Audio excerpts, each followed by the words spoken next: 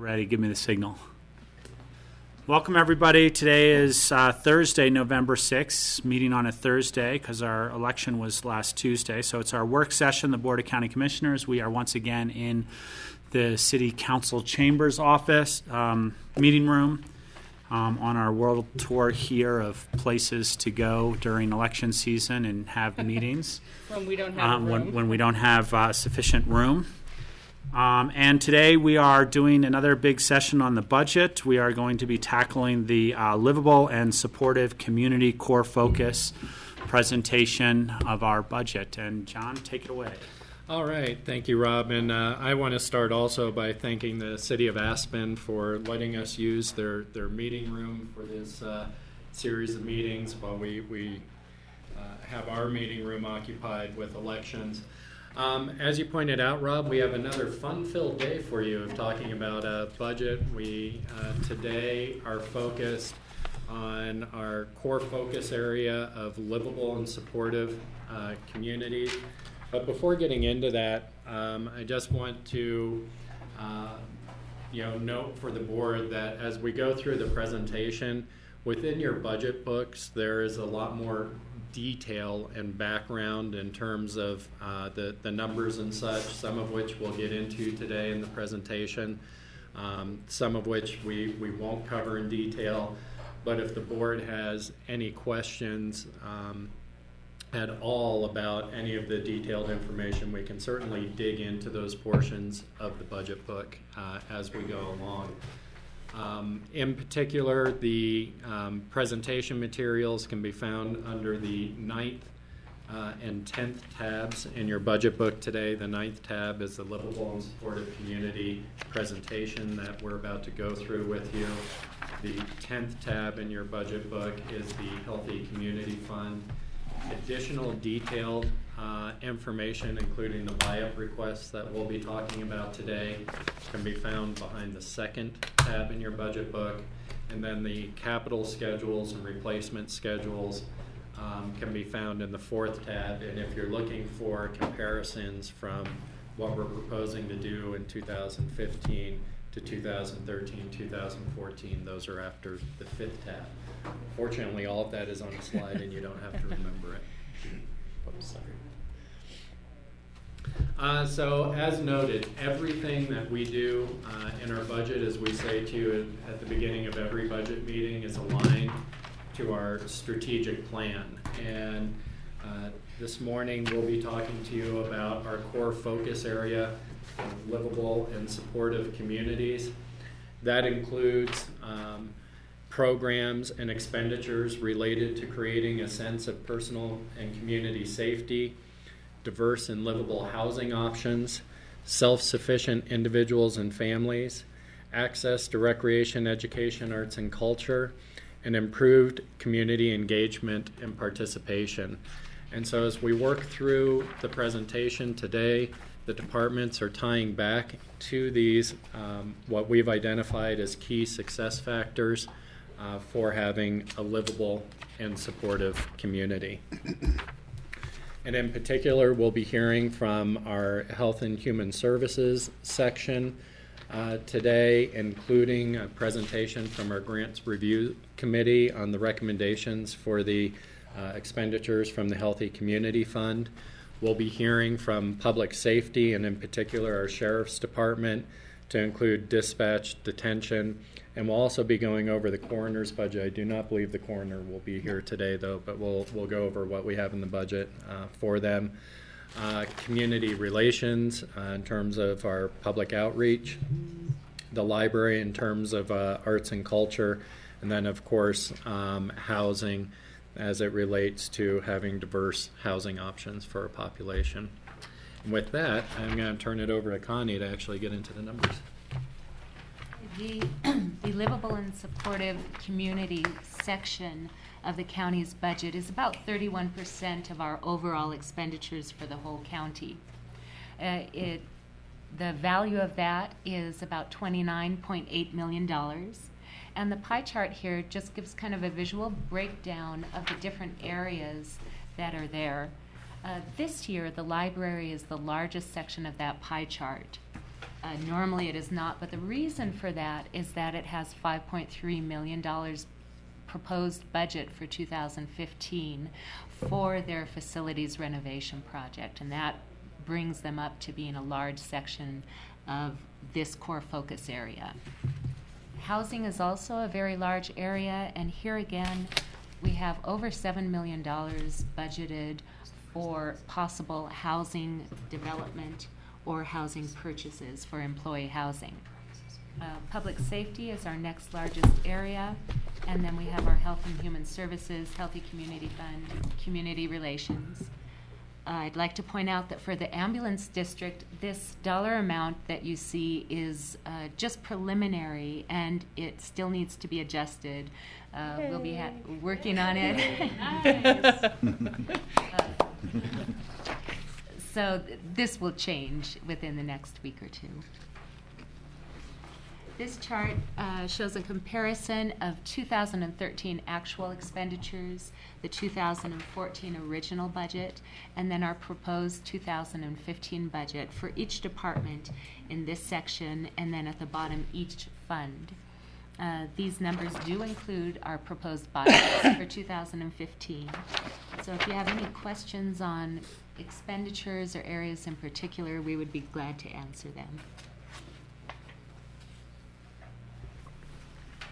So we will move on then to the third success factor under our livable and supportive community, which is self-sufficient individuals and families. And I will pass it over to Nan Sundin and her group.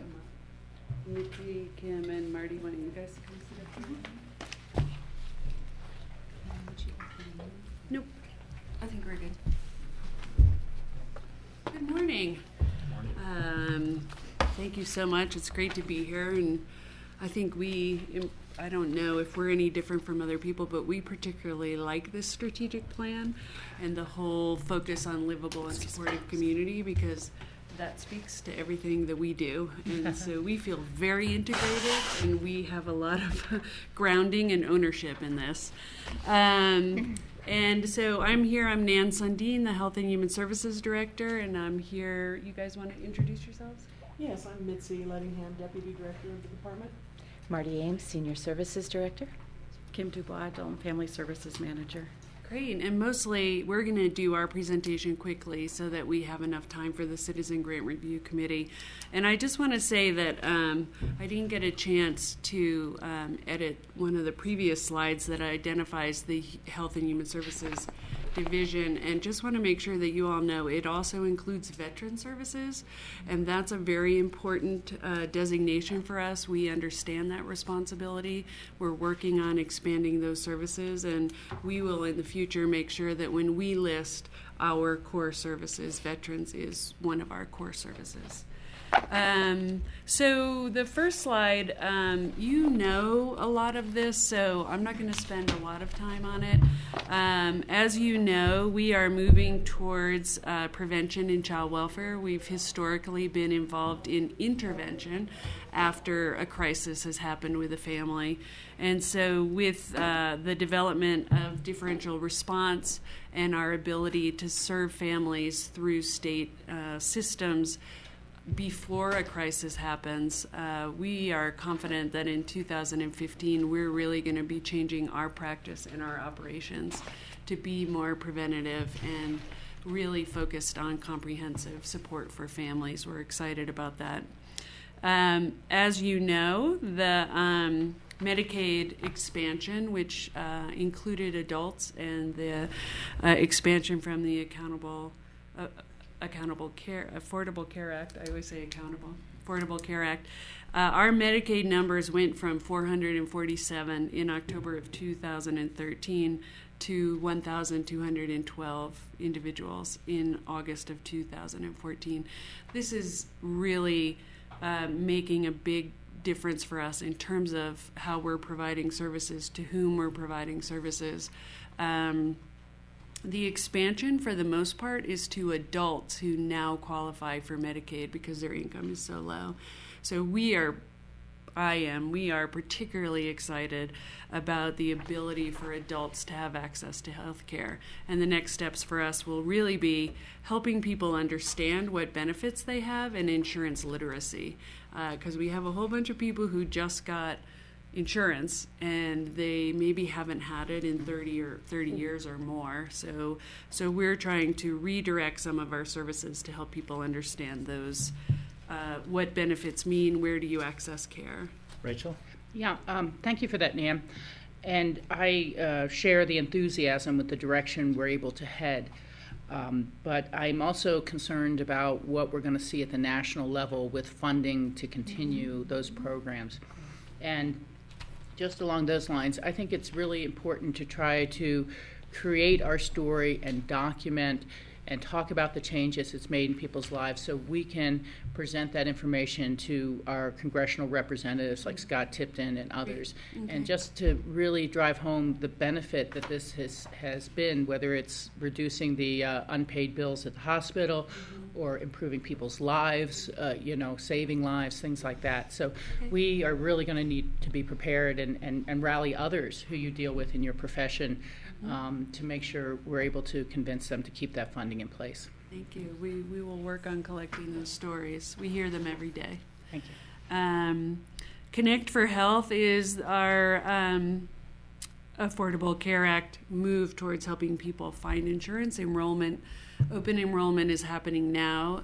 Last year, I believe in the 3-county region, over 9,000 people were enrolled in insurance. So there's some big changes, and we're continuing that and working regionally on how to continue finding funding for helping people connect to insurance.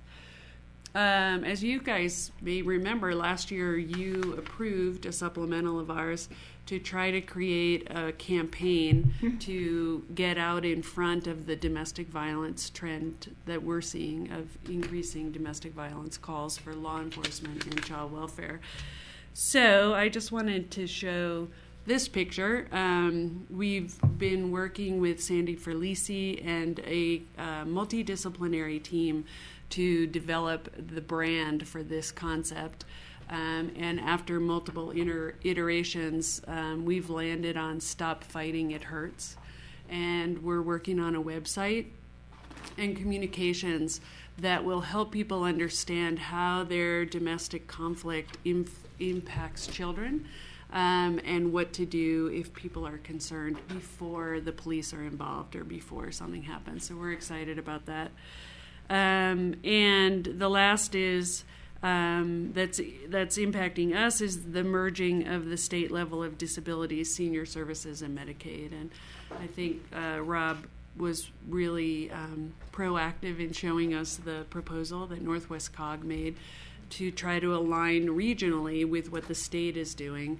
And there are also local alignments that are happening. And so we're just going to be busy trying to follow all of them and figure out how we fit in and how we maintain the integrity of the services that we provide here locally.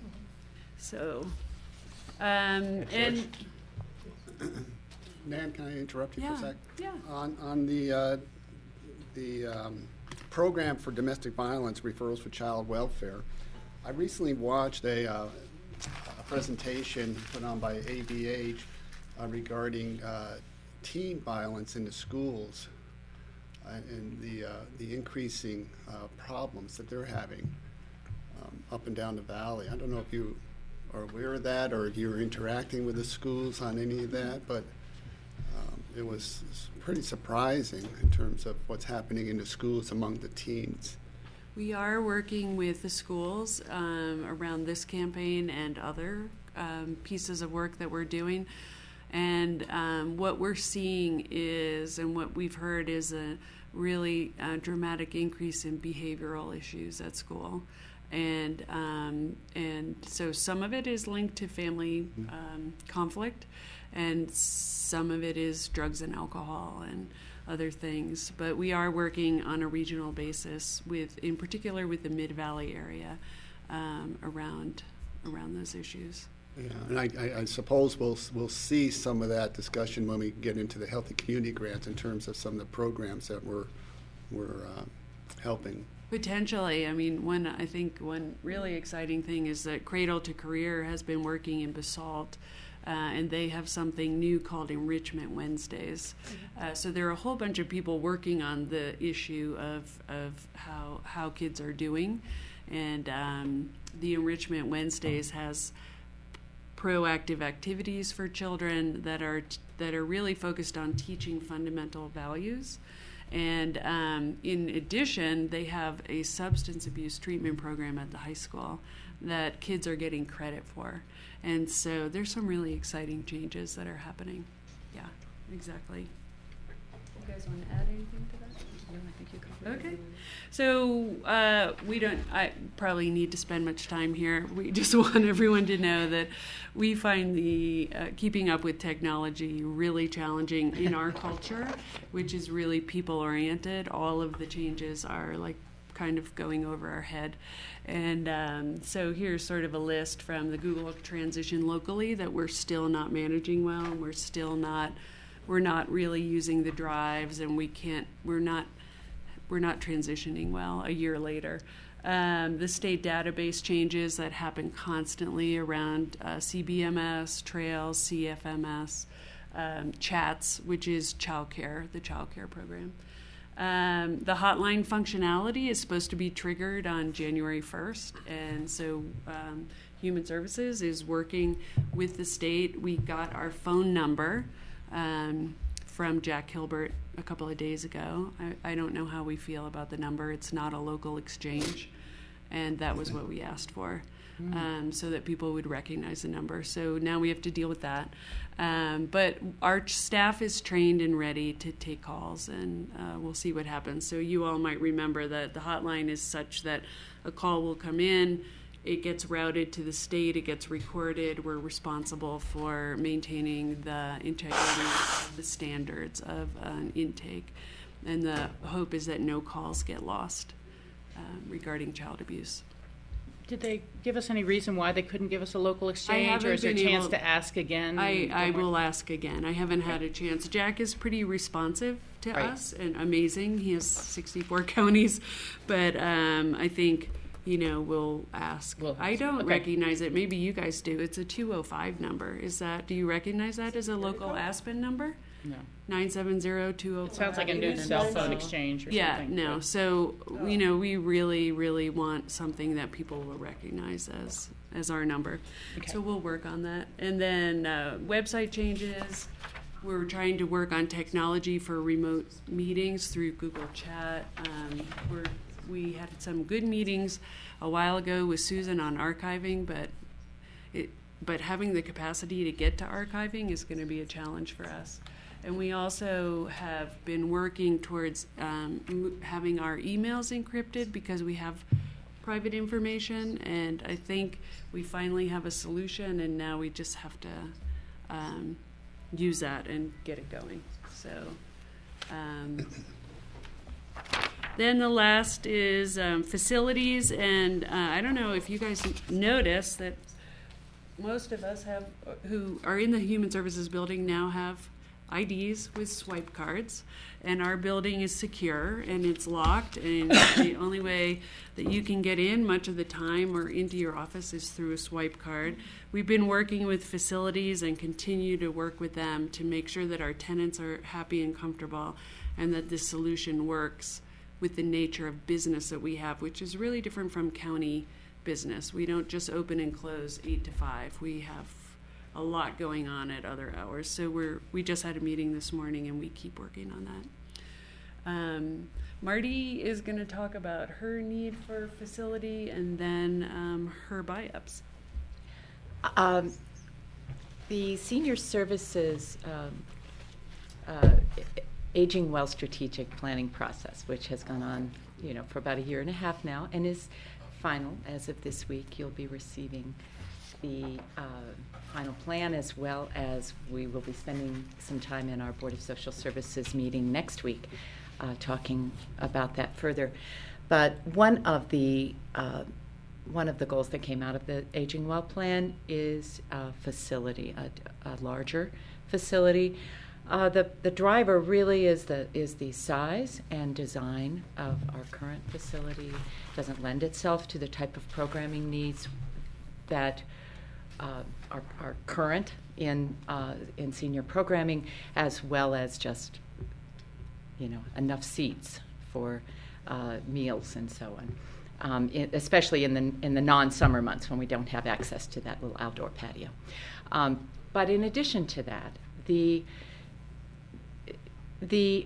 desire to try to move back into the center of the community is based in the community feedback in the strategic plan, that our identity as an entity separate from the assisted living and the hospital has been somewhat lost over the years.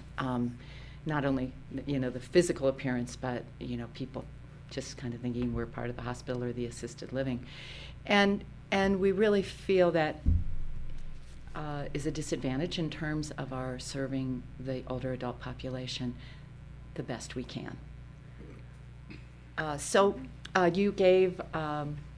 you approved late this year $24,000 from your Strategic Initiatives Fund to allow us to do a space needs study, and that is underway.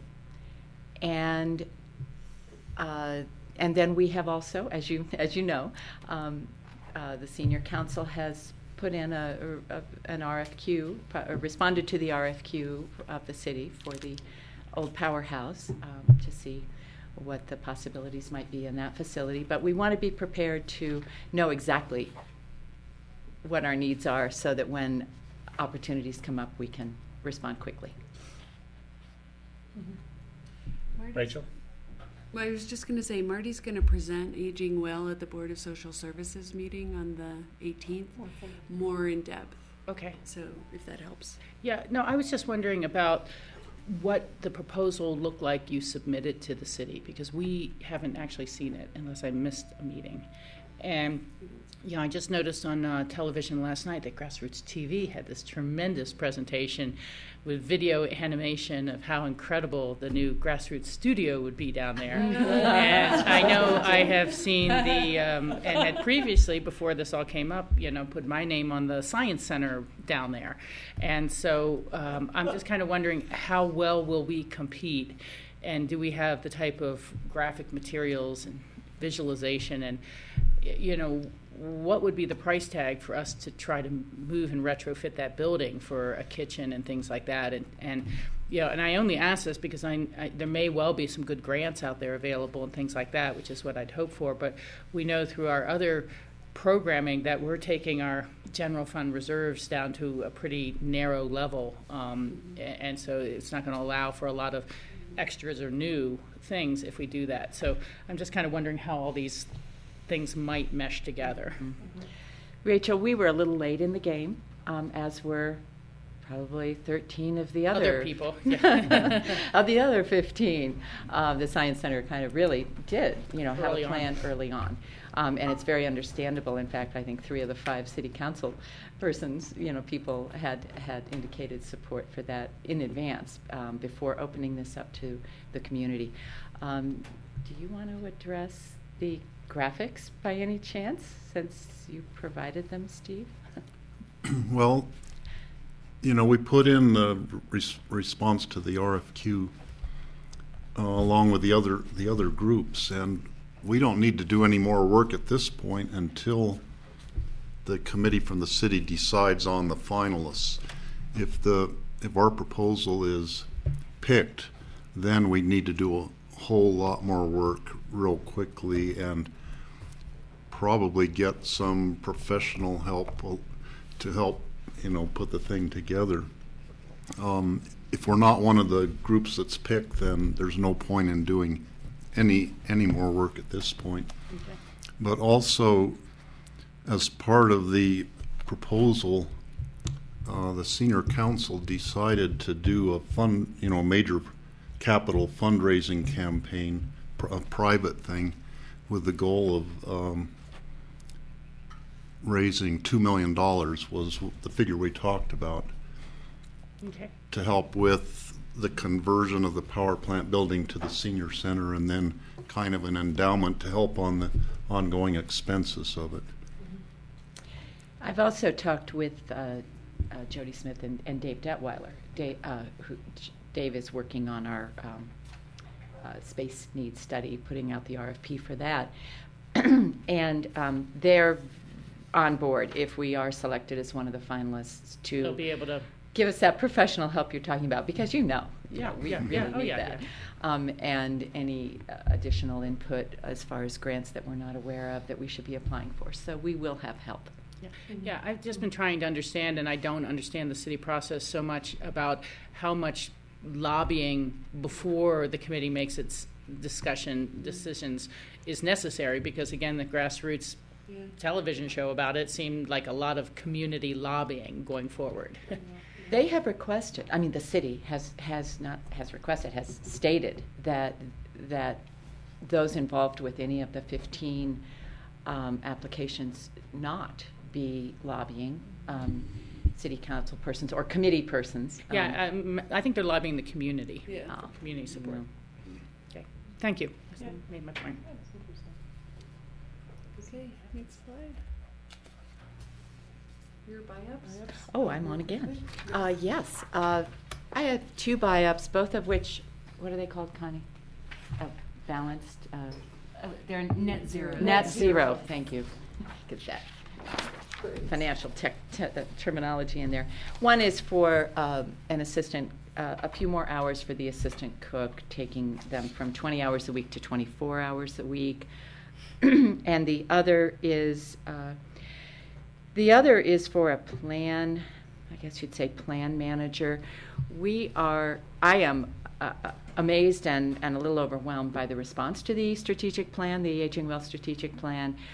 Many people in the community are interested in specific areas of that and have already begun to move. And of course, we're involved in every one of those. In addition to the facility, there are many others that are large and time-consuming. So we thought we really need one person part-time to be watching this and making sure that the results that are coming through are getting are being accounted for and recorded and put back out to you and to the community. The accomplishments from the strategic plan, and keeping areas moving that may get stuck, and really acting as an overall manager for the plan implementation. That's it from us. Any questions? We are at a decision point for the commissioners if you are supportive of these 2 buy-ups for senior services. Okay, you got it. You guys move up. We move up. Okay, so, let's come, you want to come to no, okay.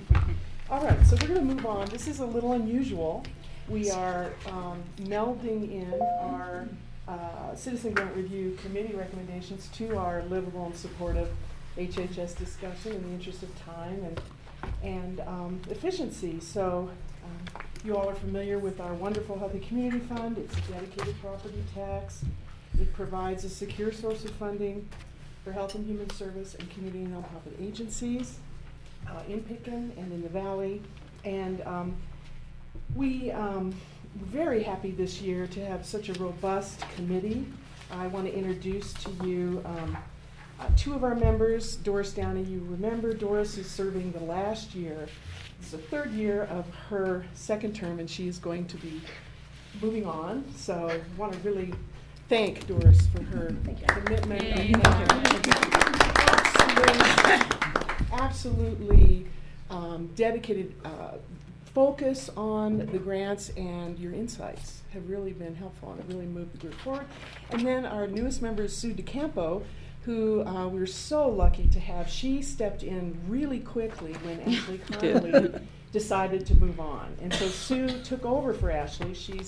This was Ashley's 3rd year. So Sue stepped in and hopefully will apply next spring for a regular seat. She's also been an amazing addition. And then also this year, something new, Ann Mullins, who is, there she is. Okay, there she is. Who is, of course, our city council person. is acting as our point person liaison with the City of Aspen, with the CGRC, Citizen Grant Review Committee, as a way of helping coordinate the review of the Health and Human Service city funding requests. And so she was able to sit in on the Health and Human Service portion and also provided some great insight. It was wonderful to have you, and to have you involved in our decision making. Okay, and then we had two marvelous students that you all remember, Isabel Wolfer and Julia Hrabowski, both of whom started out with us as juniors, and so this year they were a senior. So that was such an advantage to have them for 2 years. I think the depth of learning for them was really enhanced, and they just contributed so much, particularly in the youth discussions. And so we're going to miss them terribly. My job will be to recruit new students and a new adult member.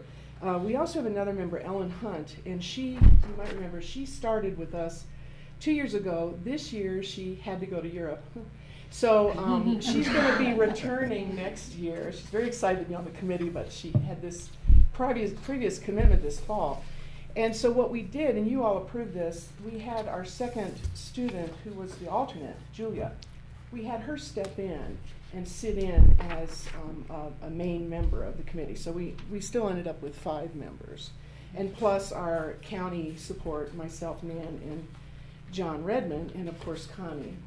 We cannot forget, because without Connie, this would never, no. So anyway, we did meet in September, the 9th and 10th. We were able to review 76 requests for funding in those 2 nights. And what I want to say that's really remarkable is that we do have a high number of partnerships now. Okay. Because we had many partners. We had most agencies come in when the fund was renewed, who had been partners for many years, applied again for 3-year partnerships.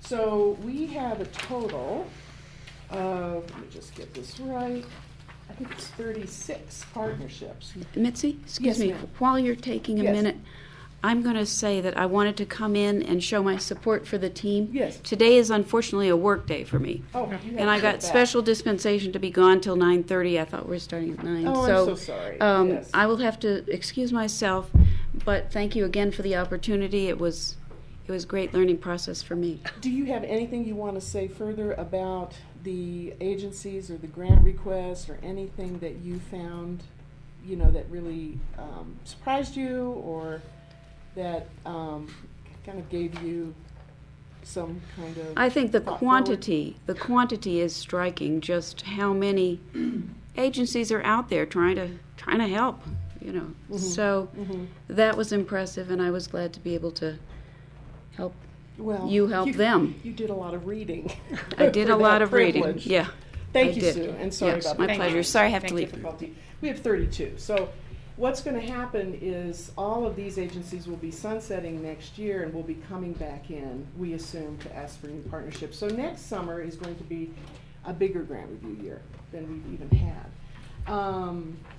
So what is notable, if you see on page 2 of the AIS, that gives you the list of the funding available this year. So we do have net funding available is $2,009,326, and the staff, we really do appreciate maintaining a fund balance for the Healthy Community Fund, just in terms of any needs that might come up that are unforeseen. So as you can see, by the end of 2015, with the unallocated amount from this year's available pot, we're looking at about $180,846 that remains in the fund. The other notable thing is last year you all approved that we could begin to utilize a portion of the fund, up to 5%, to help us with administrative support. And so I began this year, we did hire a temporary person to help us. Actually, I hired a couple of people. We're deciding that we're going to use 2%. We think that's going to be sufficient to help us keep going, maintain the fund, but also grow our grow our analysis of the fund, of funding patterns, those kinds of things, as well as the administrative. So that figure is about 48,263 that's available.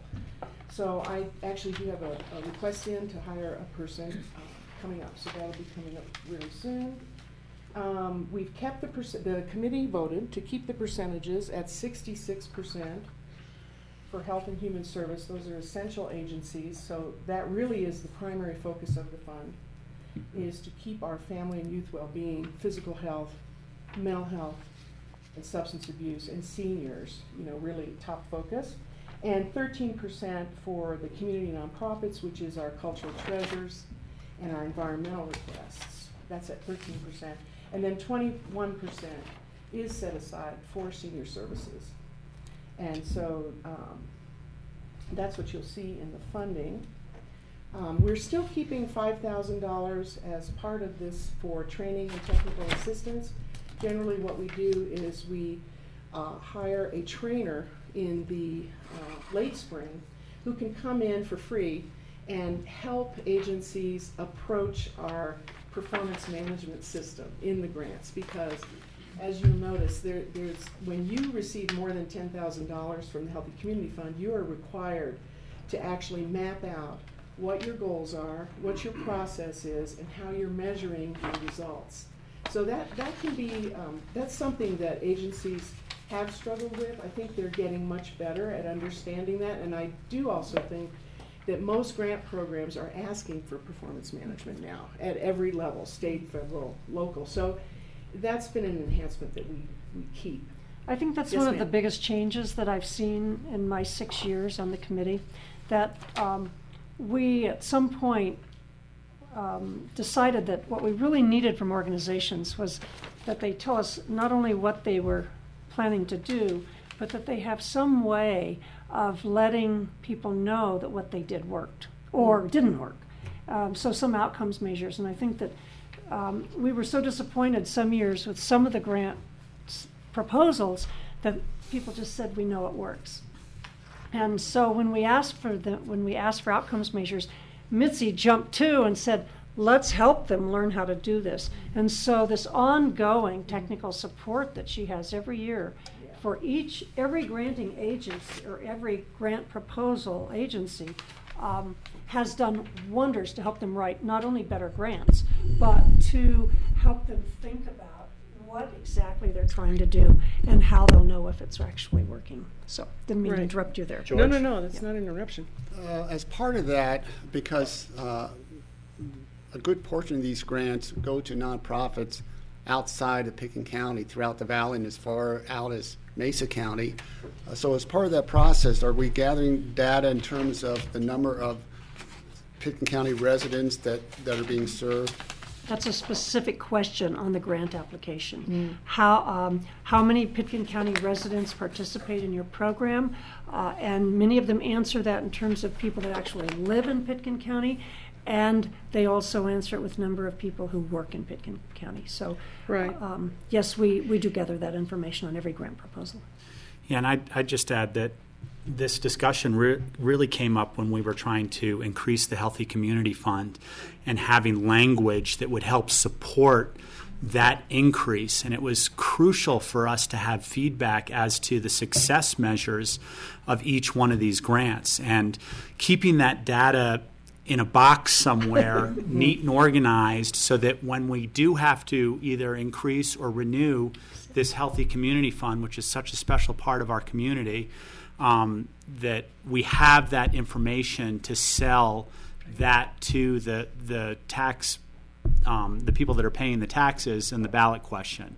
So I remember that being very specifically part of the conversation when Right. when this board went forward with an increase to the Healthy Community Fund. So Exactly. That's great. And actually, I'm glad you brought that up, Rob, because one of the features that I want to really move into studying that even more closely, how we are asking for information, data, and how we're managing it, and how we're actually organizing it and understanding it in terms of Pitkin and the whole valley. And I think administrative support will help us with that this coming year. And so I appreciate that. it's very hard to get quantified numbers, but they're also great stories. Yes.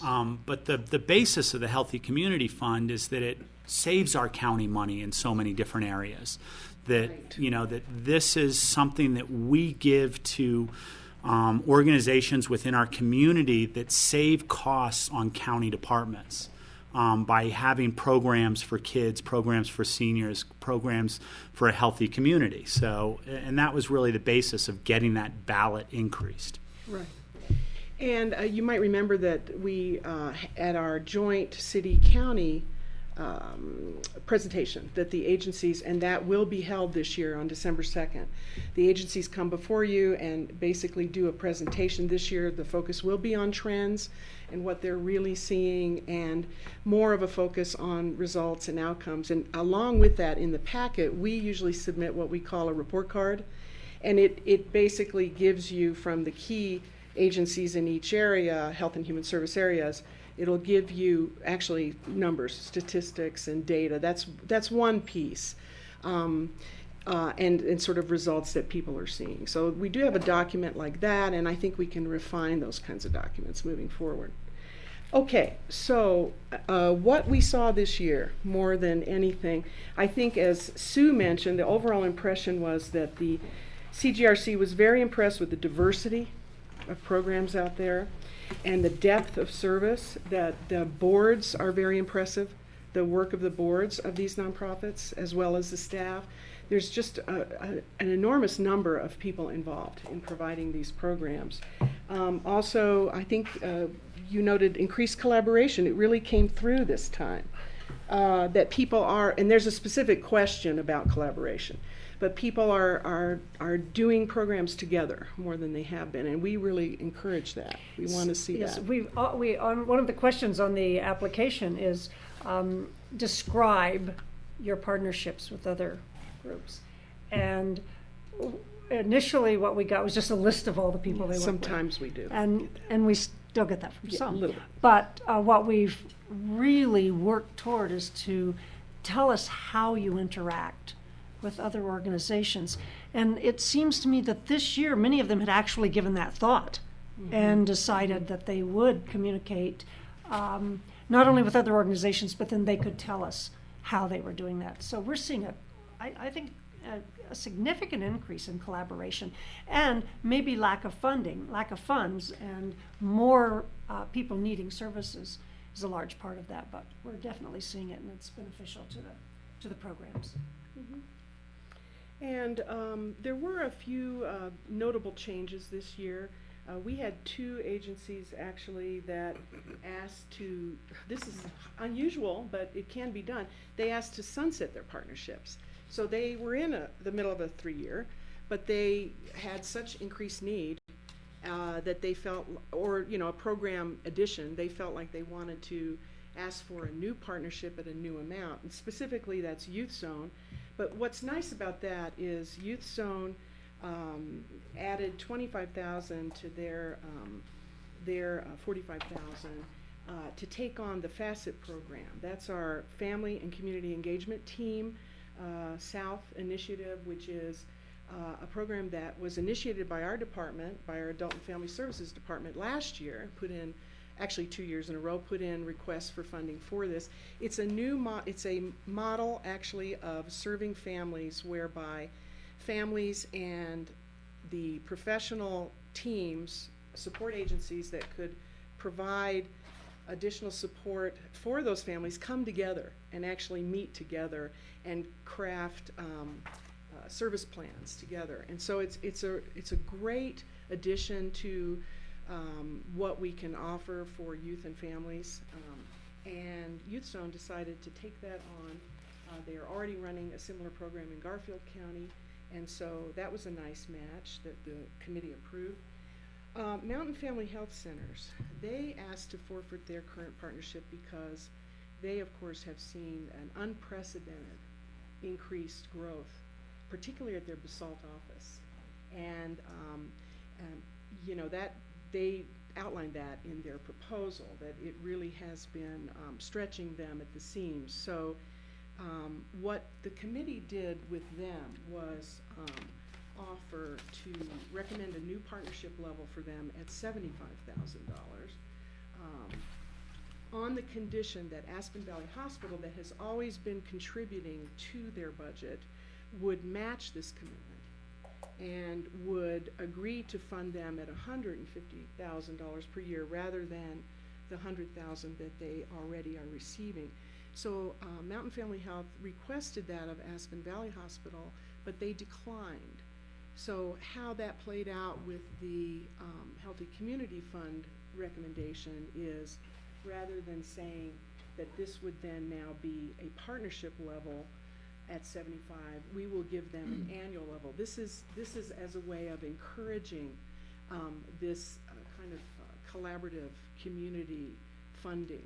Do you want to say any more about that, Nan, or anyone else? Okay. Questions on that? Steve? Yeah, I had noticed that in the looking through the line items, and I guess I was a little bit confused by it because Aspen Valley Hospital declined to give the extra $50,000. Therefore, you said you wouldn't give the $90,000 they asked from you, but only $75,000. And yet it is an increase from last year. You are giving, I think it was $40,000 last year, so it's actually an increase of $35,000 over last year. Right. So Which the makes grant- up part of what the hospital's not declining to pay, but could you Elaborate. elaborate on that a The little? review committee was comfortable going up to 75,000. No matter what. No matter what, because we started at 20,000 and we increased it to 40,000, and they were comfortable with 75,000. And the challenge was that we would give it to them for 3 years as a partnership if the hospital would make a similar adjustment. And we've not been able to have an audience with the hospital, but we understand that they told Ross that it wasn't going to happen. So the grant review committee's conclusion is we'll give it to them as an annual, and hopefully we'll all be able to have a conversation with AVH. This started as a partnership between Pitkin and AVH. And the agreement was that Pitkin would give a little cash and AVH would pay the difference of what's not reimbursed by the federal government. And the growth has been so exponential because of the Medicaid expansion and other insurances that Mountain Family Health needs more money. Yeah. So we have time together, collectively, you and we, to keep having this conversation with the hospital and see how do we help this clinic be sustainable. Yeah. Rachel? Yeah, trying to think. I don't think we've done our kind of annual board meeting, board to board with them yet. And I think this would be a prime topic. In the past, when we've asked about can we get more Medicaid doctors who will take Medicaid and services, it's like, well, we're having a hard time with that, but we do fund Mountain Valley, you know, and Mountain Family, excuse me. And I think that we need to try to document whatever we can to say, you know, if you're not going to be taking the Medicaid and Medicare patients at this, you know, or deliberately recruiting and paying doctors who will take those patients, then the support for the Mountain Family needs to be increased. And but we need the documentation and the materials to be able to make that case. We can get you that easily. Ross has it at his fingertips. Okay. Okay. Yeah. Thank you. Thank you. Okay, so then, and there was just a small notation in the committee. There are several very small agencies that are receiving money from the fund, and they expressed some concern about fiscal viability. You know, without this funding, will these agencies be able to survive? Just a comment. I think the decision was to continue supporting them at this point. But we just have a very wide range of agencies, as you can see, in this fund. And sometimes that makes it difficult to make funding decisions.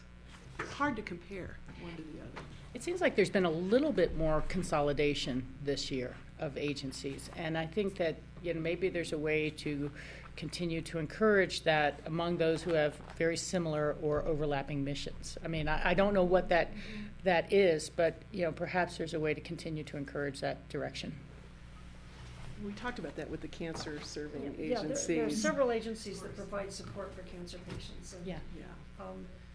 and we talk about, We saw a little always more. ask them to work together. And it turns out that some of them just provide a very narrow niche kind of service. Yeah. That's different from what everyone else does, but it's, or it overlaps what everyone else does maybe. But it's this very small niche of particular kinds of patients. So I always think, yeah, that's a great thing to do, and then the more I learn about it, the more challenging it is for these agencies to do that with the kind of patients they serve. But, yeah, Okay, great so goal. yeah, on a last note, before we close, I do want to mention that in terms of program development and relationship with the city funding, so the significant change this year was that we no longer have a joint application. We did used to keep a joint application, city-county.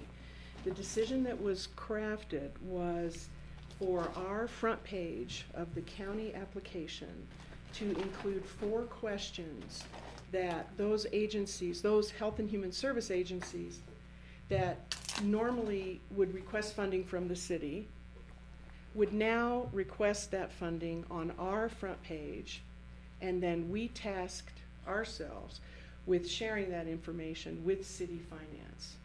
So just 4 simple questions. How much are you wanting to receive from the city? What's your purpose? How many city residents do you serve? We felt that was important for the city to take into consideration. And describe why your program is important for the city to fund. And so that was how we, this year, made the decision to work together with the city.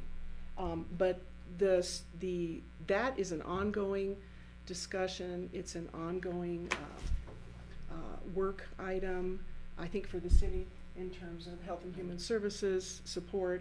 And by the way, the funding level has remained the same for the last, I think it's been 4 years now. It's been voted again at the same level of support for health and human services for 2015 at roughly $380,000. Is that correct? A 300,000. small increase. I think it's $399. Oh, it's $399 now. Okay. George? Yeah, I just want to acknowledge the City Council and Ann Mullins in particular for serving on this committee. Ann also serves on a pod. And when we had some subcommittee meetings a couple of years ago, Rachel and I sat on with some City Council members.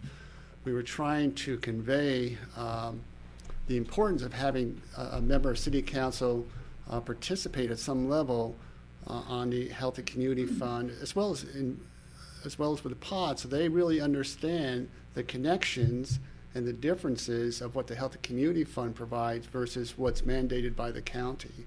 And given that, I think City Council has understood the importance of contributing to nonprofits throughout the community, certainly that serve the Aspen residents, because they see the importance of being able to allow these organizations to continue to provide these services that are so important to the community. So I want to thank Ann for serving and for the City Council for understanding the relationship between county programs and what the Healthy Community Fund really addresses. Can I make a Please. So Step up to the mic, why don't you Ann. come to the mic? Now that you're on that side of the table. Wow, this is really tough. No, being on this committee was great. It was very educational. It's a lot of reading. And what I'm hoping to convey to council, what I learned through this process, first were the needs that are in the valley. And I think the December 2nd presentation will kind of reiterate those needs when we talk about trends. So I think that's really important. The other is as mentioned, the diversity of agencies that are out there. And an interesting point, even though there's some that are similar, missions are similar, or programs seem to be similar, with the discussion of the really diverse group at the table, there was justification for many of that, and I was somewhat surprised. I was more coming from the position that things could be consolidated, but after a lot of discussion, it made sense to have many of these small agencies that address very specific things. Again,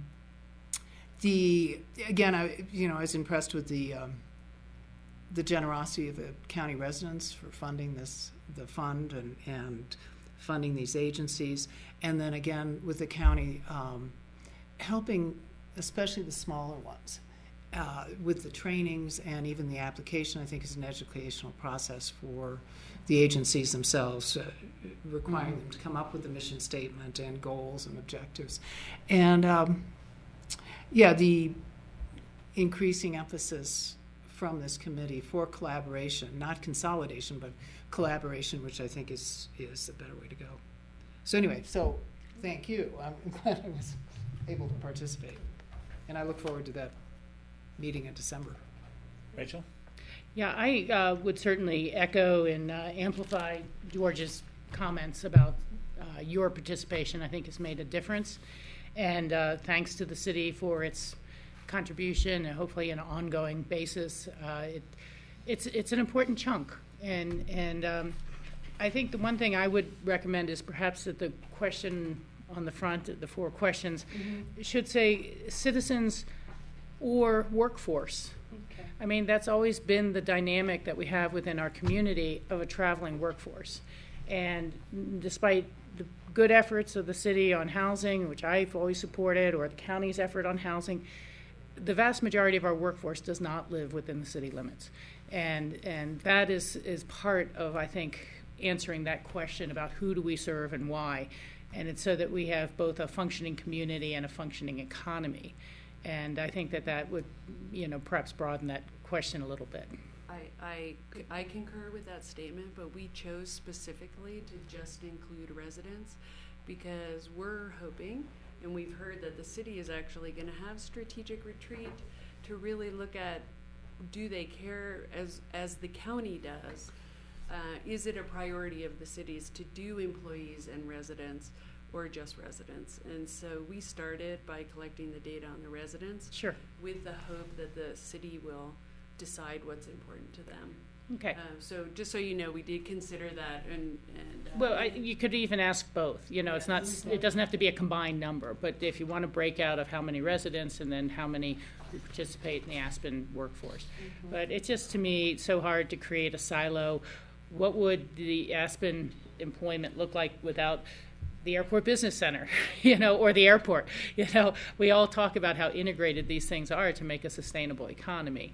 And, I don't think we want to see the ski company's business office down in Basalt because it's less expensive, or as some people tell us, don't expand that airport, just to rely on the Rifle and the Eagle airports, and that'll be better for you, and we won't have to have all that growth. We are connected, and we just can't pull the threads of our economy apart. Right. It's very Thanks. difficult to do. Thank you guys. Okay, so then, if no further questions, I think in closing, the CGRC this year is recommending funding to the tune of $1,957,058, which will leave a balance of approximately $52,268. And there were 8 new requests this year, which actually was interesting. 4 were Health and Human Service. They were all recommended. The Center for Independence, which serves the elderly and the disabled folks, has moved up from Mesa and has an office now in Carbondale. Rocky Mountain Human Services is serving veterans. That's a very exciting addition to the Valley. A Way Out, which is the offshoot program of the Right Door. It's the arm of the Right Door that managed funding, donor funds for folks seeking treatment, and this is now a fully operational agency, actually also providing case management, but mostly in place to assist our residents in seeking inpatient treatment. And High Country RSVP, so we have a second senior group that has come in and is being recommended for funding, and they organize volunteers to serve seniors, and so that's a welcome addition. In the community nonprofit area, 3 out of the 4 were recommended. The Aspen Science Center has come in for funding. The Extreme Sports Camp and WeCycle program has come in and is being recommended for $2,000 seed money. Roaring Fork Food Policy Council came in, but the committee felt that their request didn't actually meet the goals of the Healthy Community Fund perfectly well, so deferred on that one. Yes. On this last one, the Food Policy Council. Yes. Uh-huh. I actually met with the young woman who's organizing that effort once earlier on before the process, and encouraged her to consider applying, and that your board would make determinations. I didn't, say it fits in or doesn't. I said I didn't know. Find out the guidelines and see if you fit. And I'm just wondering, as a board. And I'm not trying to say let's squeeze it in somehow or reread the 4 corners, but if we could perhaps get a copy of their proposal, and then I'd like to consider talking about it amongst the board to see if there's any way we'd consider something from the general fund or something like that to give them a kickoff. It did seem like a very interesting project. I also told them to be sure to talk to Open Space and Trails, because that's where we're starting to do a lot of local food production, and this is a group and desire to up the local food sustainability production, and they had received at least some level of grant from Garfield County. I think it was close to $10,000 to get kicked off. And so I'd like to take a look at that and see if that's something maybe from our remainder contingency fund this year or somewhere else, or is there a way or a reason to help get that group up and going? Okay. And so we could evaluate that separate from the Healthy Community Fund. That's if great. Others would consider Rachel, that. you do have a copy in the main books. Yeah, I know. But I can send it electronically too if you want. Mitzi, are they actually a 501c3? Well, yes. They are? Okay. But their request was to build a coalition. What they're trying to do is really get going out of the grassroots, and they want to come together as more of a formal entity. But yes, they met those requirements. Okay. Yeah, I just am putting it out there to consider. Well, actually, they're a program of CORE. No, they're not. See, that's my question. Okay, so that's your question. They were sponsored by them. No, they weren't. Ooh, that's what I was told. No, they CORE a year or two ago accepted a grant as a pass-through for them because they could not accept a grant on their own because they were not a nonprofit. And this year, the CORE board decided not to do that because it didn't fit in with CORE's mission, and it didn't seem that it was fiscally responsible for CORE to be taking monies from another organization as a pass-through. Then we were sort of led down, anyways, we came up with the decision we made. And I think they were on we suggested that they work with another organization that's more in line with their mission, such as ACES, but pursue their own 501c3. I'll look into that. ACES or Tree Aspen, which is also Anyway, looking into programs that are similar to that.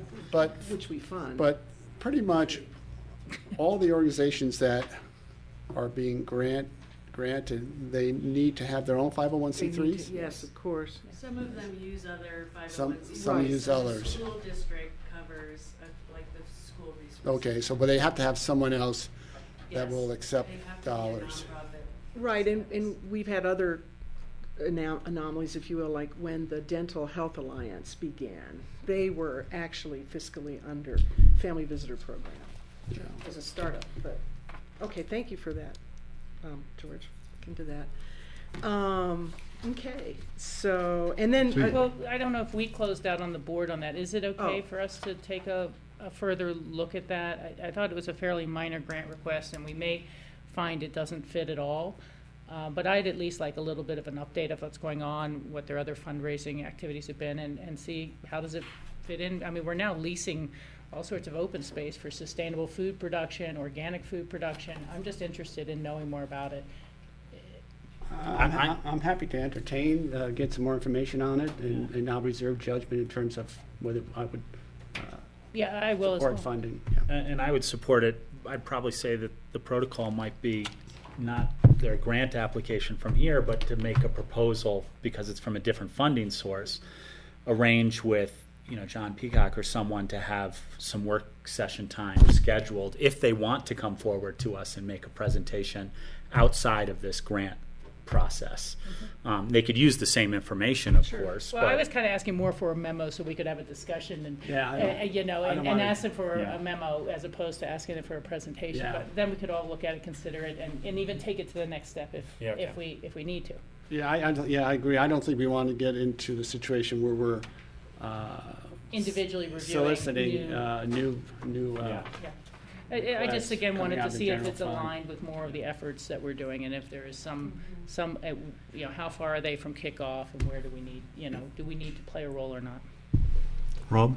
Yes, Steve. The Rocky Mountain Farmers Union is trying to work with a group of Roaring Fork Valley people to form some kind of a coalition or kind of a cooperative agreement, and that might be that would be having to do with local food production kind of efforts, and that might be a place we could channel them this too. group into that That's a good organized effort too. We felt that certainly their proposal and their ideas had merit. The reason we rejected it was that at this point in their development, they did not fit either the ballot question or the community goals. Right. And that isn't to say that they wouldn't in the future, but for this year they did not fit. Yeah, and I'm not by any means criticizing Understand. you guys use both discretion and a fine edge, and I appreciate that. And I just, I wanted to put it out for us to say, is there a further look that we should take? I think that would be a great idea. Okay, and just two final points. In terms of the environmental request, we entertained our similar process this year of consulting with Open Space and Trails, with the Attorney's Office, and Community Development on those requests, and there were no issues cited this year, so those went forward as they have, and there were no appeals of any decisions this year. How about that? Nice. That's a pretty good record. Rob, a question? Yeah. Mitzi, on the 7 new groups that you have Yes. proposed funding, do you have a way to follow up on them, or you probably follow up on every group, but in their first year, do they get extra scrutiny to make sure they're doing things properly and have the guidance from you and follow up from you to make sure they're doing with the money what is proposed? Yes, every time there's a new grantee, they are prioritized for monitoring, site visiting, follow-up, a formal visit by our office, 2 to 3 hours in length, at some point during this 12-month period, right? I'll be Okay. doing that. They're the priority. Okay, that's good. I'm glad to hear that. New kids on the block. And I think they're given a lot more scrutiny than the amount of the grant would normally dictate. That's Because true. we often start out with a group with a small amount of money Sure. to see what they can do with it or how they can raise other money. But yeah, they do get a lot of scrutiny. Okay. Okay. Any other questions, comments? I'd just like to respond to George's discussion earlier about violence in the schools. And a couple of these agencies, while they didn't address that specifically, the Roaring Fork School Health Centers, I think, talked about adding counseling, that they were seeing a greater number of students who needed additional support. And I think that Youth Zone also talked about after-school programs and the impact on mental health. So I think that some of these programs are explicitly addressing that. Others, it's more implicit within their program, but I think it's something that we should maybe make a note of in terms of how these programs are addressing those issues. Yeah, thank you. Additional questions? Thank you. Guys. Thank you for all your very hard much. work Thank and you. all the time. Yes, the decision point would be if the board is supportive of the recommendations of the Citizen Grant Review Committee for the Healthy Community Fund.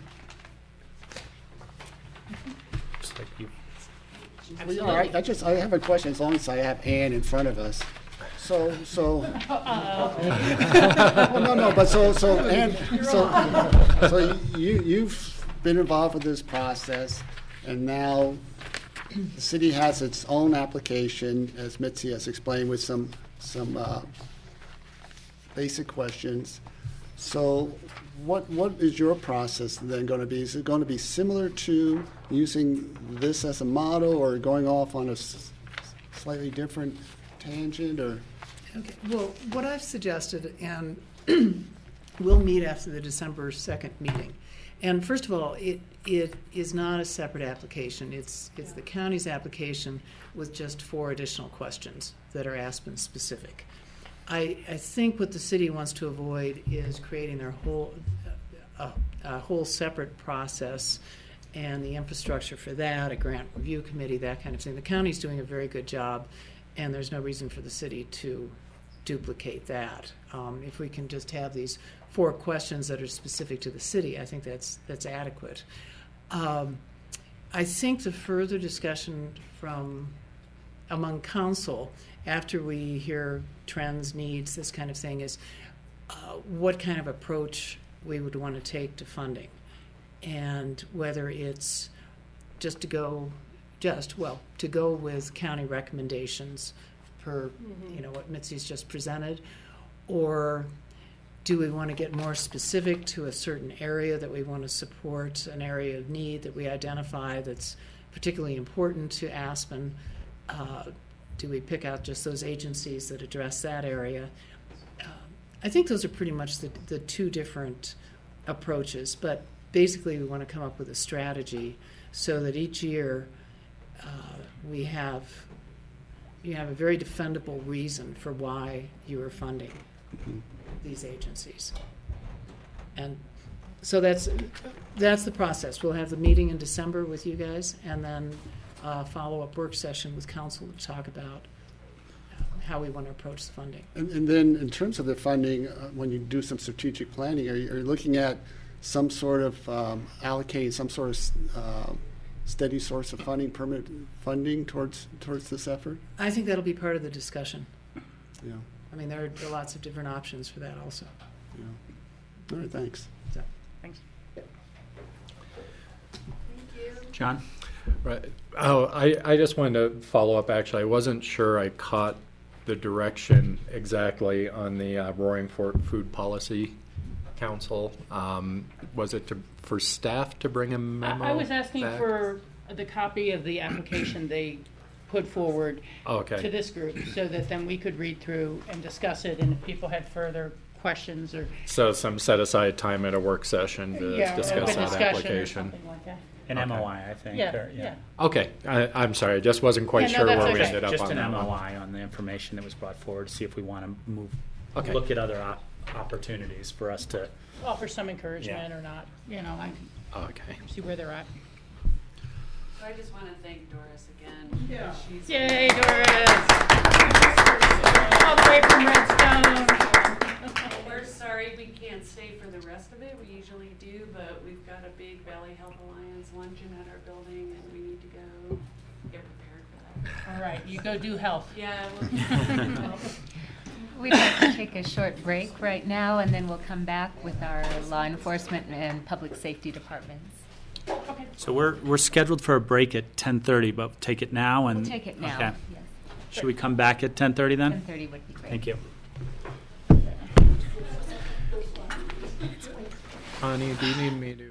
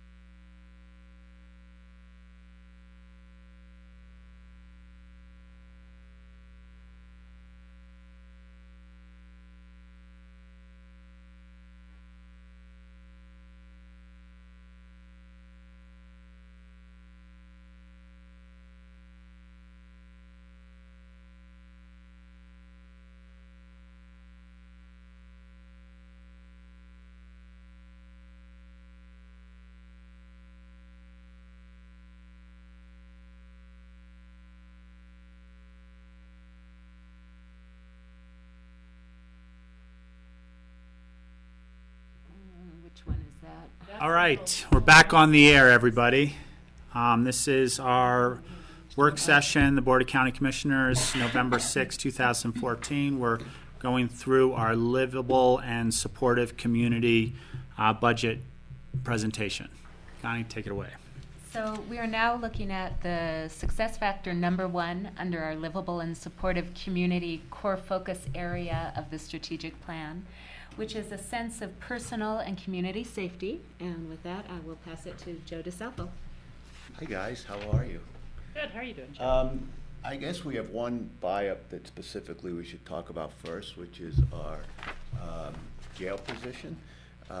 We have a jail staff that clearly is a 24-hour detention facility with a population that ranges from probably 8 minimum to maybe 20 people maximum.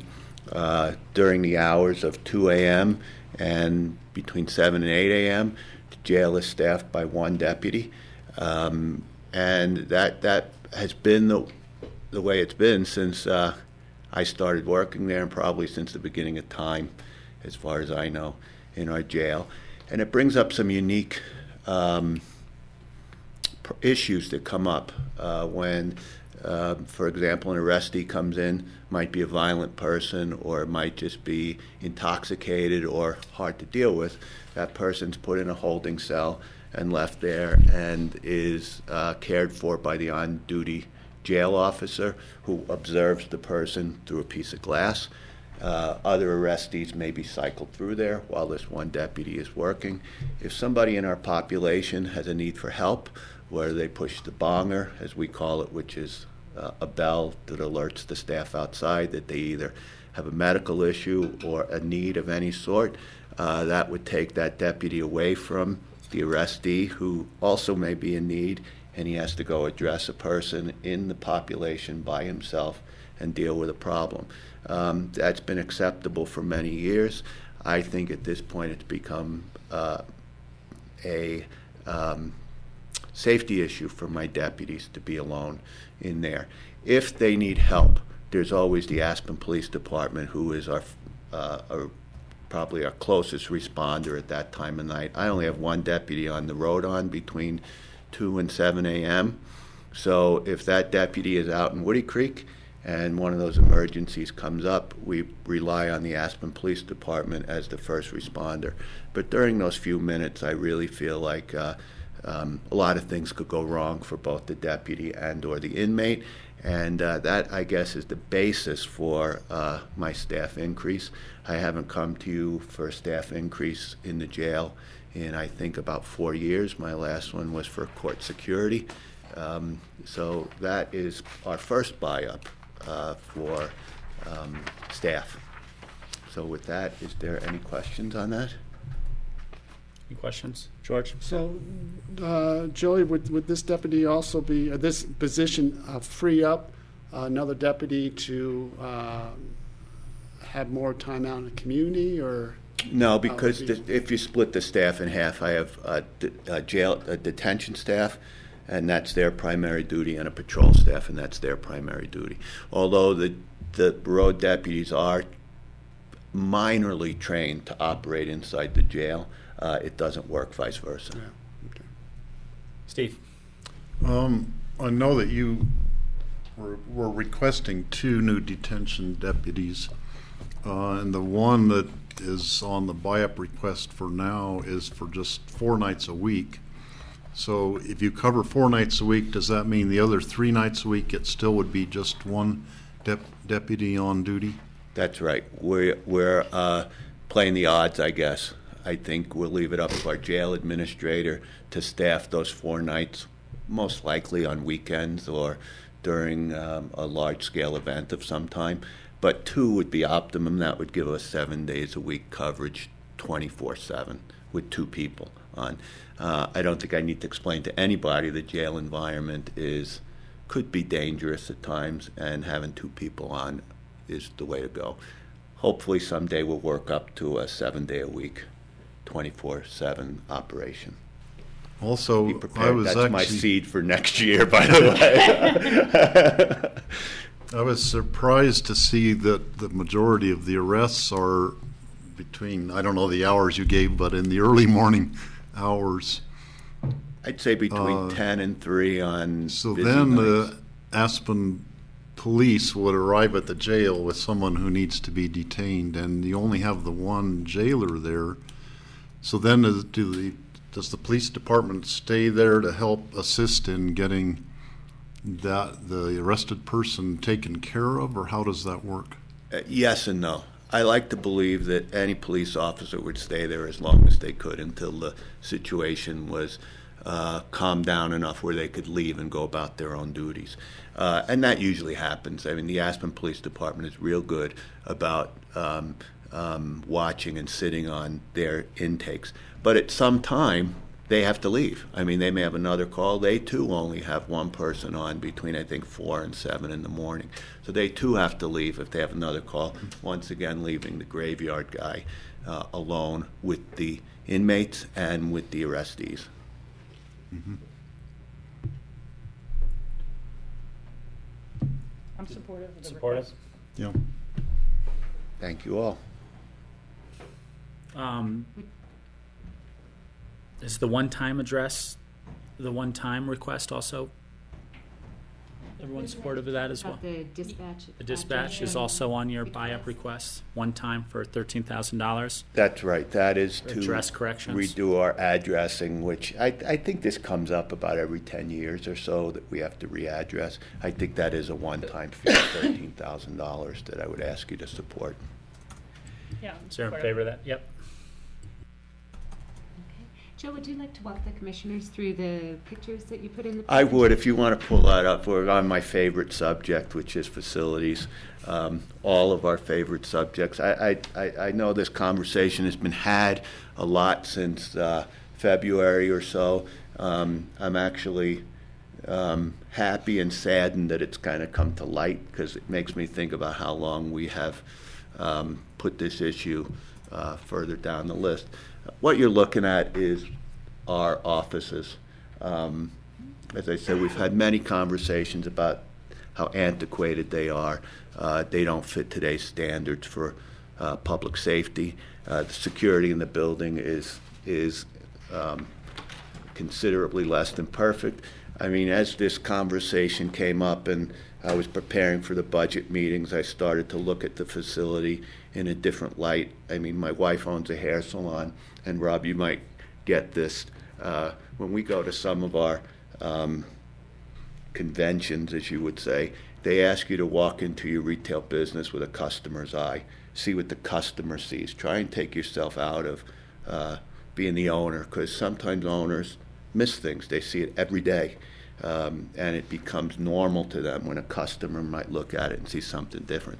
So I tried to do that in the last few days. And the first thing I saw when I walked up the stairs were our doors. They are probably doors from the 1890s with single pane glass in them, with a 1/4-inch gap in between them, locked by a single deadbolt lock, that frankly any one of us in this room could breach that in about 2 seconds. And so that's our first line of defense. And I don't want to give anybody the impression that I need to bunker myself away, but there are times that a secure facility is definitely needed for the safety of our employees and the public. And that was the first thing I saw, were incredibly substandard doors. What you're seeing on the photograph on the left is probably day 1 or 2 of the Pfister homicide. We had to take over the old county commissioner's room. We had to segregate the hallway off, because if you look at those pictures in the background, the 2 chairs, that's the elevator in the hallway. On the others, that might be the, I don't know if you could see the probation office from there, but right there is the probation office, where we have people that are on probation. That means anything from a DUI to a felon that is sitting on that bench waiting to meet their probation officer. While that was going on, we had witnesses, future arrestees, suspects in that hallway, commingled with treasurer's office people, assessor's office people, and it just was really not the environment to conduct a homicide investigation. On our right, top right, you'll see that is our evidence locker, or at least one segment of it. That room is probably, I would say, 8 feet wide by a maximum of, I would say, 15 feet in depth. Not nearly adequate to handle all the evidence that we have. Right now, it is sprawled out among Pickens County, anywhere from that room to the basement of the jail to the county shop and the landfill. We have evidence and property scattered all over Pickens County. It would really be a benefit to consolidate those locations. On the right is almost the opposite angle of the same hallway that you see on the left.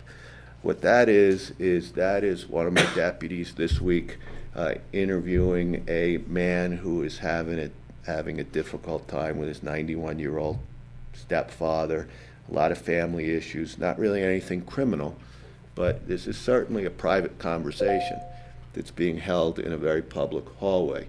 If I were to, I have another picture that didn't make it in here because of my tardiness, but on the other side of that, you're going to see a Coke machine and a big piece of furniture. And on that, we have a probationer and an attorney talking about their issues. So I have 4 people talking about some pretty private things in a very public hallway. Is there the next slide, Connie, please? The lower left is our patrol room, where it's a 24/7 operation. I happen to think this is one of the best rooms we have in our whole facility. Especially when there's no people in it. I mean, it really looks very spacious. Yeah, I should have got some stand-ins for that, or some extras.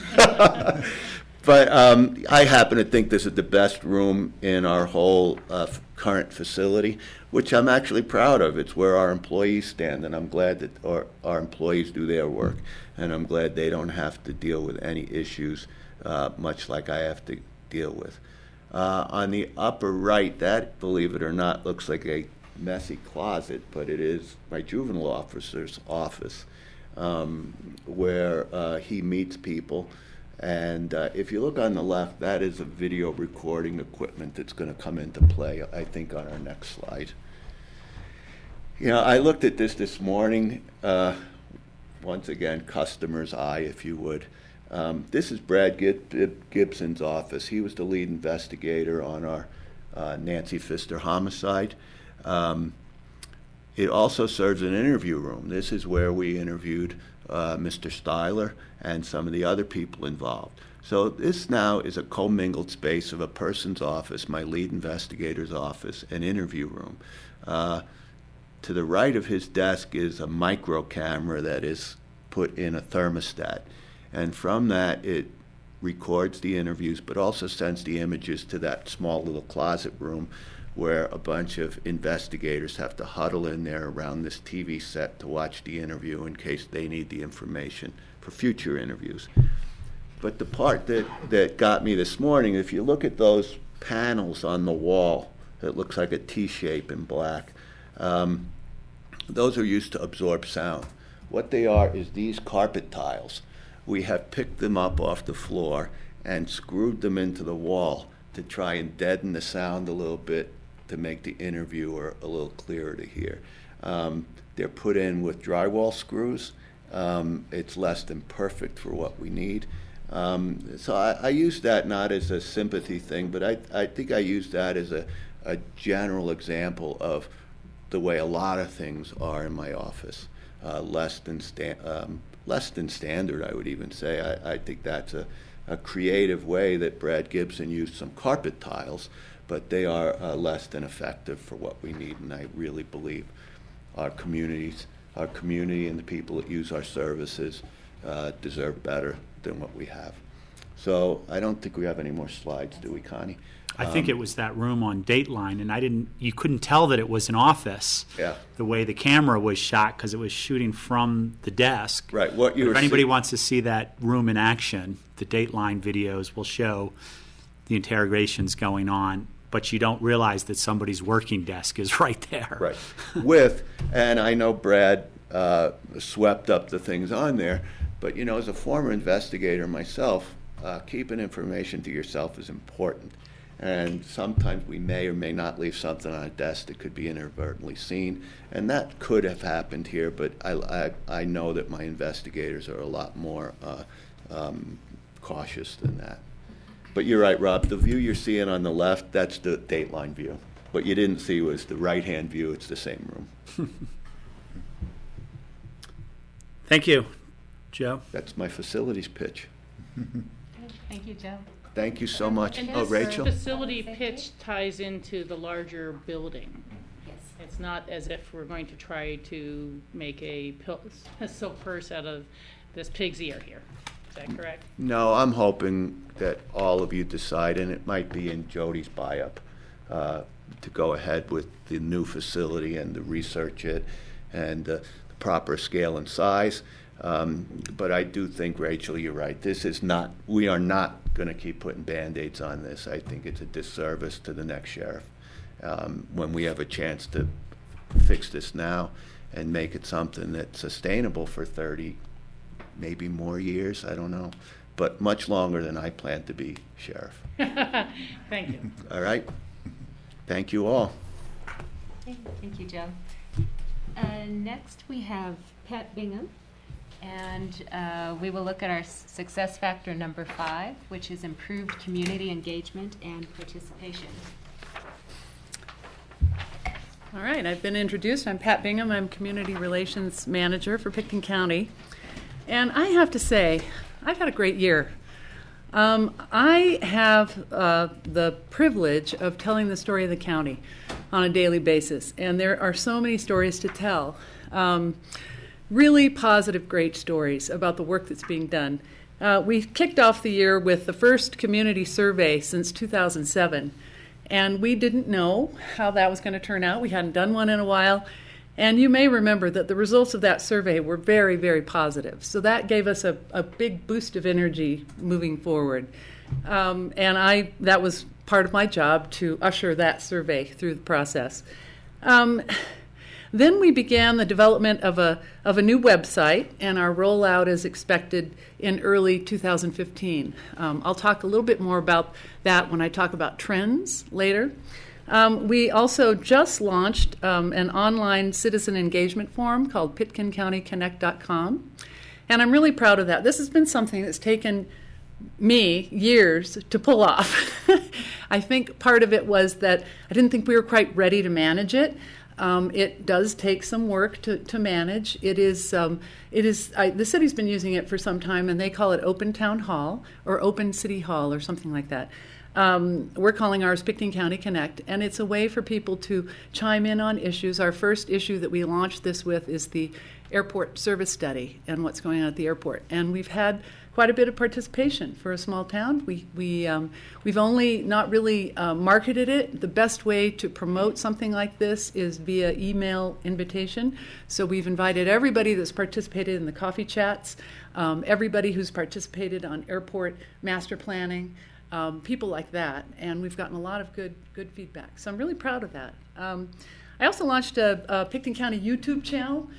We have CGTV, but we do a lot of videos about different kinds of things, everything from ribbon cutting ceremonies to what's going on at the airport terminal, how crowded and congested it gets. I wanted a place to store all these videos and give people the opportunity to actually sign up to see them. And I'm proud to say that we've had 4,000 views of the Pitkin County's YouTube channel, and I'm really proud that these videos are not only getting out on Channel 11, but they're getting it out online, and they can be seen all over the world, which I think is great. One of the other things that I'm really proud of was that, well, there's the channel. It keeps wanting to talk, but this is kind of an intro. I don't know, how many of you have seen the intro? Have you seen it? You don't have to see it now, but I basically am talking about why we want people to subscribe to this YouTube channel, and I give kind of an example of all the videos that we've done and encourage people to watch it and to use it. Also promoting this on CGTV, so we kind of flip-flop. I say, be sure to keep watching CGTV. but also take a look at some of the other outside things that we're doing here. So this has been really fun, and I think successful so far. Some of the other highlights, when I talk about a privilege being able to talk about the work of the county, I get to mingle in everybody's business. I get to go to all the departments and find out what they're doing and then tell the public about it. We opened an underpass. That was huge. We just got an award, an engineering award for that underpass. Did a press release yesterday about that. The seniors did their senior summit. That was a huge undertaking for the senior services department, and I got to play a part in helping to promote that, the Healthy Aging Initiative and their senior summit, which was a big success. And I also got to be a little bit of a part of the launch of the Valley Health Alliance. That I certainly can't take credit for all the work that's been done there, but I do get to dabble in getting that word out to the public and internally as well. A lot of what I do is internal communication, so I'm trying to spread the word about the VHA among employees. Let's see. So some of the pressures that I face are that I remain a one-person department, and there are many anticipated and unanticipated demands for my time. There are unanticipated demands every single day. I did come up with a work plan with the help of my boss, Phyllis, at the beginning of the year to kind of look at the months of the year and what I knew was going to come. And I put all those down on an Excel worksheet, and I've just been adding little odds and ends that pop up just to kind of give me a way to keep track. And I still feel like I'm fully in control. I don't have to say no very often, and I'm proud of that. One of the unanticipated things was when our buildings were closed for the asbestos mitigation. That was a lot of hours concentrated into a very little time. Some people just didn't come to work that day, but then there was a core group of people, including the county manager and Phyllis and a few others, that worked straight through that. And we have photographs of people doing work on their laptop, and actually in that courthouse in the hallway that Joe just showed, we had a few people sitting there working away. We had access to the internet, so we were able to continue operating business almost as usual. Another thing that I didn't anticipate, but I got quite involved in, was the production of the video of the Prison Rape Elimination Act, the PREA video. That was hard. It's only shown to inmates, but we had to do it in English, Spanish, and for the part of hearing. So there were a lot of little parts and pieces to that were tricky. And we tried to use a real inmate to do some of the narrative, and then we ended up, that didn't work out so well. So Jeannie Wallace sat in as a real live inmate, and maybe someday you'll be able to, if you'd like to see it, I can show it to you. It's not something that we put on the YouTube channel because it's directed toward inmates, but that was a big undertaking. I got involved with the clerk's office, promoting the beauty of mail ballot. We started talking about that well in advance of the election to try to encourage people to not be afraid. We got some local characters very spontaneously the day we were shooting the video. John McBride happened to be walking down the street, and Wally Obermeyer, so we got them to be play a part in that video. Jim Ward was one of our friendly people who decided he didn't want to vote mail ballot, and he was the guy who walked into the clerk's office, which you can still do. So we were able to tell the story of that, the upcoming election before it happened. And then the Connect for Health. There was that was a little bit of a surprise, getting involved in some of the outreach for that. We scurried and Nan's office did some put on an event actually at our courthouse plaza to invite people in to get answers to their questions about enrolling for Connect for Health for the very first time. Let's see. I think I've talked about some of these. I worked on a airport terminal time-lapse video. That was tricky. We had to put 7 GoPros in the terminal during a busy time and speed them up and show how the line forms from when there's no line to a line out the door. We were trying to tell the story of how maybe not a lot of locals see the airport when it's like this, but when it's like this, it is just out of control. We'll be talking more about that this year. The airport is being proactive this year in doing some line management. We're talking with Bruce Romero about getting a Pitkin Alert group, an opt-in group, to get airport information out, to be able to tell people when things are maxed at the airport or when things are happening there. So we're working on that. I got very involved in the air service study outreach, a little more involved than I thought, because when Jim Elwood announced his resignation, I think John Peacock didn't expect that either, and so we were busy running the coffee chats, which I thought were very successful. We had quality turnout. You know, you wonder if people are going to take time out of their day on a Monday or a Thursday morning when they're driving past the airport. You think, is anyone going to come? And we had several people for every single one of those coffee chats, quality people who were representing their homeowners associations or representing the airport business center or things like that. So I thought that was a really good effort. And I don't think there was anybody in the community that didn't hear about that. We made sure we saturated the community with information. Healthy Rivers came to community relations for a little bit of help coming up with a brand. They needed a logo. They needed a look. A look and a feel. So I got involved in that. And I also got involved in arranging the video, producing the video for the governor's visit down by the river. That was a kind of a last minute. It's always last minute. I mean, that's the way this work is. But we were able to find a really pretty spot on the river with the river in the background and Hickenlooper standing there. It was great. It turned out really great. Let's see, the domestic violence campaign and the Smart Start campaign that Health and Human Services is doing. They had grants for these campaigns, and I got involved with the person that I outsourced to, Sandy Ferlisi, to help them come up with a brand and are marketing those. Picton County Cares was extra special this year. We had Willard there. It was probably one of the last times the Aspen community got to see Willard before his untimely death, so I felt really good about that. And it's always really rewarding to work on that. And then, of course, there are always the last-minute proclamations, resolutions, press releases, things like that pop up. The trends. What I've noticed, and what I think, we're, as I say, we're about to launch a new website. And the reason that we are doing that is because of the trend among all departments to want to have a better working website. But they also wanted to have their own identity. It really is a trend, and it's not just in Picton County government. I've found that it's in the federal government.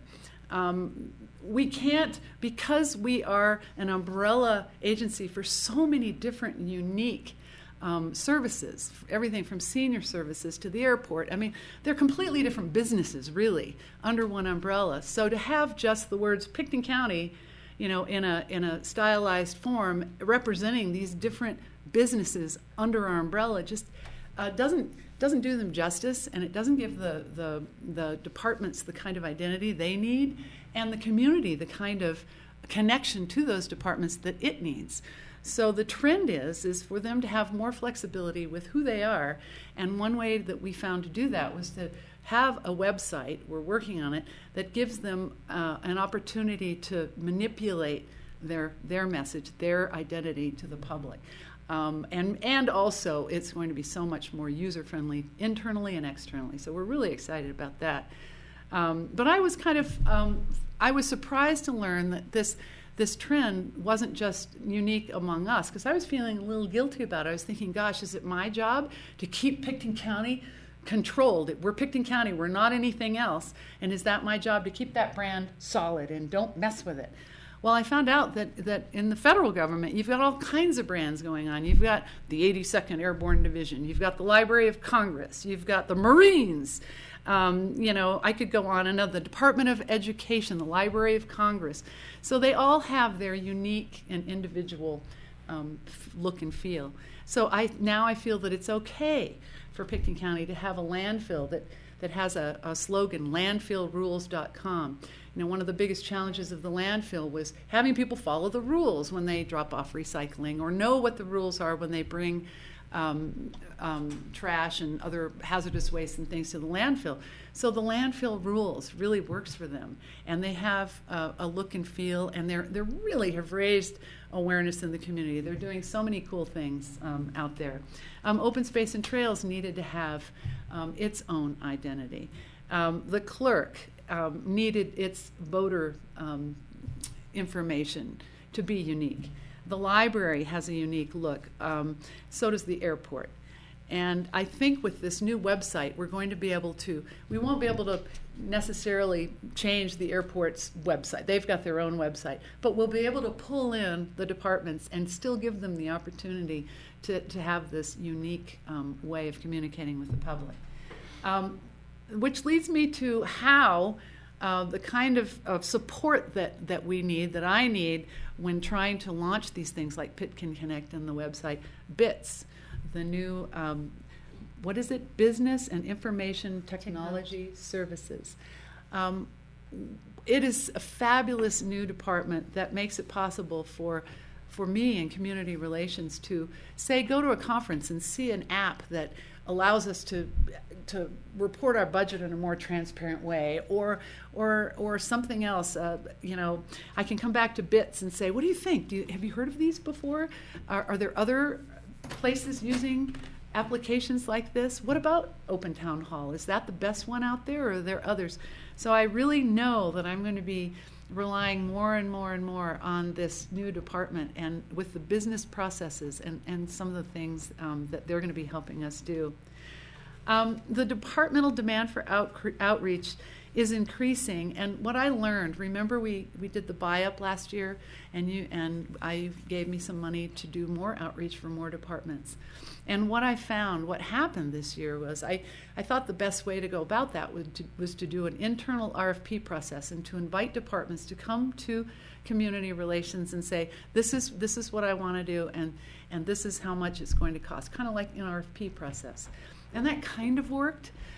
What I found is that the departments, what I've learned is that they're so overwhelmed just doing what they do that they weren't necessarily coming to me with something in mind. They knew they wanted to do something, but they didn't have time to even figure out what it is they wanted to do. And so I was kind of waiting for, I looked at that amount of budget and thought that would probably do about 5 outreach campaigns, 5 small campaigns in a year. That's how we came up with the figure. But and while we have done many with the senior summit, the things I've mentioned already, there's still a need, and I think the need is maybe a little more hand-holding than I expected. So what I think I want to do going forward and use that budget for is not only to do campaigns for departments, outreach campaigns, but to actually consult with them and help them figure out what it is they should be doing. Some of that resource, and that takes time and a little bit of money, to help them come up with a plan and say, okay, especially departments like community development and health and human services, they have a lot of things going on. Help them come up with a plan. So I'm going to kind of shift how I see using that budget to more consulting and then putting the campaigns out there, rather than just thinking, okay, bring it on. Come and ask me what you need, and I'll do it. They needed a little more hand-holding than that. So that was something I took away from that. And that is about all I have to say. No buy-up this year, but very excited about how Pitkin County Connect is going to be used beyond the airport project. I can't wait for the next question and see. I think we've had about 25, I haven't looked today, but last time I looked we had about 24 comments. And for a community this small and for something that hasn't even been promoted, I think that's great. I really do. And there's a variety of comments. If you get a chance, you can go in and you can click in there and oogle around. I've got all your headshots in there as listeners. So you are the listeners. And it's not a question that's on there right now that requires you to answer it, like Facebook. If someone says something and then you want to answer it, you're just basically getting feedback. And so you can read it and take it into consideration as you move forward with the air service study. Rachel? Yeah, well, I just want to start by saying, Pat, what an excellent job you do for a one-person office. And I was kind of sitting here thinking back to when you made a presentation many years ago when Jack Hatfield was on the board, and it was about getting a Facebook page for the county. Oh, yeah. And there was a lot of resistance at that time. Well, who's going to be fooling on their Facebook during the day, and who's going to be reading it? But you have single-handedly moved the county into the modern era of social media and the way that the young people are tapping in, and for that matter, other people are tapping in because it's just more convenient. So I really, really appreciate what you've done, and it's a lot. I do have a question on the Pitkin County Connect. First, do people have to give their name? It's not an anonymous tip line type thing. And second, how and when do we do our listening? Are we supposed to tune in every day and see what new comments there are? Do we get printouts once a week or once a month? Or how do we do it? Because I'm just sitting here thinking, again, I never even keep up with the Facebook because there's so many posts every day. And I think, and I'm still learning how to use it, but there's a way to produce a report to you. So I think we would collect and collect and collect, and then I could produce some form of report. Now, you're not expected to go in there and look yourself, but you're certainly welcome to. Sure. And we can do all kinds of whiz-bang things, like look at where they live, what neighborhood they live in. We've got a map, so you can scroll around and see where these comments are coming from and things like that. So I do need to come up with some kind of a plan when we do have a thing like this. So we launched this initially with the airport, the air services study. So those comments that we collect via this mechanism will be collected and aggregated just like for the open houses and the other forums that we've had.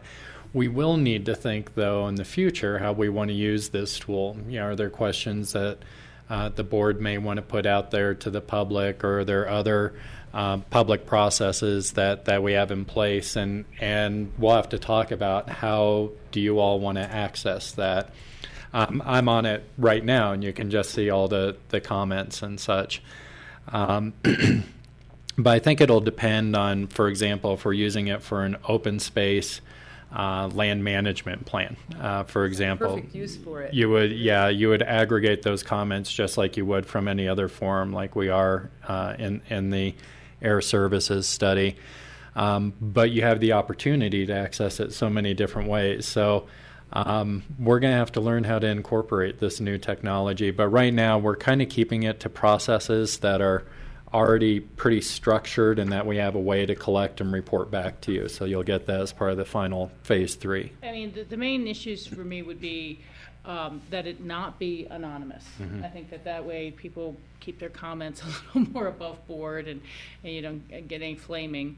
The second is that I wouldn't want someone to start to feel like I put a complaint about the pothole on this road on that site and no one's responded, whereas now they send emails to our board or calls or things like that.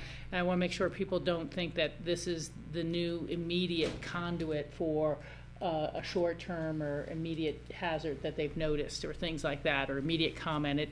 To make sure it doesn't become, wait a second, I added public comment to that land use hearing online and now it's not part of the public record. I just want to make sure it's clear, there's no confusion about who and how gets the information once it's been posted. Well, I think it's a pretty, the whole idea of Open Town Hall and the guy who I've met who actually founded it.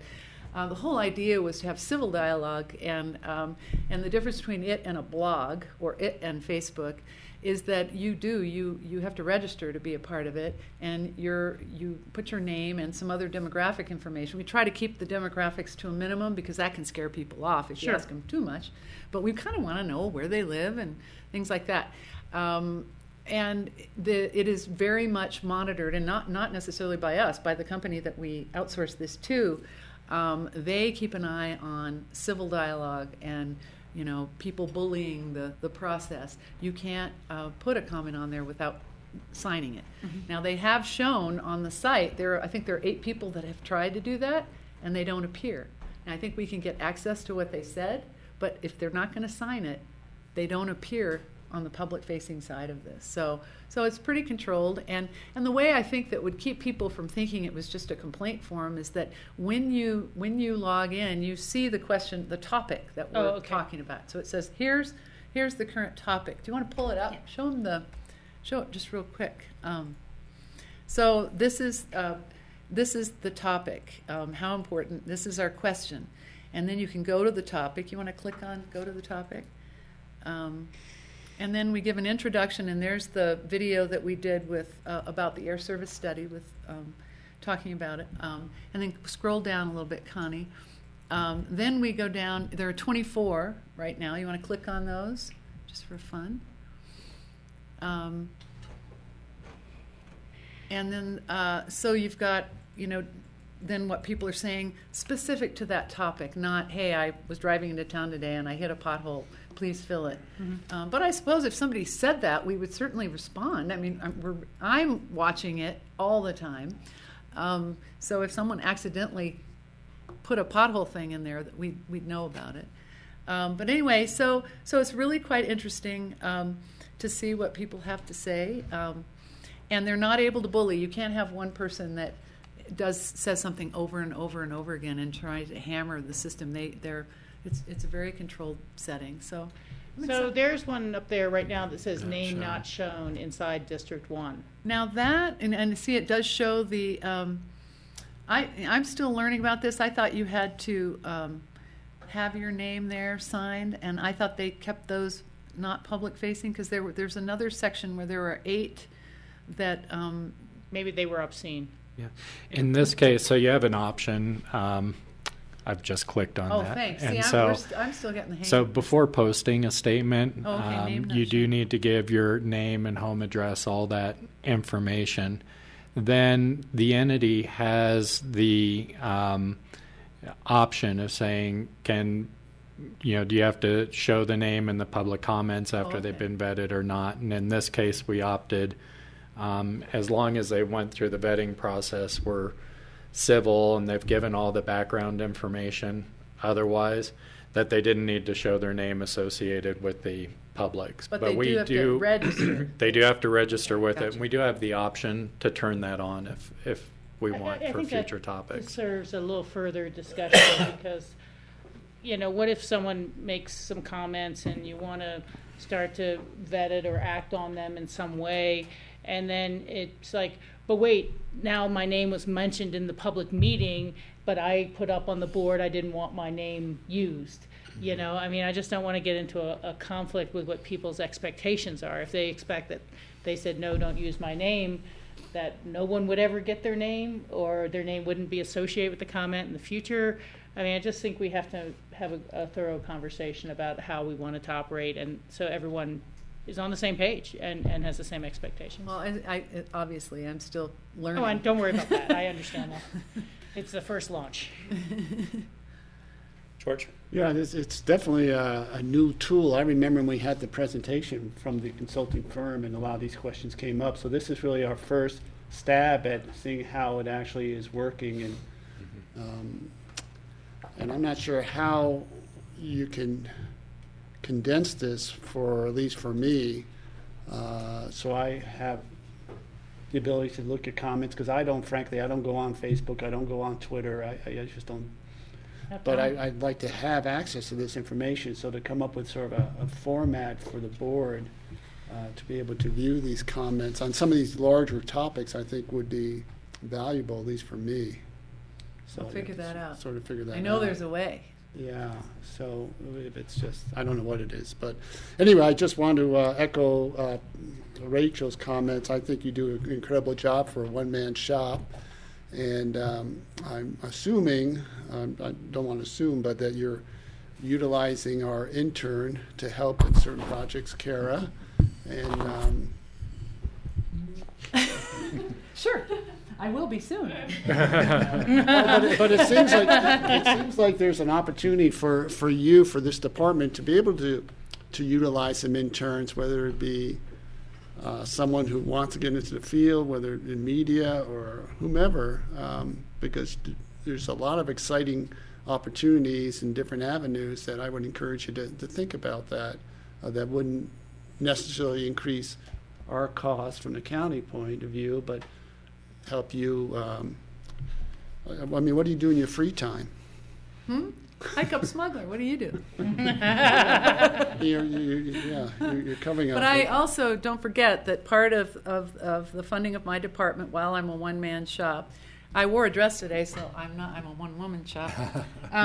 But part of the funding is for me to be able to outsource some of this creative stuff, and I work with Aspen Marketing Partners, which is I couldn't do it if I didn't. So in a way, I'm a one-man shop with help. Funding with outsource. Okay, that's good to know. And that was part of the budget, and part of I think why we wanted to show the scope of what's happening right now, and still some of the challenges associated with working with departments. We did basically a 3-year pilot that you guys approved last year to add more funding into community relations, for us to do some outsourcing, for us to maybe do campaigns. Obviously, as we've learned, the campaigns are going to have to follow more of a planning process, but we've certainly used some of that funding and some of community relations funding to outsource aspects. And so, when you do go on, if you go on to the Pitkin County Connect, for example, we've done a video as well as text to try and understand the airport issue, and some of that was outsourced in terms of the production of the video. We also outsourced some of the graphic design and advertising pieces, and Pat's really going from, she kind of plays between being a direct link to the community and also managing contracts for direct links to the community, and is playing in both areas. And so we will, continue to update you, and at the end of this period where we've added funding in, we're going to need to have an evaluation. Were we able to get the word out better? Were we more effective? And do we want to continue investments along these lines? What did we learn over the past 3 years? So, for example, on Pitkin County Connects right now, where you said that one of your mechanisms to get the word out is you've got a little runner on CG TV 11. I thought you said. Well, not for Pitkin Connect, Pitkin Alert. Oh, Pitkin Alert. Get the okay, Pitkins mixed up. So, how do you get the word out? I know you said you've sort of identified through emails people who are participating in the past, but how do we reach a broader audience? And for those people who know that, well, this week or this month's topic is the airport, next month is open space, so people who are interested in those particular topics have an awareness that there's a mechanism for them to be able to respond. I just happened to be riding on the bus this morning with a gentleman who said, I have to find out more about what's going on with the airport. And he knows there's just something going on, but he's not sure how to get additional information.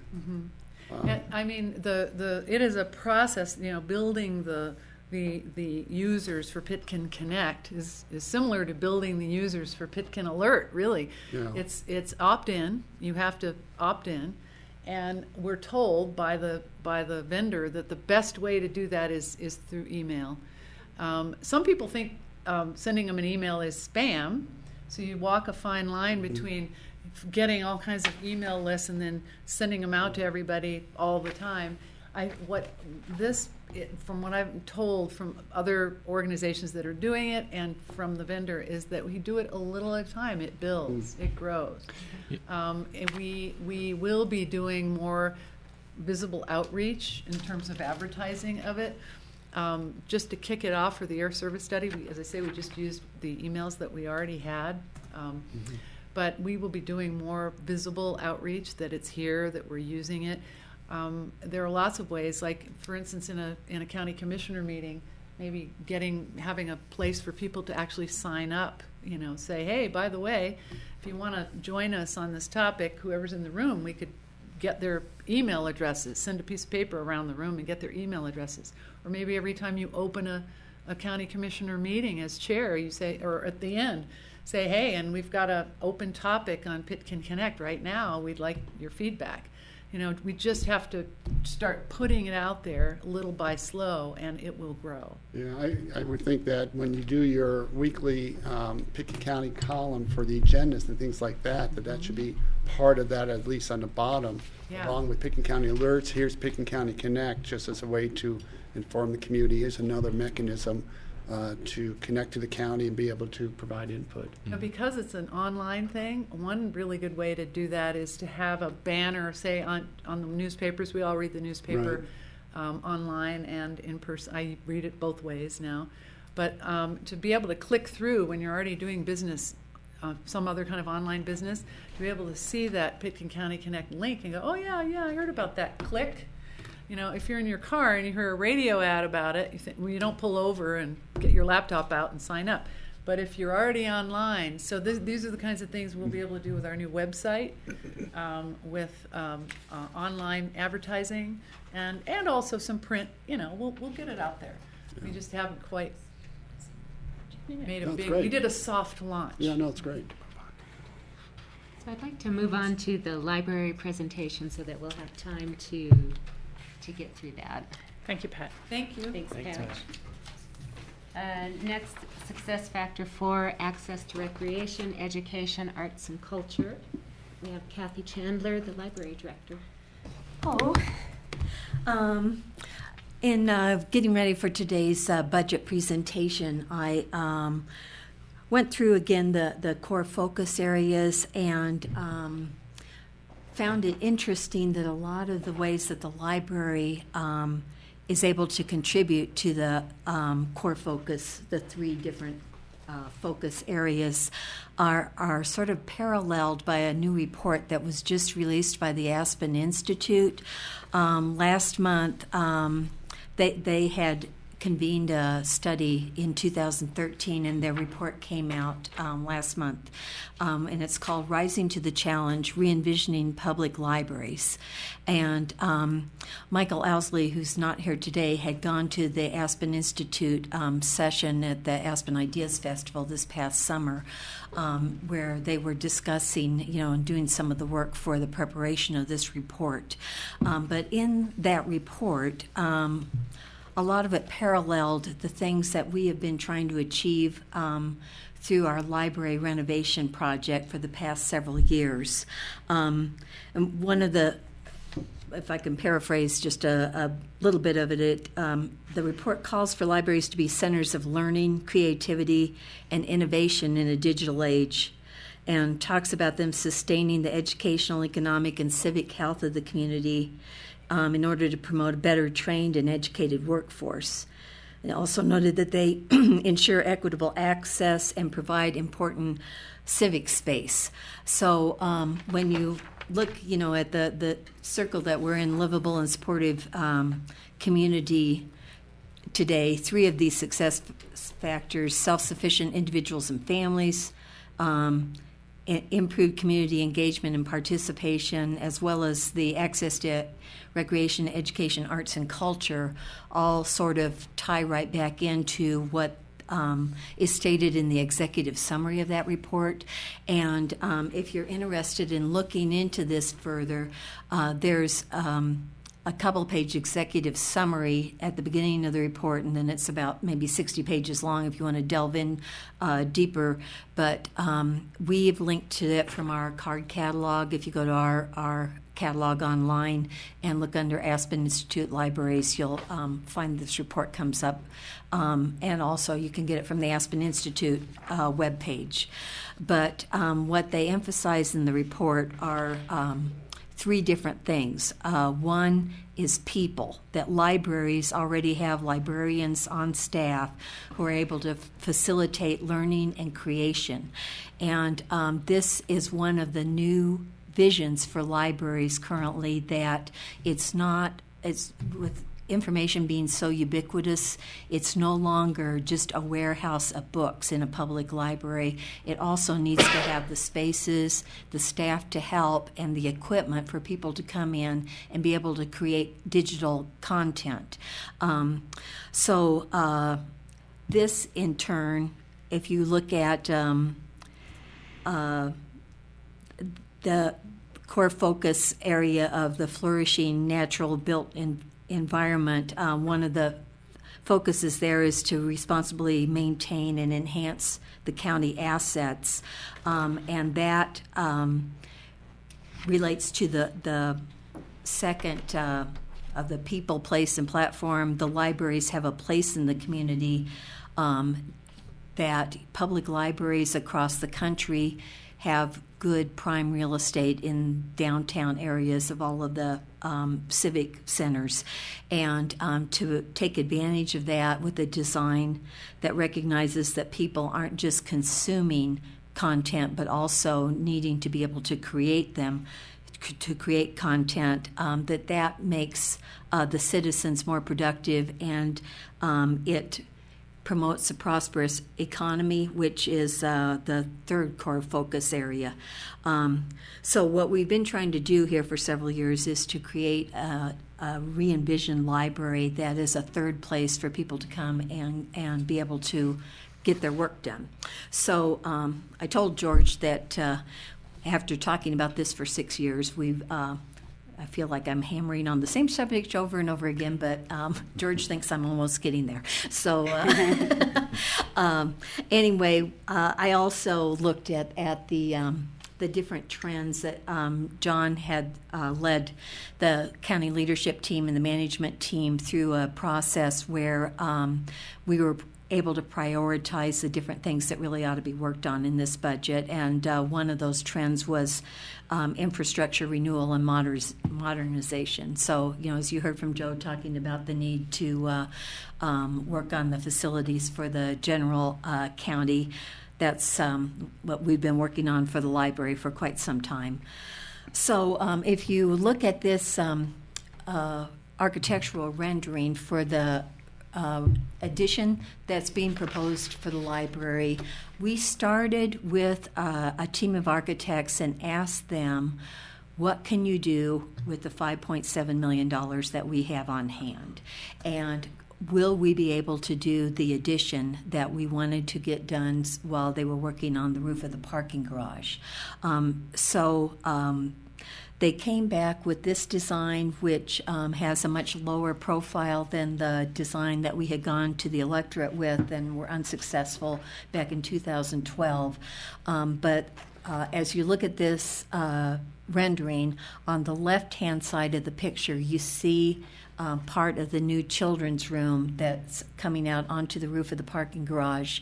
And the architect's proposal here was for us to actually lower the deck of the parking garage on that half of the library addition so that the deck is at the same level with the main floor of the current main floor of the library.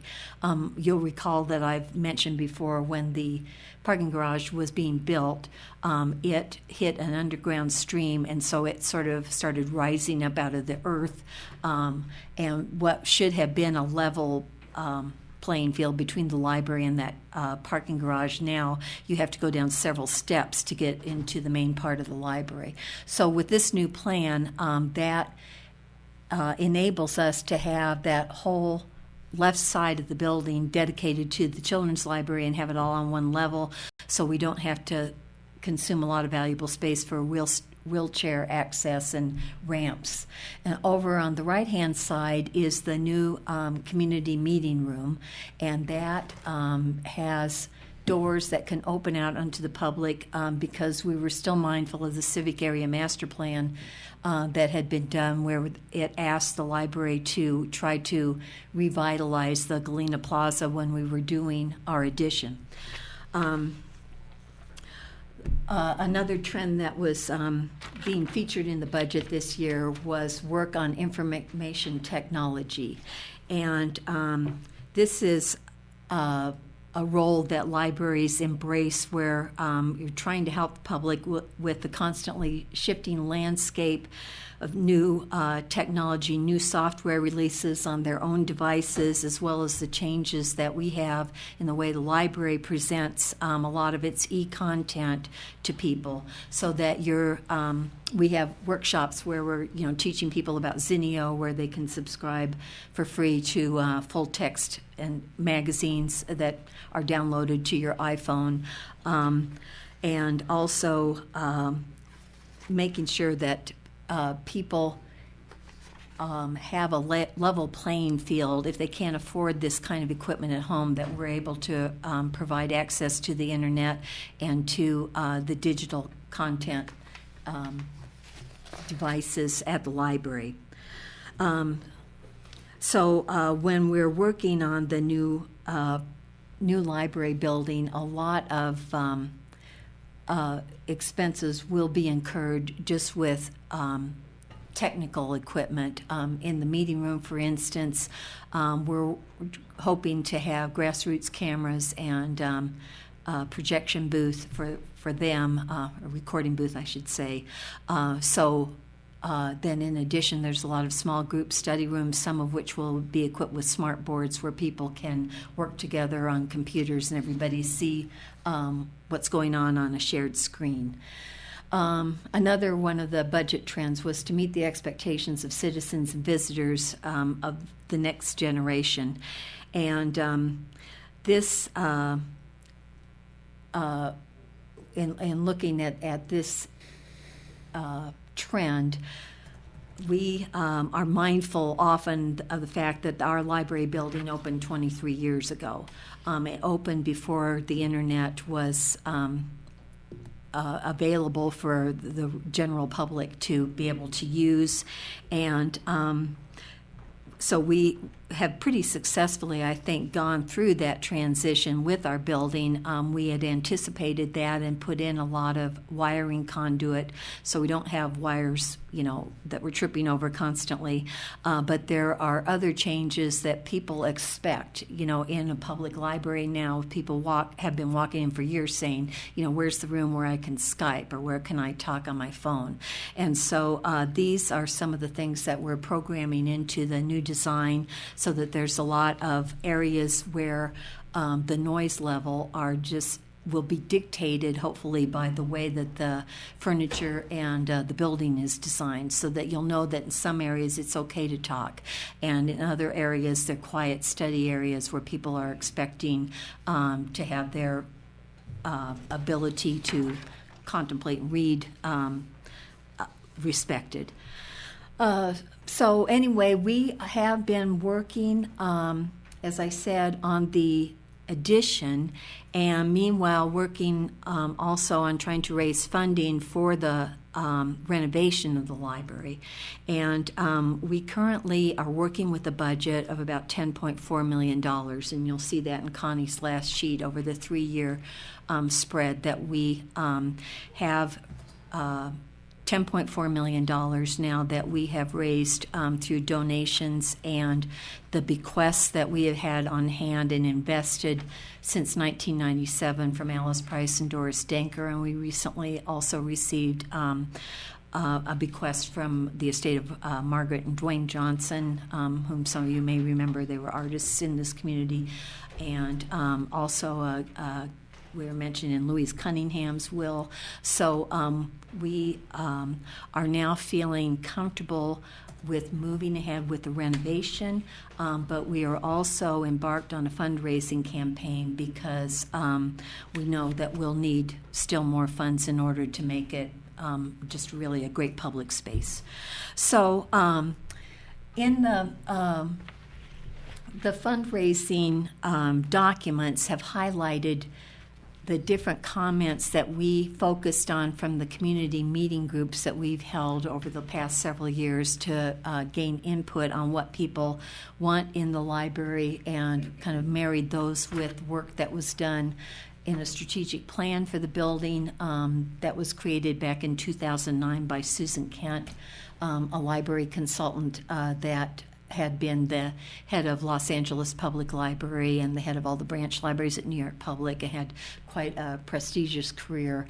Jody and I just met with Susan Kent again last week, and along with our architectural team, Pam and Whitney Hopkins out of Vail, and Tracy Lesneski, who is an interior design consultant from architectural firm in Minnesota who that firm has done about 153 public libraries. So anyway, we've got a really good team working together, and we're working to provide the small group study spaces that I've already talked about.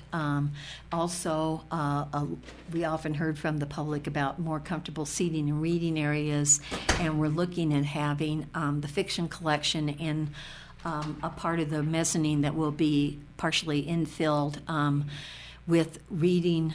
Seats for the public are going to be close to the big windows in the building, and we're doing things to get the stacks moved away from the places where there's good views out of the building to try to bring the light in, and just recognizing the fact that when there are great windows in a building, people bring their chairs and drag them right over. I think you can see that at the Basalt Public Library, for instance. Another one of our primary goals was to enlarge the children's area and to increase security there. As I've said many times before, we're very uncomfortable with the fact that the current children's room serves as a main hallway into the building. And so the new area will be just a destination spot in the library with its own restrooms and its own space for storytelling and craft programs and science experiments. Another thing that we had heard from the Susan Kent report was that we had our most popular collections in the hardest to get to places in the building. And so we're still reworking our floor plans, and that's why I didn't bring them to you today, but we will as soon as we get things settled. But our concept is to have the main level of the library be sort of a information commons, if you will, where it's shared wealth of the community, where you come in and it's okay to be a little bit more noisy than the lower level. Will have the nonfiction collection, and that will be more the contemplative spot. And one thing that I think will really be great in this new space is that we'll be able to reduce the heights of our stacks. Susan Kent, when she first came to our building, said, "My, those are high library stacks that you have." So we're currently like around 90 or 96 inch high stacks, and we'll be moving to 66 inch stacks so that if you're in a wheelchair, you'll be able to reach the collection.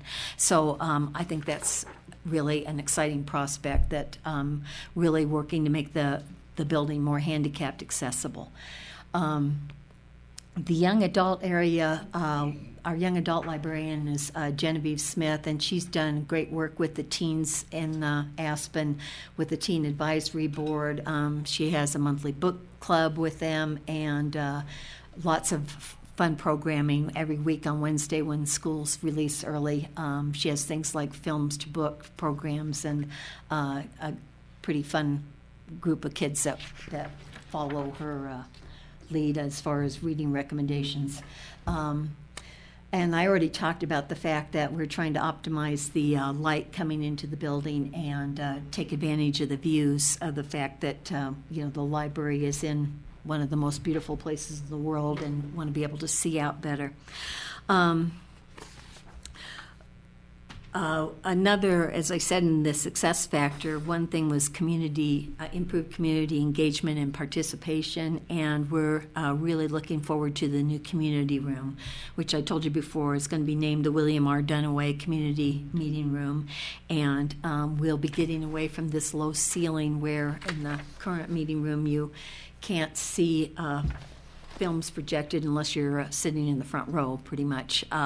So the new room is designed so that if you have the chairs turned in one direction, it'll be a great viewing space for films and PowerPoint presentations.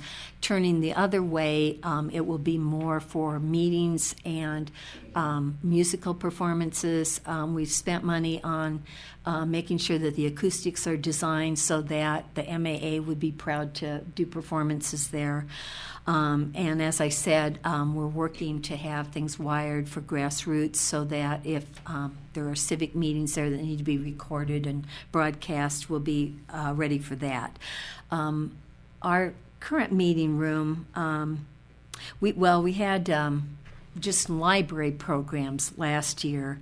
There were about 9,600 people came to library programs over the course of the year, and a lot of those are children's programs, and a lot of those currently take place in our one community meeting room.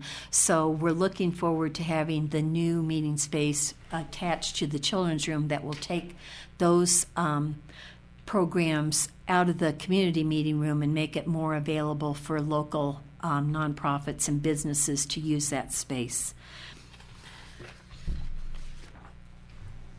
Another thing that the Civic Area Master Plan had recommended, along with us trying to reinvigorate the Galena Plaza, was to have library activities spilling out onto the plaza. And in that new plan, atop that children's room area, we'll be able to go outside onto an outdoor reading deck from what's now the young adult area, be able to go out onto the roof of the children's library.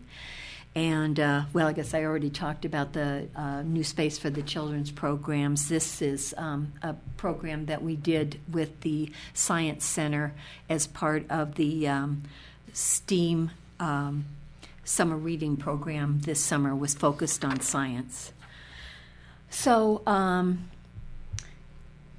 the last of the John Peacock budget trends was to continue to provide good services now and in the future. And this is why we have been working for so long on trying to make sure that when we do this addition, it's coordinated with the repair of the roof of the parking garage, because we think that that's ultimately going to save a lot of heartache and expense for the public, so that we did not want them to fix the roof of the parking garage and then move in and rip everything back up again in order to do our addition. So we're currently working on negotiating a construction agreement with the city staff, and just a shout out to Jody, who has been working as our co-project manager for about 2 years, I think now. Just an awful lot of her time has been dedicated to helping us with this project, and really appreciate that. And I don't know, Connie, do you have specific things that you wanted to call out on the 5-year plan? Or? Yes, this is the library's 2015 budget and projections out for 5 years. A few things to note in this budget. Down under the very last line in the expenditure section of the budget, you will see capital facilities renovations. And between what is budgeted in 2014, proposed in 2015, and then planned for 2016, those amounts altogether equal the $10.4 million that Kathy was speaking about for the building project. The line down right below total expenditures shows the annual surplus or deficit for the library. In 2014, 15, and 16, with the large budget for the facilities renovation, you do see that there are deficits. The deficit is funded by the endowment fund, the capital reserve fund that the library has, by donations that the library has received, and so we're using the accumulated balance that was available there.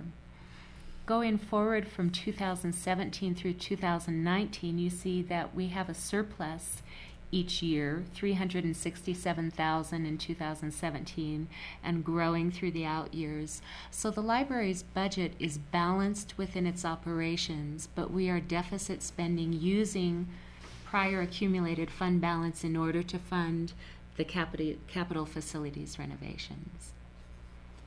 And the library does maintain healthy fund balances even with this project, because they've been able to bring in the donations that they need, and I'm sure will continue to do so. Are there any questions on the budget and 5-year plan? Go ahead, Rachel. Yeah, this is a comment more than a question. And I've brought up before a little bit in the context more of open space and trails, where we receive a conservation easement or fisherman's easement from someone. And I really think we should develop some sort of formal Pitkin County thanks and acknowledgement. Now, I'm sure the library board and the library staff are planning some proclamation or something for the people who've made these sort of donations that are very, very significant to our community.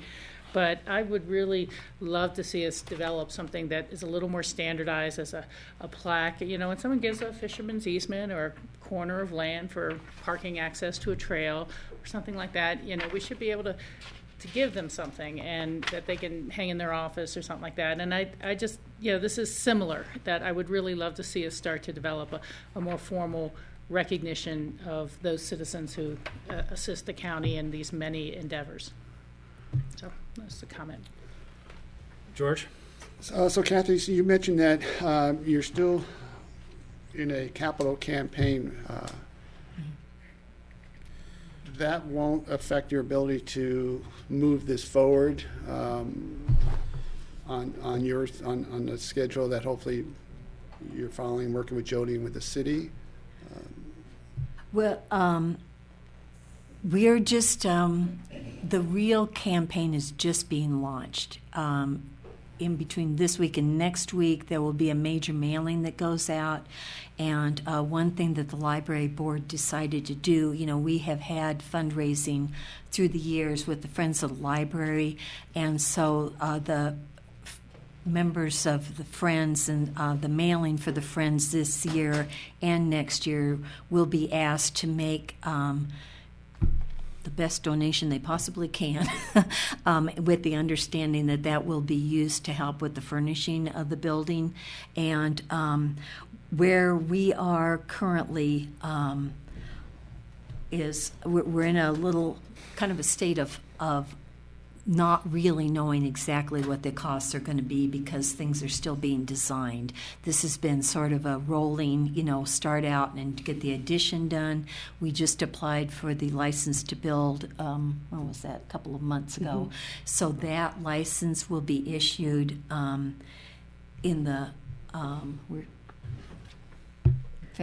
middle of February, and that's when we'll start the construction, and we'll start the construction on the addition. And then another request for a license, building permit, will be issued on January 15th for the renovation of the building. And as those papers and drawings are all being developed, we'll have a better idea of the exact amount of money to expect to spend. But we have enough money to get the construction done. And so that's why we've been moving ahead, and we'll be talking to you more about that, the internal renovation of the building. But some of the things like, as I said, the wiring for all of these rooms that will have this high-tech equipment in it, those expenses are still being delineated. So anyway, we feel comfortable that we can get it built, but what we want to do is make it so that the community is really proud of it. I think we have like way over 200,000 people come to the building every year. We've got door counters, and we cut that in half of the count, assuming that whoever came in hopefully went back out again.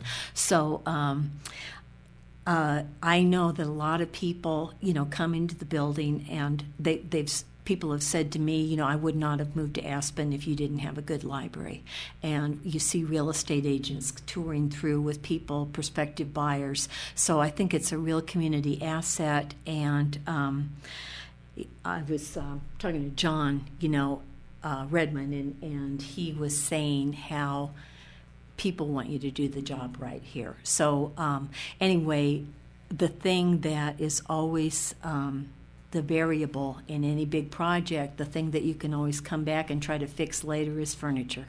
And so those are the kinds of things where if we have to piecemeal it, we will. But I am hoping that we have something where we can have a ribbon cutting ceremony and really celebrate, and not like be saying, well, I wish we had more money. So anyway. I think that I would just add is that we feel confident that we have the funding today to get the infrastructure in, to the parking structure, and to get the addition done. And that is in with timing with the city. So, and they expect, we met with them this week, and they're expecting to work starting June 30th and have their side completed by the end of November.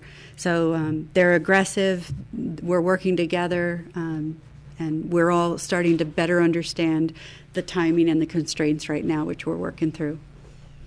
All right, thank you.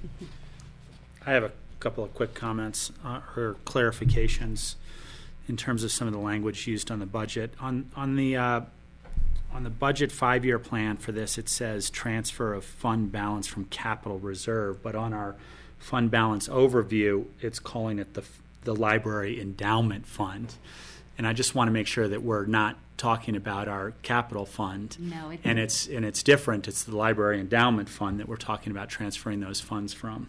Yes, it is. It's not the general fund, capital fund. This is the library endowment fund, which we have not been calling endowment fund. The fund balance summary needs to be updated. For a while, the library has been calling it the library capital reserve. The library capital reserve, okay. And then it also says library fund as opposed to library operating fund. Just want to make sure we're talking about the right accounts. The other question that I have, or clarification, which I just thought was odd looking through this budget last night, was the interest income on the revenue side of things. We're diminishing our fund greatly in the next 2 years, but the interest goes from $10,000 to $29,000 to $30,000. Where's the extra interest coming from if we're diminishing the fund greatly? You're right. We need to adjust those numbers. We'll take another look at those with Tom Oken and update them. Okay. And Rob, just to a point of clarification on the term endowment fund, that is a misnomer that began back in 1997 when we received the bequests from the estate of Alice Price and from Doris Denker. And those were invested, and the library board was saying we should treat this like an endowment fund. You know, don't touch the principal until we're able. We knew back in 1988 that we wanted to do this addition to the building, and we secured the easement for that, and that's why those funds were reserved. And over the years, we started calling it an endowment fund, but it never was. It was always a capital reserve fund where we tried not to touch that principal. And yeah, I think that's been explained to us several times. Oh, has it? In terms of the use of it. I just wanted to make sure when I'm flipping through the book, looking at various budget pages, that the language matches up. There's only the one. The language matches up from page to page. Steve. Connie, I have a question, and it's common to all the different areas, including the library, and that's the cost center and administrative charge. And in the case of the library, that's for $250-some thousand, so it's pretty substantial. And could you explain what a cost center is and what those charges are for? Yes, those are basically the overhead charges of other county services that are provided to the library and to other funds. The admin charge has many different areas all wrapped up into one name, one charge. It includes the county attorney's time that is spent on the library, payroll expenses, finance, human resources, all of the different internal services that the county provides to other funds. We prepare a cost allocation plan which follows federal guidelines so that we can have an amount that is charged out to the other funds for those services provided. And the cost centers are slightly different. They include insurance, risk insurance, so liability insurance for the library. And it also includes, in this case, not appropriate, but for other funds, there is also a fleet cost center allocation, which would be that fund's share of the cost of the fleet department. Okay, so for the administrative charges, would that show up as income in the other department that's providing the services? It shows up as income in the general fund because they're all general fund internal departments that are providing the service. Okay. Thank you. So this is a decision point, and I'd also like to note the time. It is just about 12 o'clock at this point. We've got one more item in our presentation for this today. So we'll see how the board feels about a decision of moving forward with the budget with a few changes, the interest in, on my side, the interest in just some of the language. I'm supportive. Great. Thank you. Thank you. Thanks, folks. And I'd also just like to acknowledge John Wilkinson, President of the Library Board, is here. And John. I'd like to thank Connie, as always, for helping us get our budget prepared. Thanks, Connie. John or the board, what's our pleasure here? We're at our 12 o'clock lunch break. We've got housing, and then we've got a special meeting after our lunch break. Yeah, we've got one item. I believe the housing discussion will go fairly quickly. Maybe, Rob, if we ask the board for 10 minutes, and if it goes longer, we'll push it out to that island meeting on the 25th with our other items we didn't get to from previous budget meetings. Does that work for you guys?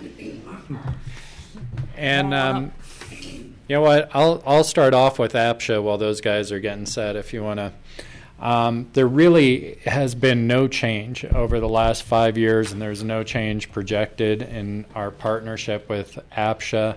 Really, what we look at there is, are they able to maintain healthy fund balances and such, even as their operation costs may change.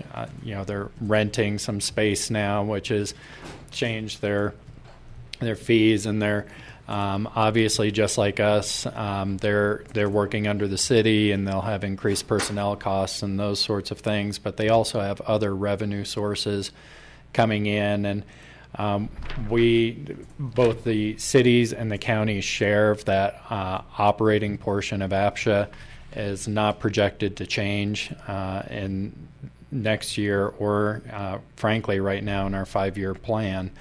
And it has been the same for the last 5 years. So we just wanted to note that for the board. It's not really, typically our decision points or changes, but just wanted to note for you that we're not anticipating our APSHA contribution to change.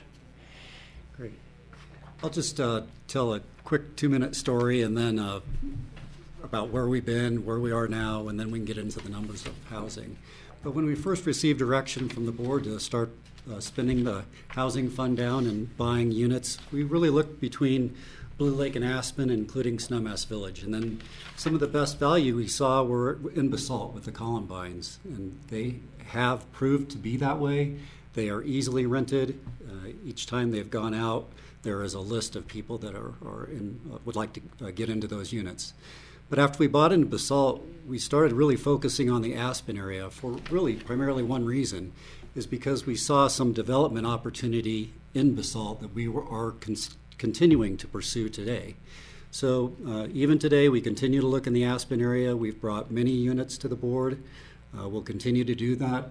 The most recent was the Hunter Creek unit that is in process right now. And all our units that we've purchased today have been successfully rented, whether it's to the community or to county employees. And we're following the board's guideline there of having about a 50-50 relationship between community rentals and employee rentals. So that's where we are today. We continue to pursue development opportunities in Basalt, and we'll continue to bring you individual units around the Aspen area. Rachel. Yeah, this is a pretty straightforward item, and we are familiar with negotiations and discussions on future projects. I would like to make a comment that's kind of similar to Rob's last comment. It seems that the interest projected in 2016 and going forward is a little out of whack, because if we are able to spend down in 2015 to go forward with partnerships, there won't be as much money there to earn interest. And so I'd just like to see that recalculated before we get to any final budget. Certainly. We'll do that. And I would also note that we've been able to close on a couple of units since we originally submitted the budget. And so our actuals for 2014 will probably be adjusted before final adoption also. Okay. That's it. Great. Any other questions on that? Thank you. I guess I could make one comment that I wasn't going to say it, but it seems like, just for the public, that most of our allocations for the budget in purchasing and due diligence and brokers is just getting pushed forward until projects come up, and it's kind of a placeholder of $6 million until an opportunity comes up that we want to dive forward on.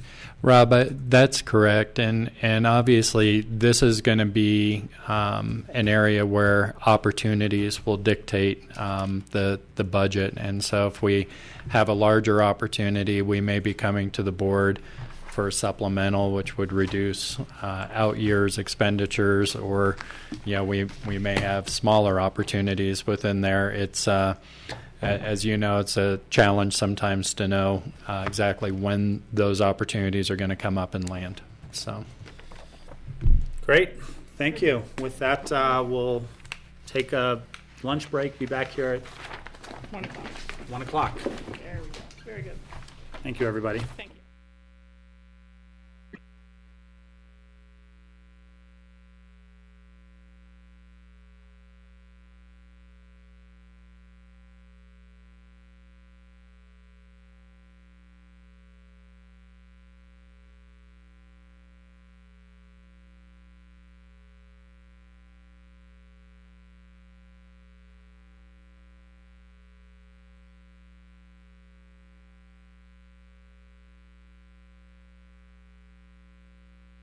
Again.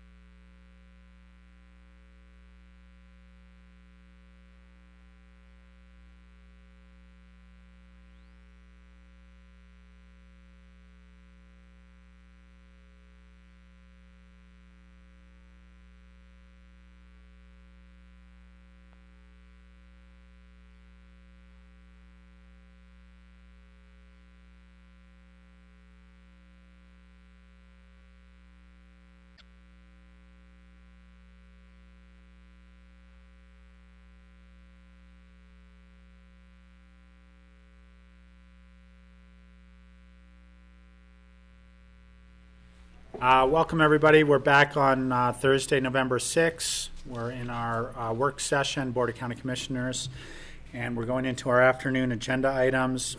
First, I'd like to take a motion to convene and have a special meeting. Do I have to do two motions here? I can't remember. I'll take a motion to go in a special meeting and to convene as the Board of Health. So moved. Second? We have a first and a second. Any discussion? All those in favor say aye. Aye. Aye. Aye. And Liz, take it away. Great, thank you. I'm Liz Stark, Director of Community Health Services. We're the public health agency for Pitkin County. And with me today, Dr. Kim Levin is on the phone, and Tom Dunlop, Pitkin County Environmental Health Advocate, and Brian Daughtery from Pitkin County Environmental Health are here today.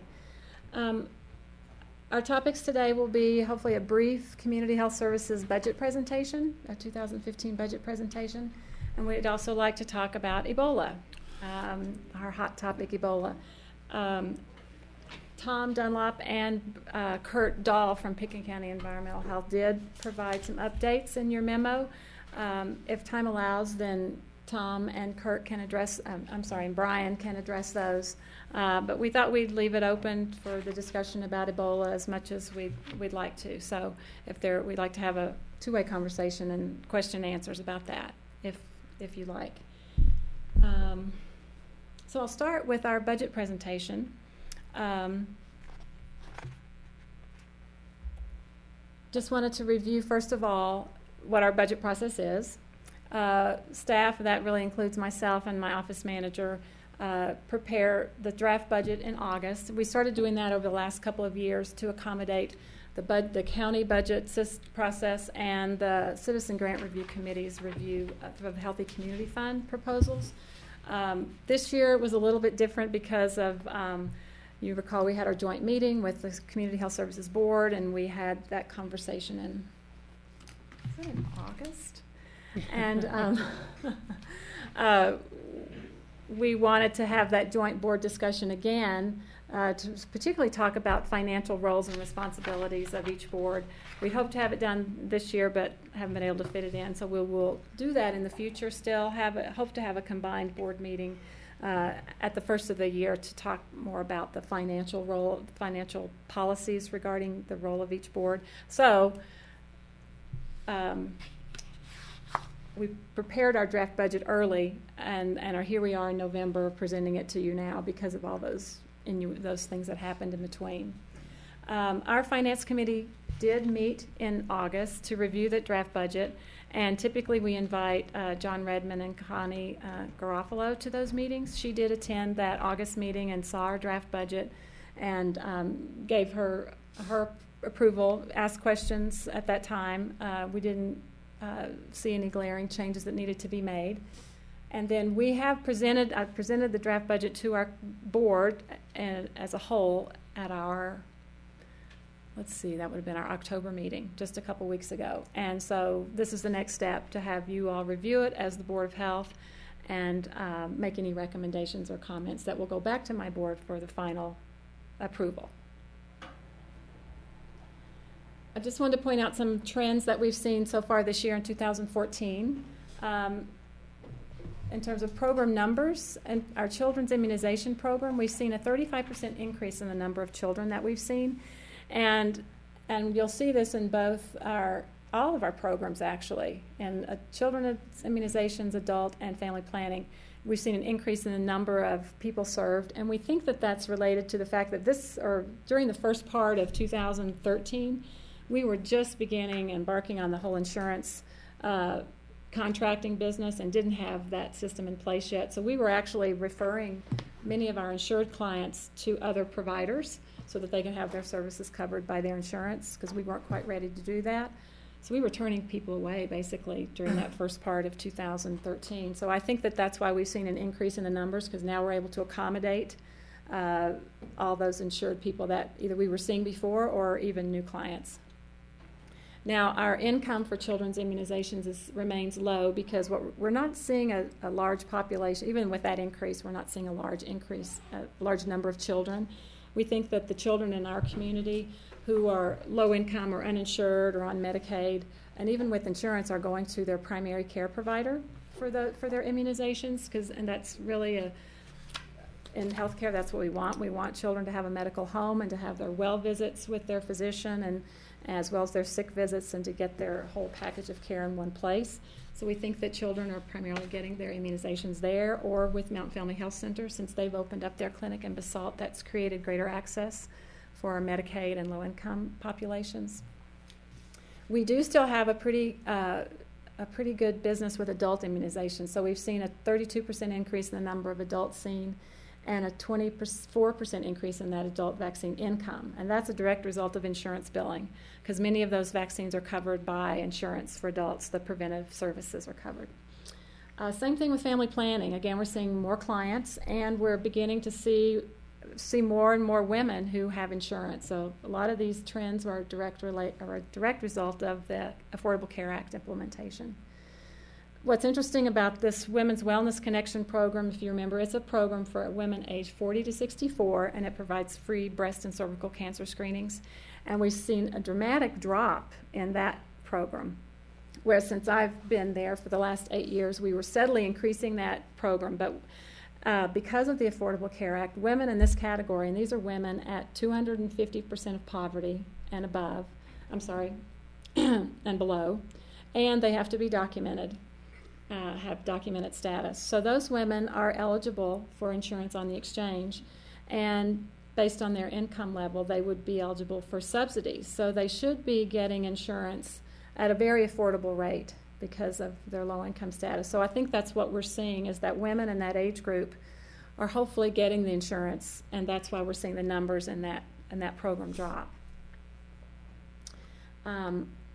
Our public health planning work that Jordana Sabella, as our public health planner, is doing continues. She's in 2013 and the first part of 2014 was very active in the Aging Well initiative as one of our public health priorities related to seniors, and has begun on the mental health and substance abuse priority. And so you'll see an update of that at the first part of 2015, really beginning to coordinate all the organizations that have anything to do with mental health services and pulling them together. So that's what we've seen in 2014. So overall, in terms of our budget, and you have our budget comparison in your packet, 2014 compared to 2015, there's a 4.16 increase in the overall budget for 2015. Total wages are increased by 5.9%, which includes a 3% market adjustment as well as the addition of one full-time employee's salary.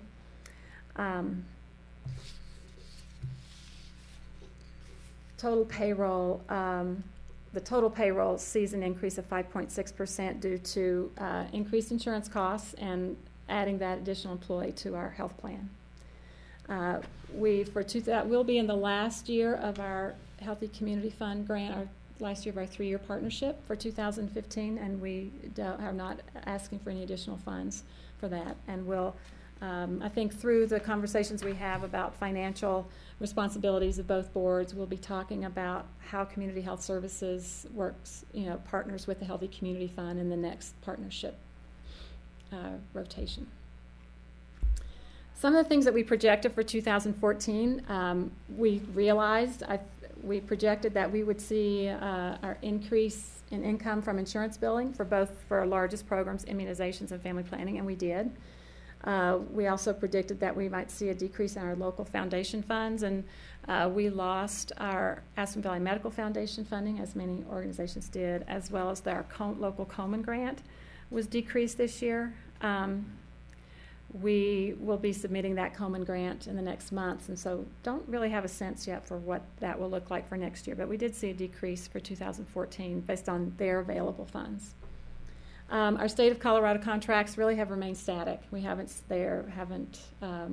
seen much change in that, and we predicted that, and that's what we've seen.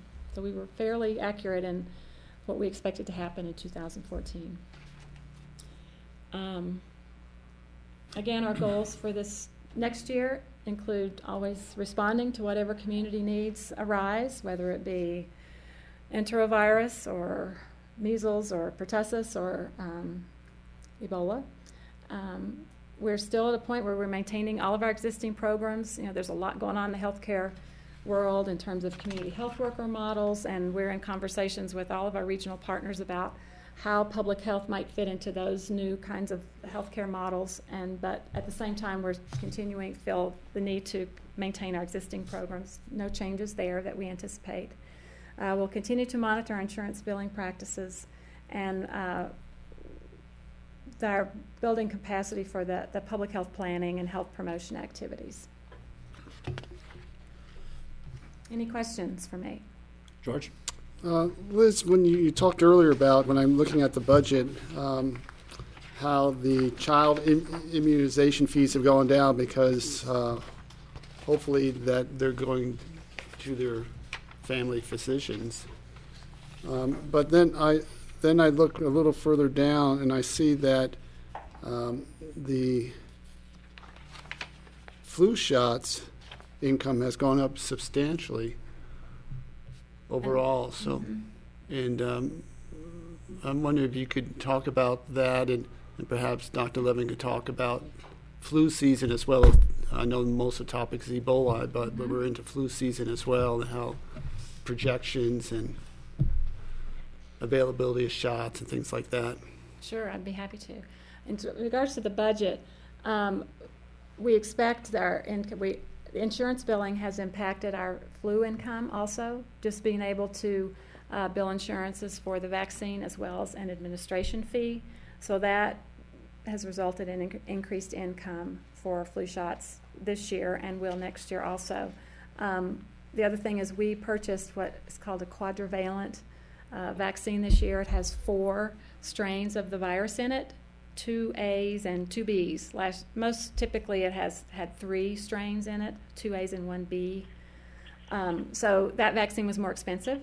So it just sort of, that is part of the projection also for next year, that we'll be charging more for that vaccine. So it's interesting because I got my flu shot a few weeks ago, and the pharmacist says, well, do you want this option or this option? And I didn't know the difference. I said, well, just give me. Why do they have 2 different types of flu shots then? I believe that, I'm not sure if it was that they offered you a trivalent and a quadrivalent. Yes. That was what it was? Yes. I'm not sure why they still have the trivalent available, other than it might be an issue of expense. The quadrivalent is a brand new vaccine, and so some providers may have opted out of having it exclusively because people might have been nervous about taking it. We did not purchase any of the trivalent vaccine this year, but I think each pharmacy and provider's office does it differently. So. At the health fair, I was offered a stronger dosage because of my age, which I took. And that maybe, was it something about being a stronger dosage, George? Or no, there's 2 different options. City Market had it, actually. Yeah. There is an option for people 65 and over, and it's called the high dose. And it does have more of the antigen in it that makes your immune system respond greater, because older people's immune systems wane over time, and so they've developed this vaccine for people 65 and older, which is supposed to boost their immune system more. So that is another option that's available for people 65 and over. It is a trivalent vaccine. It's not a quadrivalent. I think they felt that either, I'm not sure if it was a manufacturing issue or just that because of the already added antigens in it, they didn't make the high dose into a quadrivalent vaccine yet. And so we're just going into flu season, and any comments or projections? There is some local activity for influenza in Colorado. Dr. Levin, can you hear? Did you hear the question? I can. Can you hear me okay? Yeah. So I just know that some of the data I received just last week was, the only thing that's reportable to public health regarding flu are influenza-related hospitalizations. And so there have been 2 in the state of Colorado so far this flu season. They started surveillance activities the first week of October. And Anecdotally, locally, we are collecting data about what's going on at the hospital and at Aspen Medical Care, one of our largest primary care offices. I believe so far one of those practices had one person that's come in with influenza-like illness. So we're at the very beginning of the season. We remember that last year's flu season peaked in early January, which was very different than what has happened in prior years. Normally the peak can be in March. So we're expecting, just because we'll see if that happens again, so we might see an early spike. So we're recommending that people get their flu shots now. It's not too early. It's just, if you get it now or have already gotten it, it would cover you through the flu season, even if we see that spike later in the season. Dr. Levin, you have anything to add? Yeah, I think you covered it well. I think there's the quadrivalent is the addition of another B, and the way they make the vaccines, I think we may have discussed before, in around January of the year before, they just make projections about what the next year is going to be. So a lot of it's guesswork. I think any vaccine you get, if you get the trivalent or the quadrivalent, that's great. The quadrivalent does have a little extra protection, but they don't know from year to year what the flu is going to do. And last year was a fairly large year. This year, so far, it's starting out slower. However, we don't know what's going to happen. We could have a spike at any time. So it's just kind of a wait and see. And I think they track hospitalizations, as you mentioned, and they also track pediatric deaths. There have been none. So hopefully this year will be a moderate to low year. Rachel? Yeah. Are there any more flu shot clinics planned through your offices, and would you like to give us the dates or anything like that? Just this morning, we decided to have a couple more walk-in clinics in our offices. The dates are just barely in my head, so I'm even nervous to say them. November, Tuesday and Wednesday, November 18th and 19th, from 2 to 5:30, we'll have a walk-in clinic on both of those days. And also during the second week of December, on that Tuesday and Wednesday, and without a count, I think it's the 9th and 10th, but don't quote me. Yeah, Tuesday and Wednesday. Tuesday and Wednesday, December 9th and 10th, 2 to 5:30. And we'll be advertising those. And you can also still call and make an appointment if you'd rather come in and just do it that way. And so you could call 920-5420 to schedule an appointment for your flu shot. Thank you. Mm-hmm. Additional questions on the budget stuff, Steve? Another question about immunizations, and these would be childhood and adult immunizations besides flu shots. Mm-hmm. Are you seeing any increase in the number, or increase or decrease in the number of those? I know so many parents are concerned about immunizations for their kids, but do you see any trends happening there? In terms of childhood immunizations? Well, especially childhood. Yeah. As I said, our numbers are down, but it's not a reflection, I don't think, of people opting out of vaccinations completely. I think that our schools keep records of immunization rates and are now required to provide that information to the public about what their immunization rates are. And when it was a law that passed through the last legislative session in an effort to disincentivize people to get that waiver, to just sign a waiver that says, I don't want my kid to get vaccines. It was really an effort to do that. It only went as far as having schools report their immunization rates. Our Aspen School District has a fairly high immunization rate of parents who are in compliance. That does include, though, those parents that have signed the waiver, because the way it is now, once you sign the waiver, you're in compliance. So I think as time goes on, we'll learn more about what percentage of our families are opting out of vaccines. We do, in our clinic, run into many questions from parents and concerns about vaccines, but we feel like we are in a position to really provide great science backed information to convince parents that it's the right thing to do. So I can't speak to as a community if I think our rates are lower. I think that we'll learn more about that as the years go by. Dr. Levin, do you have any thoughts about that? Yeah, I think that was pretty complete there. Okay. Additional questions at this point? Liz, what's next? Well, I'd like to get into Ebola. Yeah. Not So too to closely, speak. I hope. So to speak. Let's not get into it. But well, so as you know, the world is facing the biggest and the most complex Ebola outbreak in its history. And while it's very, very unlikely that the United States will see an outbreak of this illness, as you know, all the healthcare systems in the country are preparing for the worst, and that's part of our emergency preparedness work that we do. And particularly in light of the incident that happened in Dallas and healthcare workers being exposed, every healthcare system in the country has ramped up their preparedness activities. And we are no different. Locally here in Aspen, we have been working over the last month with all of our partners to put preparedness activities in place. And as public health, we are responsible, the primary owner of protecting our community from communicable diseases. So public health, of course, is a lead agency in this effort.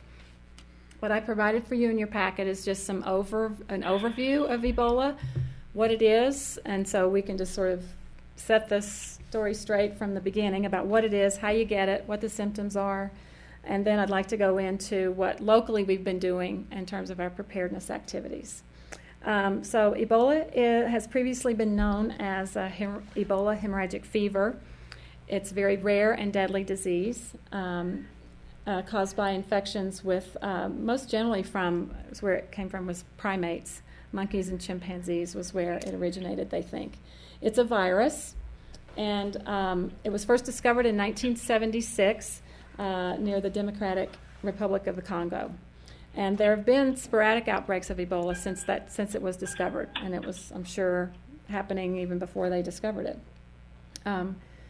The symptoms of Ebola include fever, severe headache, muscle pain, weakness, diarrhea, vomiting, abdominal pain, and unexplained hemorrhage or bleeding or bruising. The symptoms can appear within anywhere from 2 to 21 days from the time of exposure, but the average is about 8 to 10 days. Recovery from Ebola really depends on getting good supportive clinical care as well as the patient's immune system. It can be variable from person to person. People who do recover from Ebola are said to develop antibodies that could last for at least 10 years. How is it transmitted? Ebola is spread through direct contact, and that means through broken skin or mucous membranes with body or blood or body fluids. And a mucous membrane can be your eyes, your nose, or your mouth.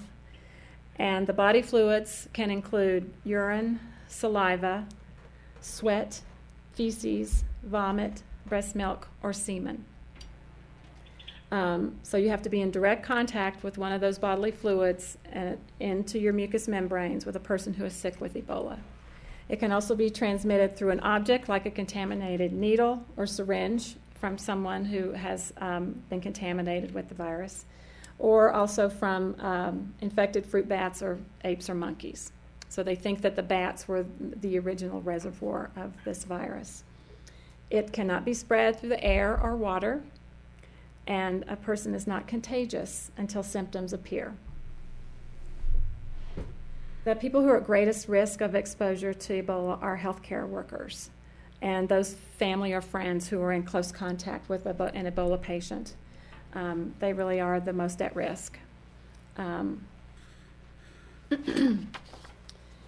So healthcare workers are being encouraged, and there's protocols in place to protect themselves, and that includes wearing the appropriate personal protective equipment, or PPE, as we call it,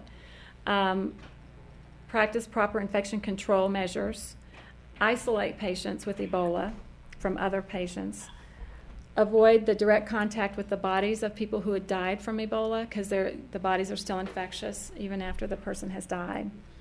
And healthcare workers are instructed to notify public health officials if they had direct contact so that monitoring can start.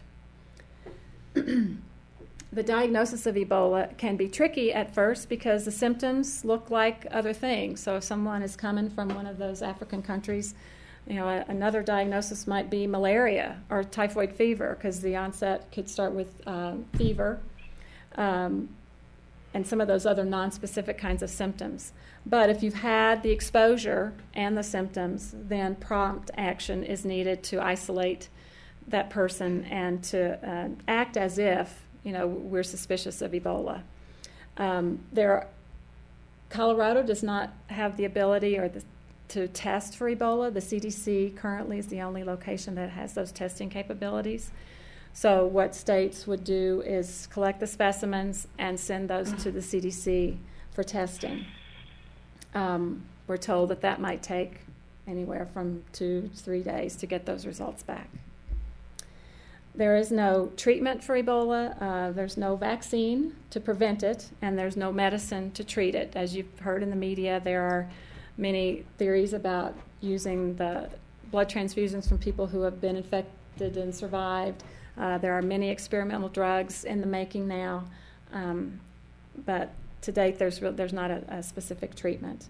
The best treatment currently is supportive care, which would include IV fluids, oxygen, just responding to whatever symptoms someone developed.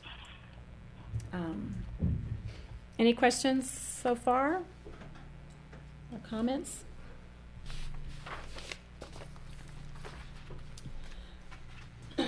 Now I'd like to just talk about the preparedness activities that have been taking place here in Pitkin County. Just to be clear, we have no Ebola cases in Pitkin County or in Colorado. We are all at a heightened level of awareness and just working on our preparedness activities. We do not have an outbreak in the United States. We've had some isolated cases, but we do not have an outbreak in the United States. Community Health Services, acting as the public health agency, is responsible for controlling the spread of communicable diseases. And so we really have relied on our partnerships with our local healthcare community to do this work, as we did in H1N1, but even more so now. Community Health Services is the lead for Emergency Support Function 8 in the county's ESF structure. So we are the facilitator of coordinating all these medical responses. So we have convened the ESF8 group at least 3 or 4 times since August to specifically talk about Ebola. Those primary partners include the hospital, Aspen Valley Hospital, our EMS agency, environmental health, and emergency management. And due to the unique circumstances of this Ebola situation, we have included airport and airline personnel in our ESF8 meetings, as well as our local public information officers and law enforcement. We are all following the CDC, the Centers for Disease Control guidance that comes from the CDC to the Colorado Department of Public Health and Environment down to the local agencies, so that is the guidance that we're all using. We are working very closely with the infection control practitioner and the emergency manager at Aspen Valley Hospital, sharing the guidance that, it's lots of information, it's very dynamic, it changes daily, but we've been working very closely with those partners in ensuring that all the systems are in place to isolate someone, to provide appropriate care, and to transport a suspected Ebola patient. We've worked with airport personnel to post signs in our airport to just alert visitors that if they've traveled from one of those countries and are not feeling well, to alert airport personnel. If they've traveled from one of those countries and they're fine, then we would encourage them to call public health so that we could do some screening. We've also been working with law enforcement around a topic I'll get into a little later in terms of our quarantine orders. What is the role of law enforcement in helping us enforce quarantine orders? We've been talking to our public information officers about what's the appropriate information to get out to the public, and lots of those conversations going on. Public Health also distributes what we call Health Alert Network broadcasts, or HANs as we call them, and we get those periodically, regularly from the state health department or from the CDC, and normally they're shared with our local medical community, and they would be, an example might be just outlining the symptoms, outlining the protocol of that we're all using called Ask, Isolate, Call. So any healthcare provider in their office is encouraged to ask the right questions. Have you traveled to one of those West African countries, and do you have symptoms? And if the answer is yes to both of those questions, then you would immediately isolate them. So everybody's figuring out the best place in their offices to do that. And then you would call public health. And we would, either the local public health agency, us, or the state health department, in which case we would begin a questionnaire with that patient and determine the level of risk that they've had and put a whole system of events into place, depending on the answers to those questions. Okay. Yeah. Liz, so locally, if someone had tested positive, would they be going to Aspen Valley Hospital in a isolation ward, or? The thought right today is that, well, the problem is you can't, it takes a couple of days to get a test result back from the CDC. So there's a waiting period. What Colorado has done is established 3 hospitals in Denver that are ready to receive a suspect Ebola patient, and that's Children's Hospital, Denver Health, and University Hospital. So locally, our thought is that we would transport that patient immediately to, with the high suspicion that it was Ebola, we would transport them to one of those hospitals. And it would just be a case-by-case situation. We would be in touch with the Colorado Department of Public Health immediately, and who would also be in touch with CDC to determine if there was any reason at all to hold them here or transport them to Denver, at which time then the test would probably be run from a Denver hospital, and you wouldn't have a confirmation of that for a couple more days. Dr. Levin, please jump in whenever you want to. Okay,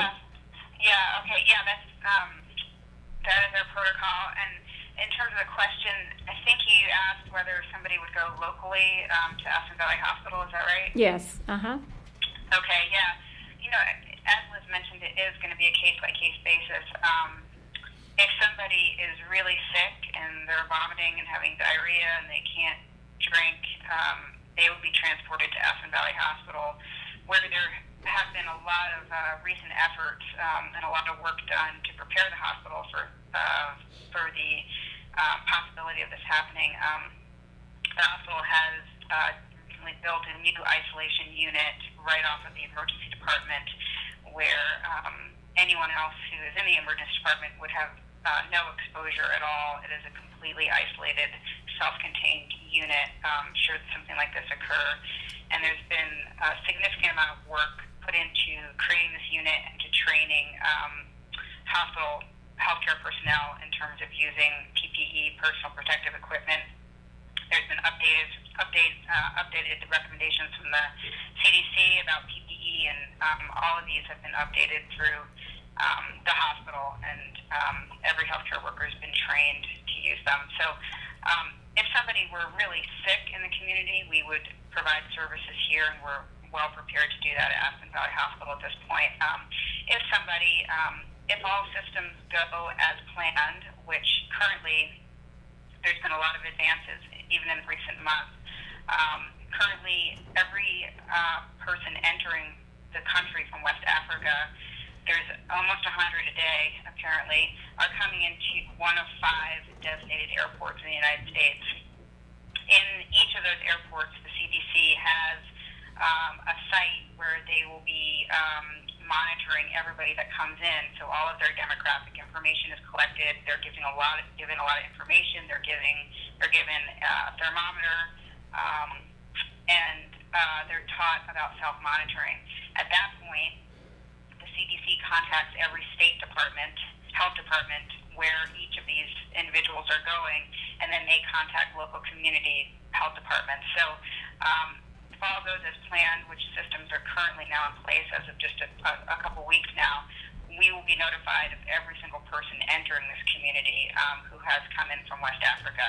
And then we work individually with each individual with a monitoring system, and we determine their risk and what level of monitoring, which we'll talk about a little more in a minute, what level of monitoring they will need.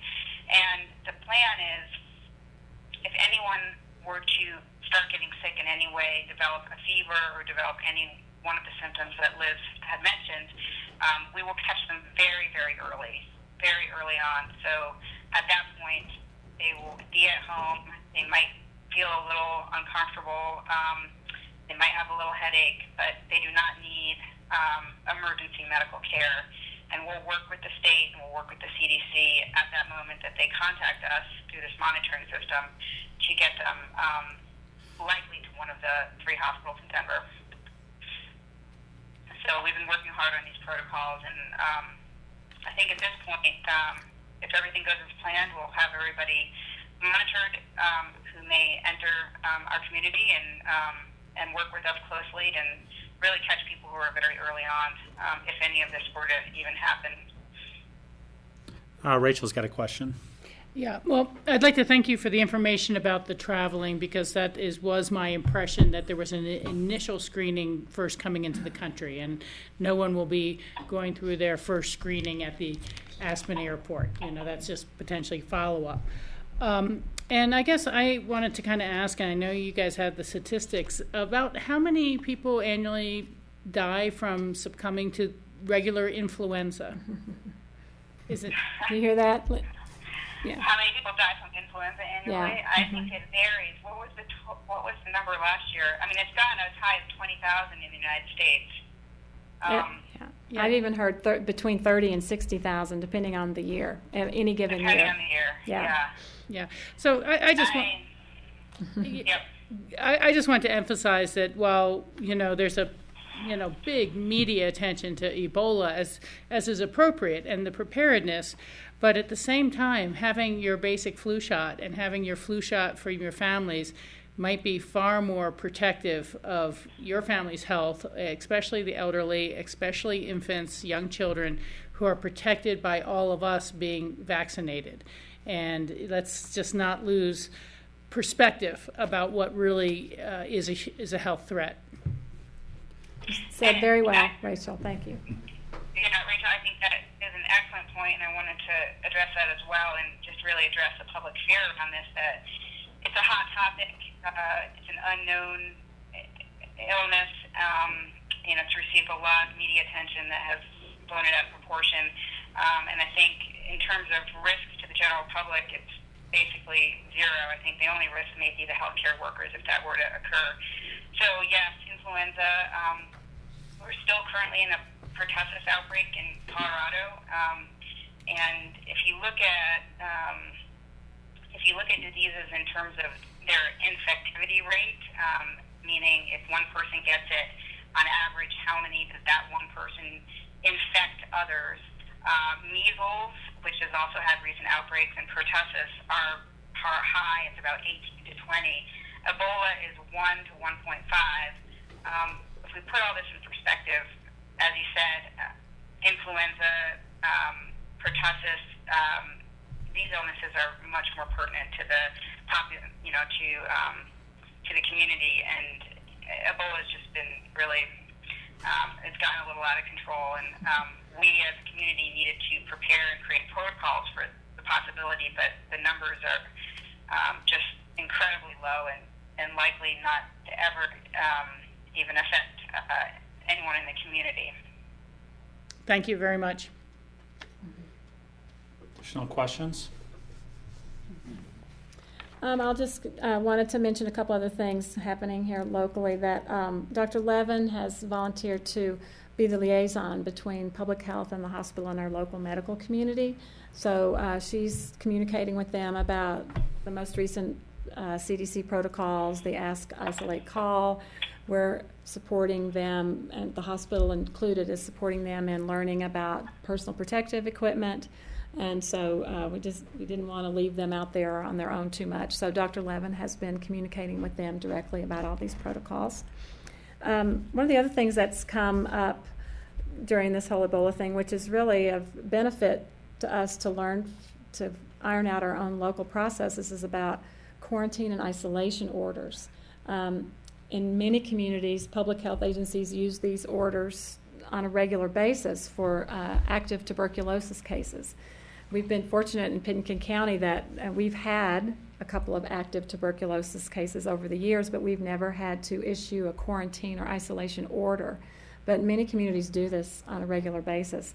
And so just so you are clear about what that means, a quarantine is separating an individual who has been exposed to an illness but is asymptomatic, meaning they do not have symptoms.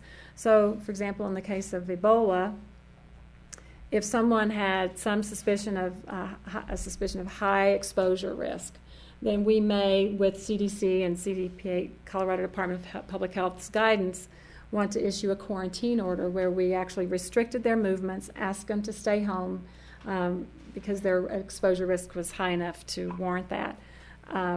So that's what quarantine is. This is a well person who has been exposed. Isolation is a person who has symptoms of the disease in question. So in the case of Ebola, if someone developed symptoms, then we would implement the process that Dr. Levin outlined, and we would move them into some kind of a medical environment, whether it be an ambulance to a Denver hospital or, but in the case of tuberculosis, for example, someone could have active tuberculosis and be isolated at home. So they have the illness, they're symptomatic, and public health could issue an isolation order to restrict them from leaving their homes. So these are public health orders that we have the authority to issue, either myself or Dr. Levin as the medical officer for the county. And if we don't do it, then the state can do it on our behalf in any of those circumstances. Now, because we've never done it here, we're sort of talking it through, particularly with law enforcement, because let's say someone doesn't want to comply with our order. We can then ask law enforcement through a court order to help us enforce that quarantine or isolation order. So we're meeting with law enforcement and county to sort of know that what that process would look like. We don't believe we'll have to do it for Ebola, but we may very well have to do it for some other infectious disease at some point, particularly tuberculosis. So it's good for us to be sort of dusting off these protocols and learning how to apply them locally, because we've never had to do that.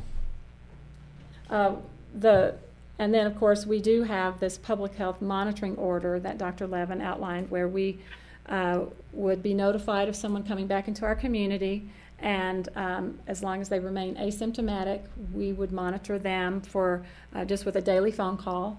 That person would be asked to take their temperature twice a day, and we would call in and have them report back to us what their temperature is and any symptoms.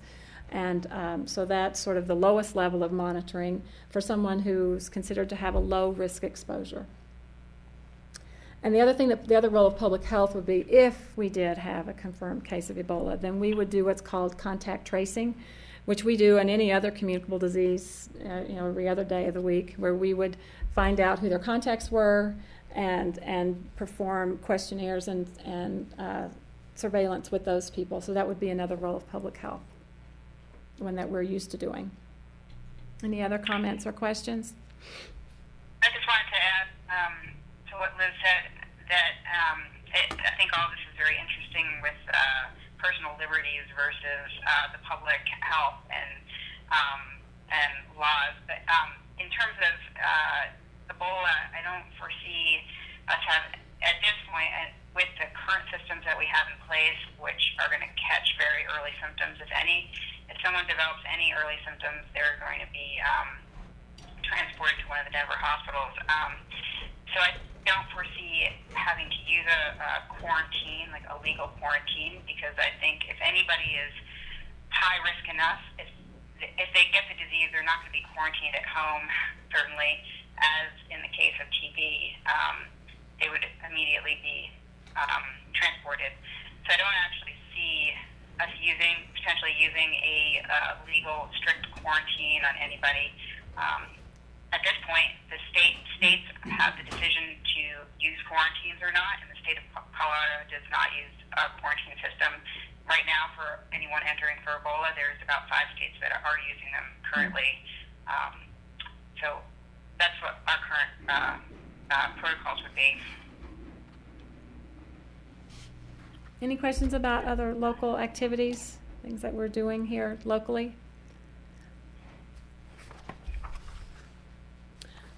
I also just wanted to mention that, of course, we're working very closely with the Colorado Department of Public Health and Environment, and they are providing lots of support to all local public healths across the state. They're also working with hospitals and EMS partners to help them work out all the protocols. They have weekly conference calls with us to give us any updates and review CDC guidance. They have a website, which is www.colorado.gov/Ebola for information, and also the CDC website has great information there if anyone would like to check that out. The other thing that the State Health Department has done is set up a phone line for the public. It's called CoHelp, and that is just a recording that has information about Ebola. That number is 877-462-2911. So if people want just general information, they could call that CoHelp line at the state. Have anything else to add, Kim? I just wanted to actually thank you, Liz, for all of your efforts. I think we've really put in a lot of time and effort over the past couple months in addressing this issue and becoming prepared as a community, and it's really a coordinated effort with public health, with yourself, with EMS, with Aspen Valley Hospital, infectious disease in Aspen Valley Hospital, the emergency preparedness, working with the airport and with dispatch. And even though, again, this is a very low likelihood and there are other, a lot more pertinent infectious diseases that we should be concentrating our efforts on, I think the protocols and the systems needed to be in place, and they will benefit us in the future as well if there were another type of disease that comes along that needed it. But it's been a huge effort, and I think everybody's worked really hard at it. Thank you. And thank you, too, Dr. Levin. She's been right there with me alongside doing this work. So thanks. Very good. Thanks. Great. So we might have time for other updates if you're so inclined. Sure. Tom, come on up. Sure. I'll just make mine quite brief. Thanks, Kim. The thing that the 2 comments I had were under the general section, and it also kind of feeds into the Ebola discussion. The Centers for Disease Control has been sending out information for healthcare providers and local health departments the past few weeks, and they've been holding weekly invitational telephone conversations. So those have been quite helpful, and they're comforting to me. I've listened in on a couple of them out of 4 so far to be very clear that CDC's dealing with this as an evolving issue, and they're constantly refining information and data that's coming out to the local health jurisdictions and the state health departments. And the last call I was on, they have brief presentations at the beginning, but then they have huge amounts of contributions coming back from listeners. So the CDC takes that information and offers comments back if they know the answer. If not, it's one of those where they will research it and have it a prepared bit of information to send out to the local health jurisdictions as well. So there's all hands on deck at CDC at this point. I think they have like 700 or so staff people working on the Ebola issue. A couple of them are consultants to the Food Safety Modernization Act committee that I'm on at CDC, and they've taken them out of that food service role because they're experts in epidemiology and investigations, and they've been put into the team for all the work that Liz is doing and all the other local health departments. So that being said, I think it's it's comforting for me to know that there is so much effort and so much energy going into this that they're trying to leave no stone unturned, so they have answers for everything that comes up. The second and last thing I'll mention is the 2014 health rankings from the University of Wisconsin in conjunction with the Robert Wood Johnson Foundation. Last year, I'm not quite exactly sure how they have the resources to do all this, but they get data from various collectors of information around the United States for various pieces of activities that people have that help define what their level of health is. In Colorado, there are 64 counties. Each county is ranked. And last year, Pitkin County was ranked number 1 in Colorado, which was comforting. But as we mentioned last year and have mentioned a couple of times since then, it doesn't necessarily mean that we don't have issues because they don't weigh everything into this calculation. So we have to accept the rankings with a bit of understanding that there's more to it that we could add to it that may not make us seem as good as we are. But we are very good, fortunately. And this year, Pitkin County ranked 2nd in health outcomes and 6th in health factors. And health outcomes represent how healthy a county is, while health factors represent what influences the health of the county. There's two significantly different lists of issues that weigh into that. The top 2 here are the health outcomes. The bottom list are the health factors. So it takes into account quite a few specific issues that people take part in or are exposed to, including some environmental matters.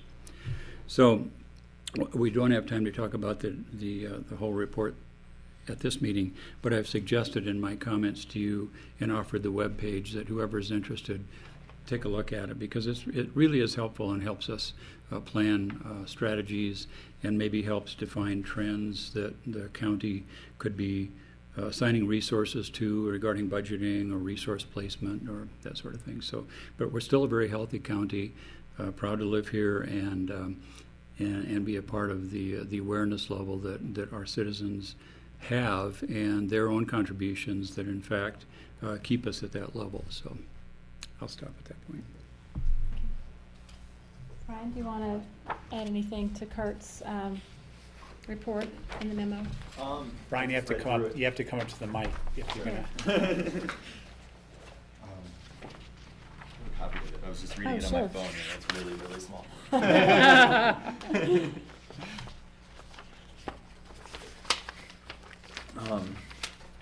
So yeah, it's been a busy summer. The septic program has been really big this summer. We're about 120% more than normal. Building has been going pretty fast in Pitkin County. And because of that, that's kind of put pressure onto our food safety program because we're a small department. There's only 2 of us. So if I'm out doing septic inspections, I can't be out doing food inspections. So we're a little behind on food inspections right now. And then once this building season kind of closes up, we'll be able to catch back up. It's kind of how it's been the past couple of years with the way building's been. But other than that, I don't know. So Brian, it's not just building season that's impacting the inspections. It's also because of the new ordinance that we passed. So yeah, we did pass a new septic regulation. It went into effect October 15th. And there was a push just before that new regulation came into effect for people that had already designed their systems and didn't want to redesign them to build with the new regulations. There was a bunch of that came in right at that point. And there was a lot of work that went into rewriting those regs as well. And also in regards to sales of existing homes to have so we also have this use permit program that any house that sells in Pitkin County that's more than 5 years old, or if they have a large remodel that's worth more than $30,000 valuation added to the home, they have to get their septic system checked to make sure that it's working properly. We are pretty far ahead of last year with that as well.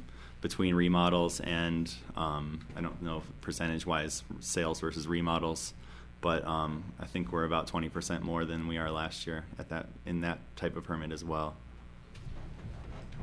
Rachel? Well, just a brief follow-up on comment on that. I think it was the Denver Post in the past week had a large cover story about what is causing the E. coli contamination in a Front Range area, Bear Creek. And you dig into the article and they talk about bad septic systems. And so I really just think that it's been good that we've been proactive, that we've passed the rules to be able to empower our agency to start really looking into that area. And we're still getting a significant failure rate of 20 to 30% of these systems all need work on them to be functioning the way they were supposed to be designed. So we're seeing benefit to this. Yeah, very good. Steve? On the inspections, it says that 15% of the inspections were done in the first quarter. And I think this has to do with the restaurant inspections. Yeah, so do you have to do 100% inspections during the year, or the state contract just changed this past year, and they actually do state that they want us to do 100% of the inspections. Previous had 80 or 90% as a goal. We'll try to make that. It's going to be very difficult between all the restaurants opening and closing for off seasons and things like that. And just catching people while they're open. It's difficult to get every single one, but we're going to try. So do you have the staffing that you need to keep on a good timetable? Or from things that I've read, like as far as the FDA, the amount of work it takes to do for an inspector, we're at about 2/3 of what it says a full-time inspector would do, but that would be without any administrative time. And then also I'm doing septic work and stuff too. So, I guess I'm 1.5 of a person, but. Additional questions? Thank you for your presentations. Thank you. We're scheduled for a 15-minute break. Let's come back at 2:15. Need to adjourn the special meeting. Oh, yeah, good call. I will adjourn the special meeting. I don't think we need a motion. I just think we need an adjournment.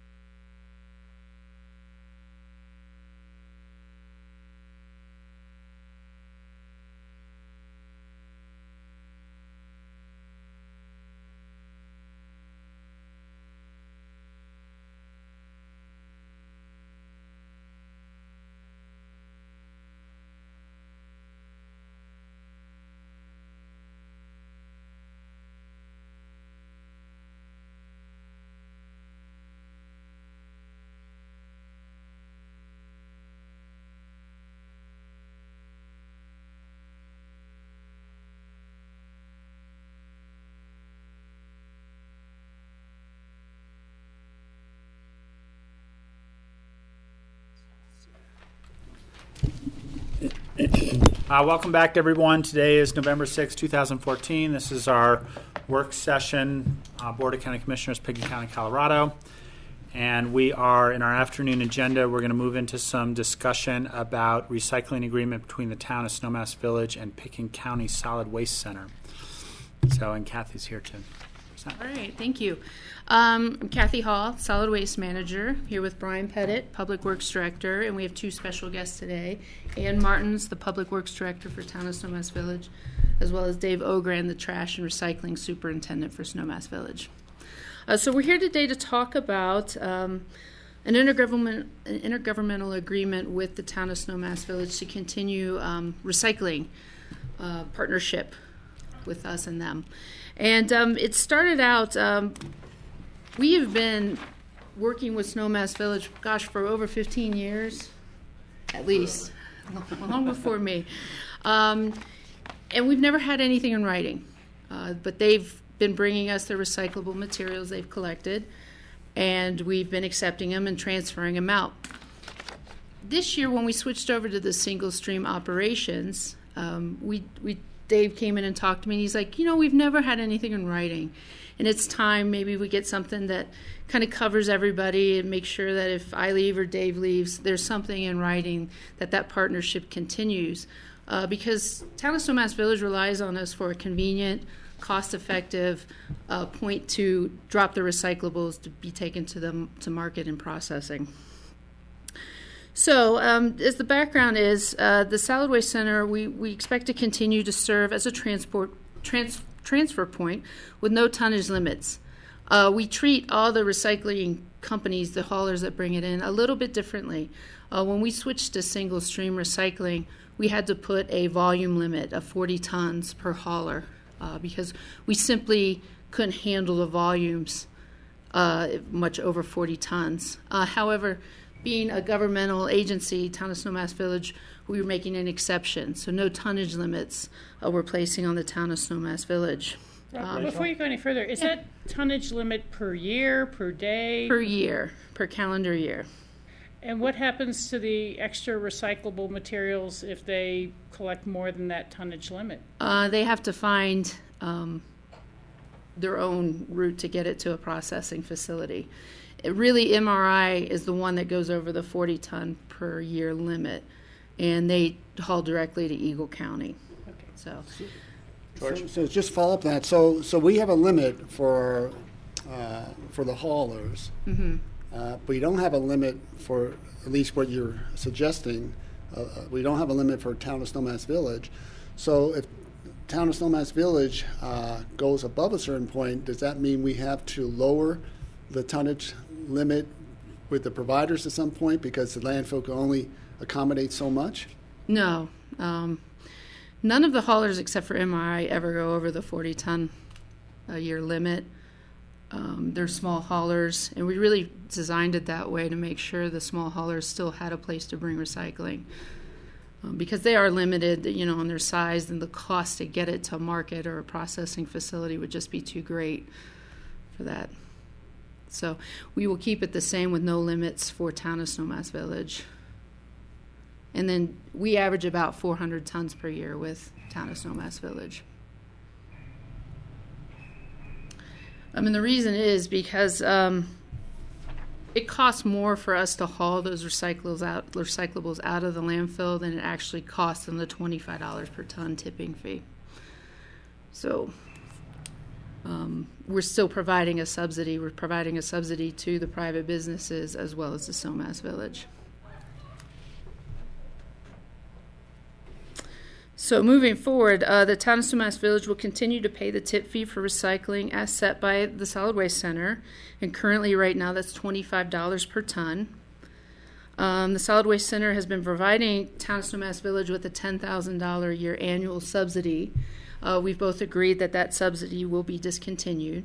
However, they will still be receiving a subsidy because I mentioned before it costs more money for us to haul it out to Waste Management to haul it out to their processing facility than the $25 a ton covers. However, we feel this is important because we want to keep the tipping fee for recyclables low to encourage recycling, not discourage it. The agreement between us and Town of Snowmass Village will be revisited and potentially renegotiated every 5 years, or in the event that the recycling at the Solid Waste Center undergoes a significant change. Right now, we don't see a significant change happening. We already had one in April. But a significant change can include a change in the tip fee, change in contracted recycle hauling service if we decide to move away from waste management, or if we, and this won't happen, decide to terminate recycling services at the Solid Waste Center. So key discussion items, we're looking, does the BOCC find value in partnering with the Town of Snowmass Village to provide them with convenient recycling drop-off and transfer? And that's pretty much it. It's fairly simple, yeah. Question? Yeah, George? So, just so I understand, so the Town of Snowmass Village does all the pickups. They don't use haulers. Correct. So residents in Town of Snowmass Village are serviced by the Town of Snowmass. We run our own municipal trash service, so we basically service the whole Town of Snowmass, residents and commercial court. Okay. Versus the City of Aspen, which relies on private haulers. That's right. So there's a distinction. Correct. Okay, thanks. Other questions or comments? Steve? Kathy, what's the tipping fee for the trash that they bring to the landfill? Compacted trash is $52 a ton. 52. So by doing the single stream, are you noticing an increase in the amount of recyclables that are being hauled from Snowmass Village and a decrease in the amount of the trash to be landfilled? Mm-hmm. I want a year's worth of data, but right now we're seeing about 20 to 25% increase in recyclables we're collecting. Okay. Yeah. So that's what I was sort of doing the math in my head. We eliminated this $10,000 subsidy, but they're actually making or saving money by sending more recyclables. No, we pay more money because in the previous system, we didn't have to pay a tip fee on fiber products, paper and cardboard, and now we're paying a tip fee on that. Okay. So technically, so the tipping fee for the recyclable is a new thing. For part of it, commodities that you accept. So in turn for us, it's actually a net more. Right. We pay more. So I do apologize. I forgot to mention that we used to allow cardboard and newspaper and office paper to be tipped for free. However, when we went to single stream, it all is commingled together. It's being weighed. So, That's yeah, just so being it's all being weighed now. Correct. Okay. And I'm assuming you're offsetting some of that by charging your customers. Clearly, yeah. The cost does go back to the customer. Yes. So, in terms of your net gain or loss, you've got that business model to, charge for the pickups. They might be delivering less trash because they're pulling out their recycles. So we actually had a fee increase because of the single stream to accommodate the difference in the cost of doing this service. And this is one of the things that we've talked about, or I've certainly brought up several times in terms of, we talk about what our goals are for our landfill in terms of net zero waste or those sorts of things. I really think, and I've talked about this a few times, I really think we need to look at each one of the departments at the landfill and say, this is our mission. Is our mission to have more recycling? Is our mission to, to have a balance of recycling? Because there are, as you said, there's an offsetting cost. Is our mission to have a better bottom line? And each one of the programs within the landfill, we have to look at it from what's the policy of what we want to accomplish, and then we look at tipping fees. I mean, I brought up the conversation before when you were on the board here in the city council chambers, and I was on the other side saying, the argument by the haulers is the businesses are going to pay less because they're going to have less trash, and the recycling is just going to be a little bit more. And I said, come back in 2 years and tell me that I'm going to be paying less, because the businesses aren't going to charge you less. They're going to you're still going to be having the pickups. It's hard to monitor whether or not it's a full dumpster or a half a dumpster. You still pay for them to come. Mm-hmm. But from a policy setting board, I really think it's important that the operations at the Solid Waste Center has mission statements and goals for things. I mean, we've talked about it with septic stuff, we've talked about it with the water, we've talked about it with recycling, we've talked about it with composting, we've talked about it with all those things. And this is just another perfect example. And I agree with everything that's in this memo, but it gives me an opportunity to say something that I've been saying on this board for 4 years. It may not happen while I'm on the board, but it is something that I would like to see happen at the Solid Waste Center, having mission statements and policy direction for each one of the departments. Yep. Rachel? I agree with that comment, Rob. I think it's good, and obviously those would be goals and mission statements developed by staff and the various departments within the landfill, and then confirmed by our board as being the ongoing goals. I just wanted to thank Snowmass Village for its longstanding recycling program and the partnership that we've enjoyed, and let you know that I fully support this agreement, this new contract. A question on the system.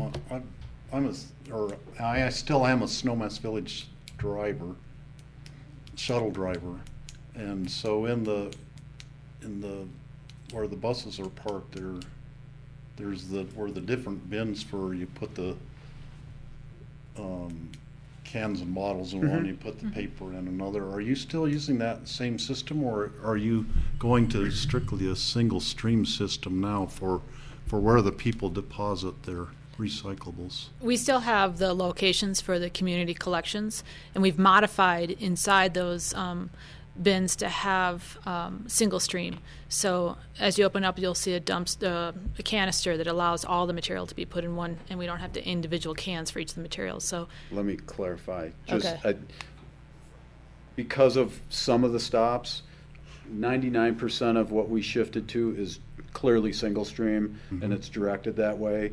Parcel C, what you're physically talking about, because of the space restraints, there's just not enough room for larger containers to accommodate some of it. We still, operationally, we still actually service that more on the, I would say, commingled, like it used to be, with source separated materials, just because of what is available for space and where we can put containers and bins for you as a user to deposit your material. So, however, it's all collected in the same. It all ends up going Yep. into a single stream and over to Kathy at the landfill. It's just how you see it there versus maybe at your house.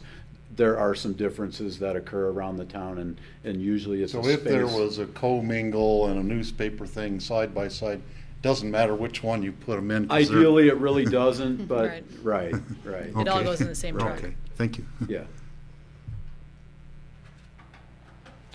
Great. I'm assuming we'll see this in a regular meeting. Yep. Yes. A couple weeks, I believe, a week and a half. So. Great. Okay. Thanks. Thank you. Great. Thank Thank you. you. Appreciate it. Let's jump into memos of interest. John? You know, Rob, I'm going to suggest maybe a little bit of a change. I've emailed folks to let them know that we're running early. We'll need Gary and Jody here for the MOIs. Go through future agendas. Talk about future agendas or jump ahead to prep for town of Basalt, whichever the board's preference is. Let's start with future agendas. If there's anybody that's got any comments on future agendas. I do. Yes. Okay. So at the last at yesterday's meeting, actually, we talked a little bit about the Reeder property and the board's desire to do a site visit on the Reeder property. The applicant is hoping to come back to the board as early as November 19th on the November 19th agenda. So that's coming up fairly quickly. And so we wanted to talk about the possibility of doing a site visit, possibly even the morning of the 19th.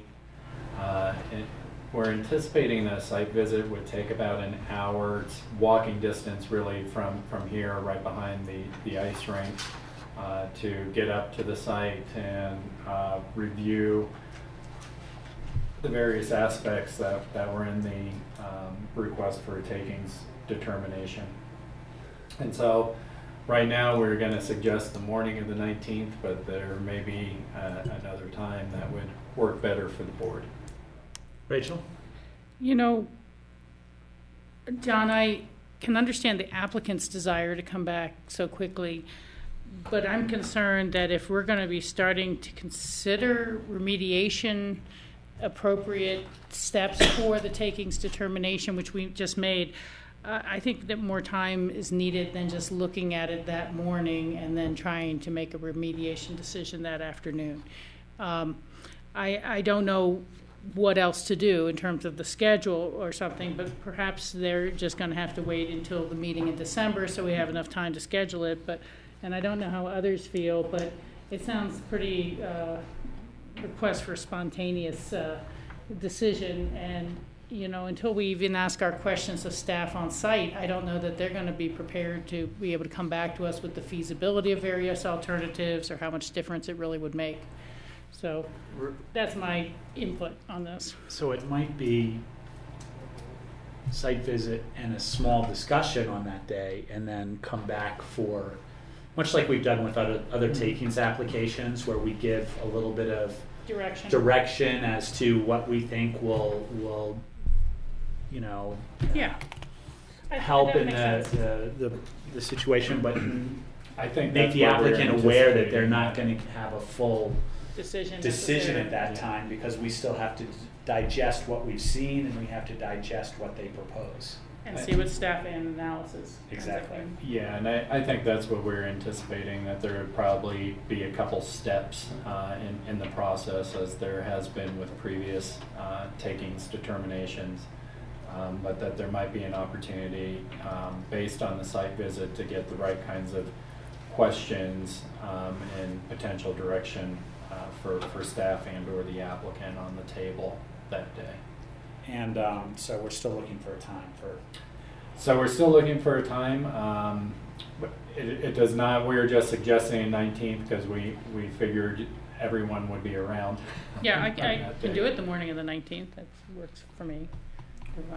Some great little picnic areas for lunch.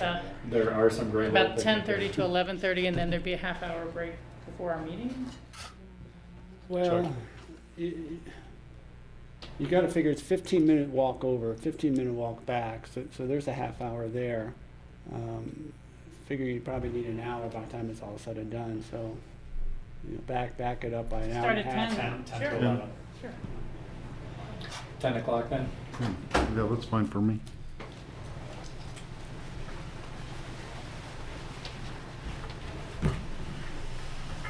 Okay, any other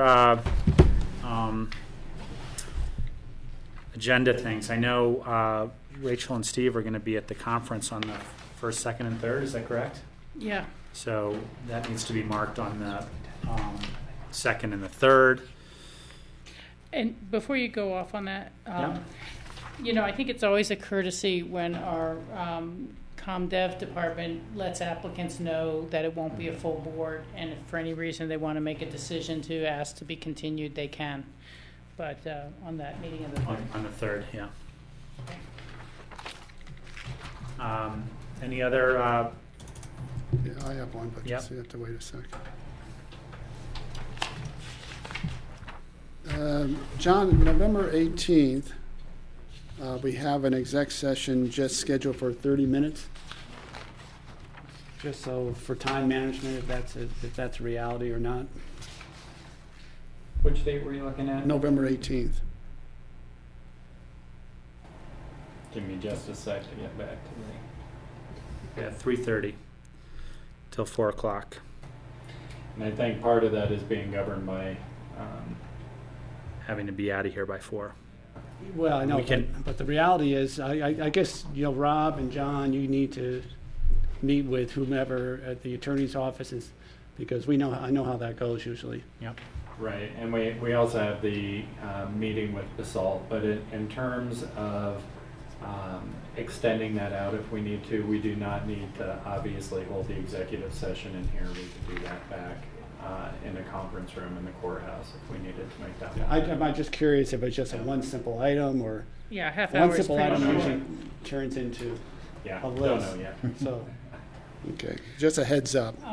Well, maybe an alternative would be to post it at an earlier start time, and if we're able to get through our memos of interest sooner, then we can start it. But if not, we can stay with the 3:30 time. But we never like to start a special meeting earlier than it's been posted. And so that's all I'm thinking, that if we had more time, we'd be able to go into it sooner, and if not, we'd just go into it when we could. But that's one approach, and maybe have a little less time for the MOIs. And again, it just depends on what's on, what the agenda is. And I just don't know what's on there from perspective. Yeah. Personally, I'd like to have a chance to start talking with advice from our attorney on what some of the political change to landscapes may mean for some of our projects. And I don't want that to be extended way out until December, I can just imagine state water leaders immediately going after the influence they may have with some of the leaders and other issues that we have dealing at a federal level. So, I just don't want to keep pushing off those discussions. Why don't I make this suggestion then, that we go ahead and call a special meeting at 3:30, but we will convene the executive session back at the courthouse plaza on the 3rd floor. And then we don't have the time constraints of the facility, which is really what's partially driving us right now. Okay, and so the meeting at Basalt doesn't start till 6, is what you're saying? Doesn't start till 6, so if we go 3:30 to 5, that gives us an hour and a half. I got that you. gives us plenty of time to, does that make sense? Yes, that makes perfect sense. Thank you. Steve? One thing that I would like in some executive session is an update on the Celestial lawsuits and where we stand in relation to that. Sued by both sides, I believe.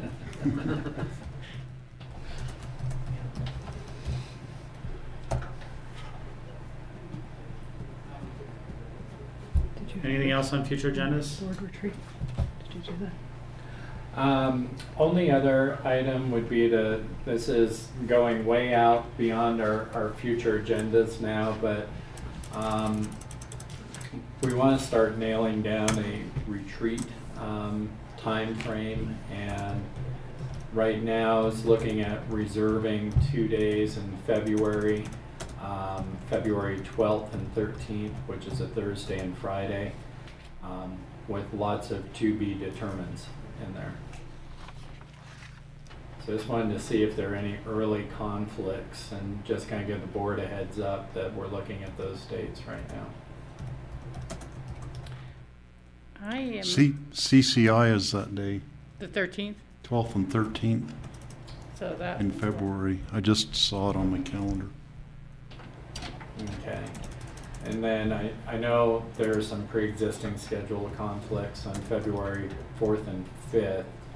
That would potentially put us out to the 19th and 20th in February. 19th and 20th are the travel time to get to NACO in DC this year is going to be in February. So we always wonder why we have these in March. Yeah. What are the scheduling conflicts on the 5th and the 6th in February? I'm not here. Oh, okay. Okay. So we could try and push into the end of January. It's a little potentially quick. No, and it's also both the Water Congress or Club 20 legislative in Denver at the end of those weeks. Is there any, since the schedules haven't been finalized yet, why not a Monday, Tuesday, like the 9th and 10th of February? Earlier in the week rather than always a Thursday, Friday, and just not have a Tuesday work session day that week, or something like that? Well, I probably wouldn't be back by the morning of the 9th. Oh, okay. But potentially the 16th is President's Day. But the 17th, 18th? 17th, 18th would be a possibility. Take a work session. Typically the work sessions in January and February are pretty light because we're just coming off of budget and getting started into the year. I know, I'm around. I mean, I think everyone should just give you the dates that they can't make it, and you work around the schedule versus trying to do this now. That would be, I agree with you, George. I wanted to start getting some dates and some discussion out there. Why don't we, if the board would contact me with dates you can't, we'll put a preliminary just kind of holder on the 17th and 18th right now. That keeps us out of a regular meeting. And then when you give me dates that you can't be there, if there's a more favorable time that we don't have to miss a work session or such, we'll suggest that at a future meeting.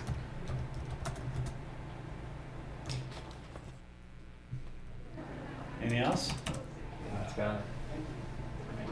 Just talk about basalt. Sure.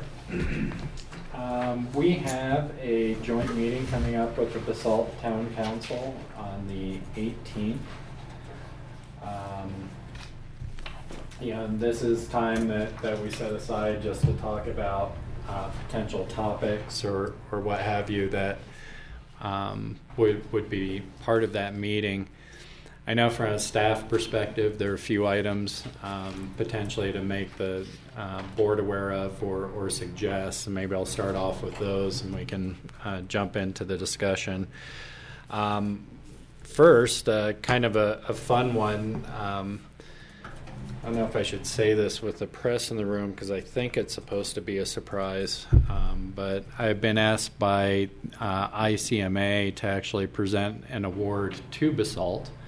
That was presented, I think, at their last conference. But I thought it might be a fun thing for us to do while both boards are convened to present that award. I'm not going to say which one it is just yet, in case that's supposed to be a surprise. And so we would have, I'd suggest using some time for that. Two probably more weighty issues that will come up for discussion. I think certainly Basalt's starting to get some energy on and just wants to more make the board and council aware of potential upcoming issues that we'll have to work on together. I know I talked to the Basalt police chief via email and just starting a dialogue about some of our shared infrastructure challenges and maybe future financing challenges around those. In particular, we're going to have the movement of the gun range and reconstruction and remediation of that site at some point in the future. That's been on our master plan for quite a long time and is something that's becoming more imminent, and that's going to be something that all the entities that use that facility are going to need to find a way to participate in. As we mentioned briefly in one of our budget presentations, we're also in the process of doing a radio study, and all the public safety folks have been involved in that. And I think that's identifying some potential future investments that we'll need to make that are jointly funded. We don't know what the solutions are, and it's too early to start talking about the solutions, but I think Basalt just wants to make sure that as the policy-making bodies are getting together, that those issues are starting to get onto your radar screen that as something that's going to need to be addressed over the next few years. Rachel? Yeah, I'm kind of interested in just an update from Basalt on some of their master planning work that seems to be ongoing with, again, personally for me, a little bit of an emphasis on the riverfront and the river work.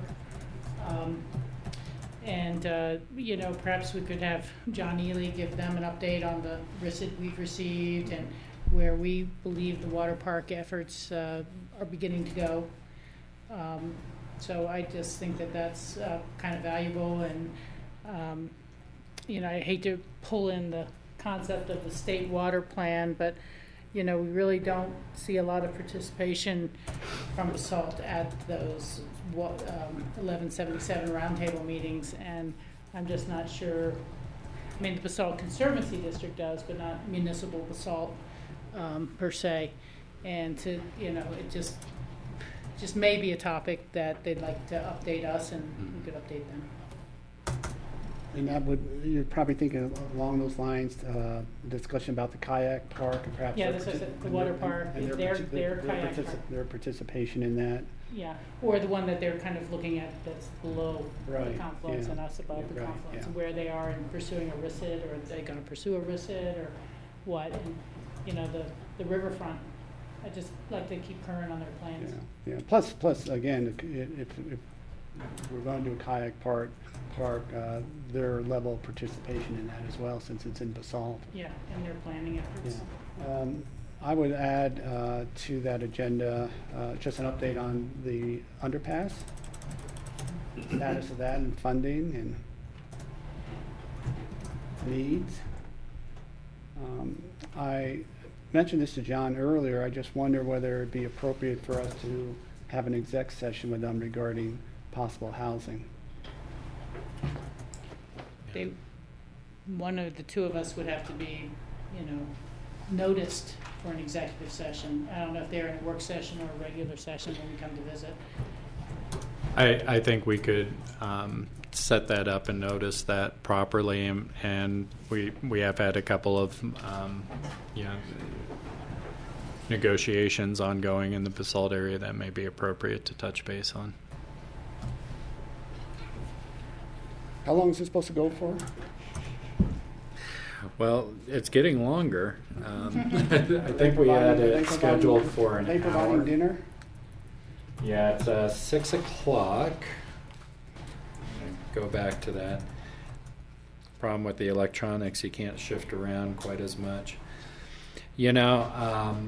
Right now we have it scheduled for 6. We haven't set an ending time on it yet. It's part of Basalt's regular meeting, I believe. So. Yeah, because I can see these topics at least an hour and a half with exec, maybe even 2 hours. Yeah, it depends on how they'd like to winnow it down or what they'd like to add to it. So let's. These are possible topics. We'll have to see what else is on their agenda also. And in the past, I think when we've been down there, they've hosted dinner too. Yeah, usually, and that would be what I'd anticipate, is that we'll have a bite to eat together ahead of time and then go into the meeting for our joint session together.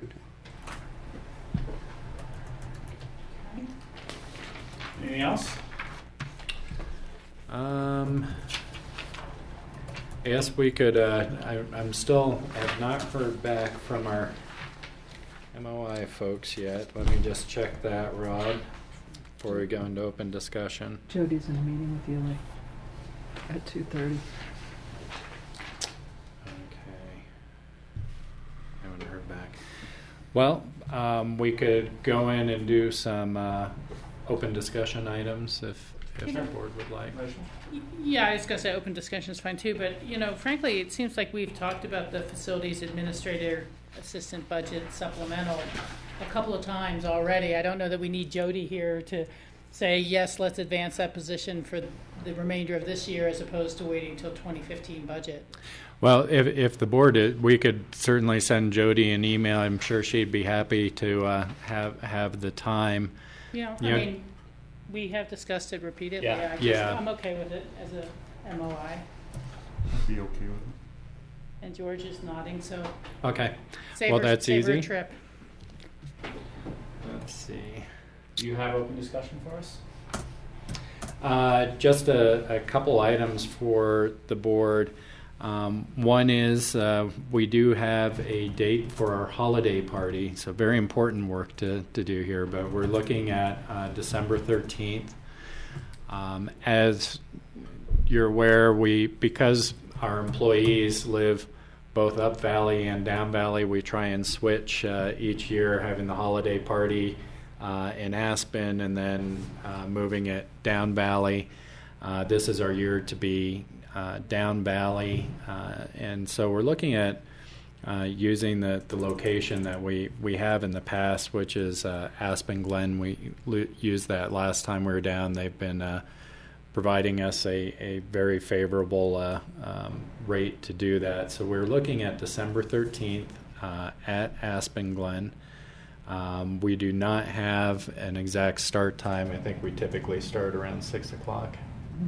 I'd imagine that wouldn't change, and we'd have a similar setup to past holiday parties. Perfect.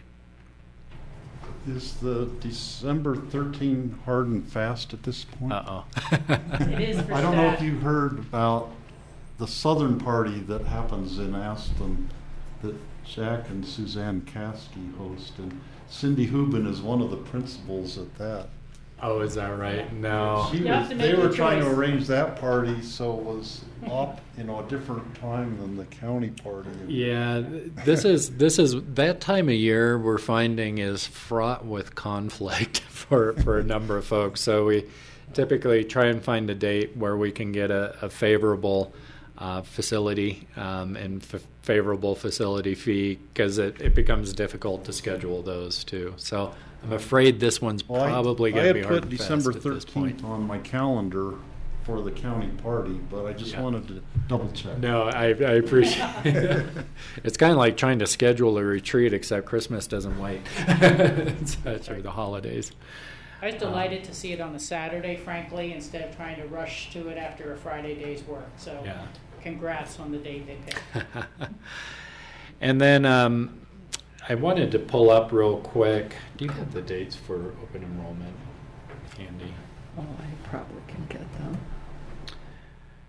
We are coming up on open enrollment season for our benefits, health insurance, and life insurance, and such. And so we have a number of dates set up, and I just want to be sure that the board's aware of those. We're pulling them up here soon. It's going to start, I believe, November 13th.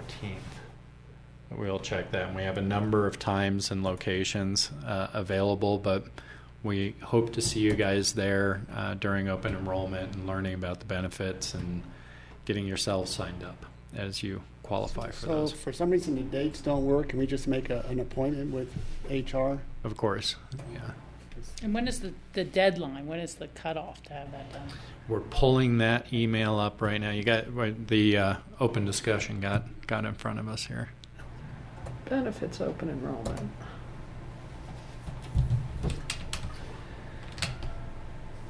Okay, so it starts November 12th through Friday, November 28th. So that's going to be the window that we'll need to get you.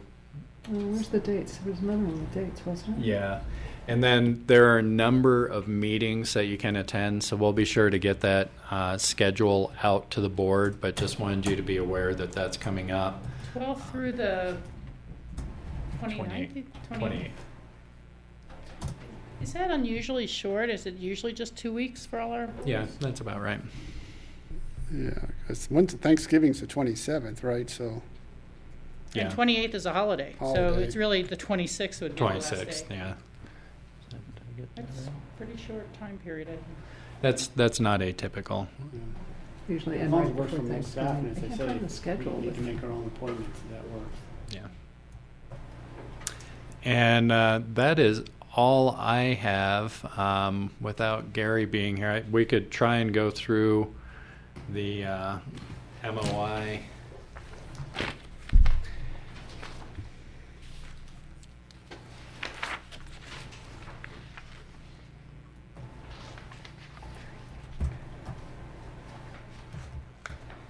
I'd suggest maybe taking a few-minute break and seeing if I can get hold of Gary. Okay, let's take a 5-minute break.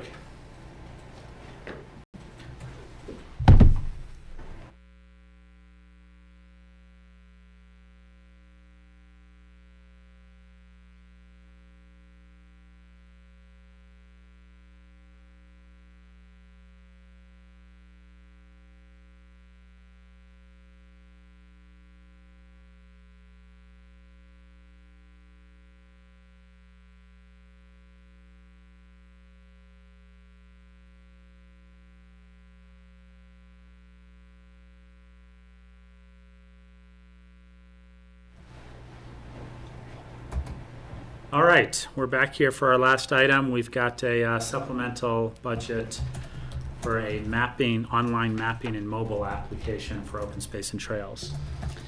And what this is a appropriation recognizing a donation that was made in order to further develop and enhance the mapping application for our trails system.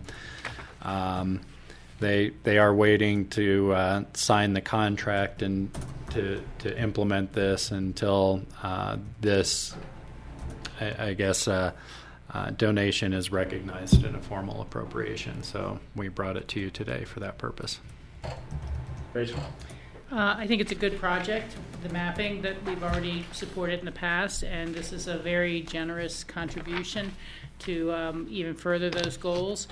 It kind of brings back to me the issue I brought up earlier today of I'd love to see us create some sort of formal recognition, whether it's a token, like Weld County gave out after the floods to people who helped, here's a pat on the back or a plaque or something, so that we create some real uniform thank you-ness and acknowledgement for people who give gifts like this.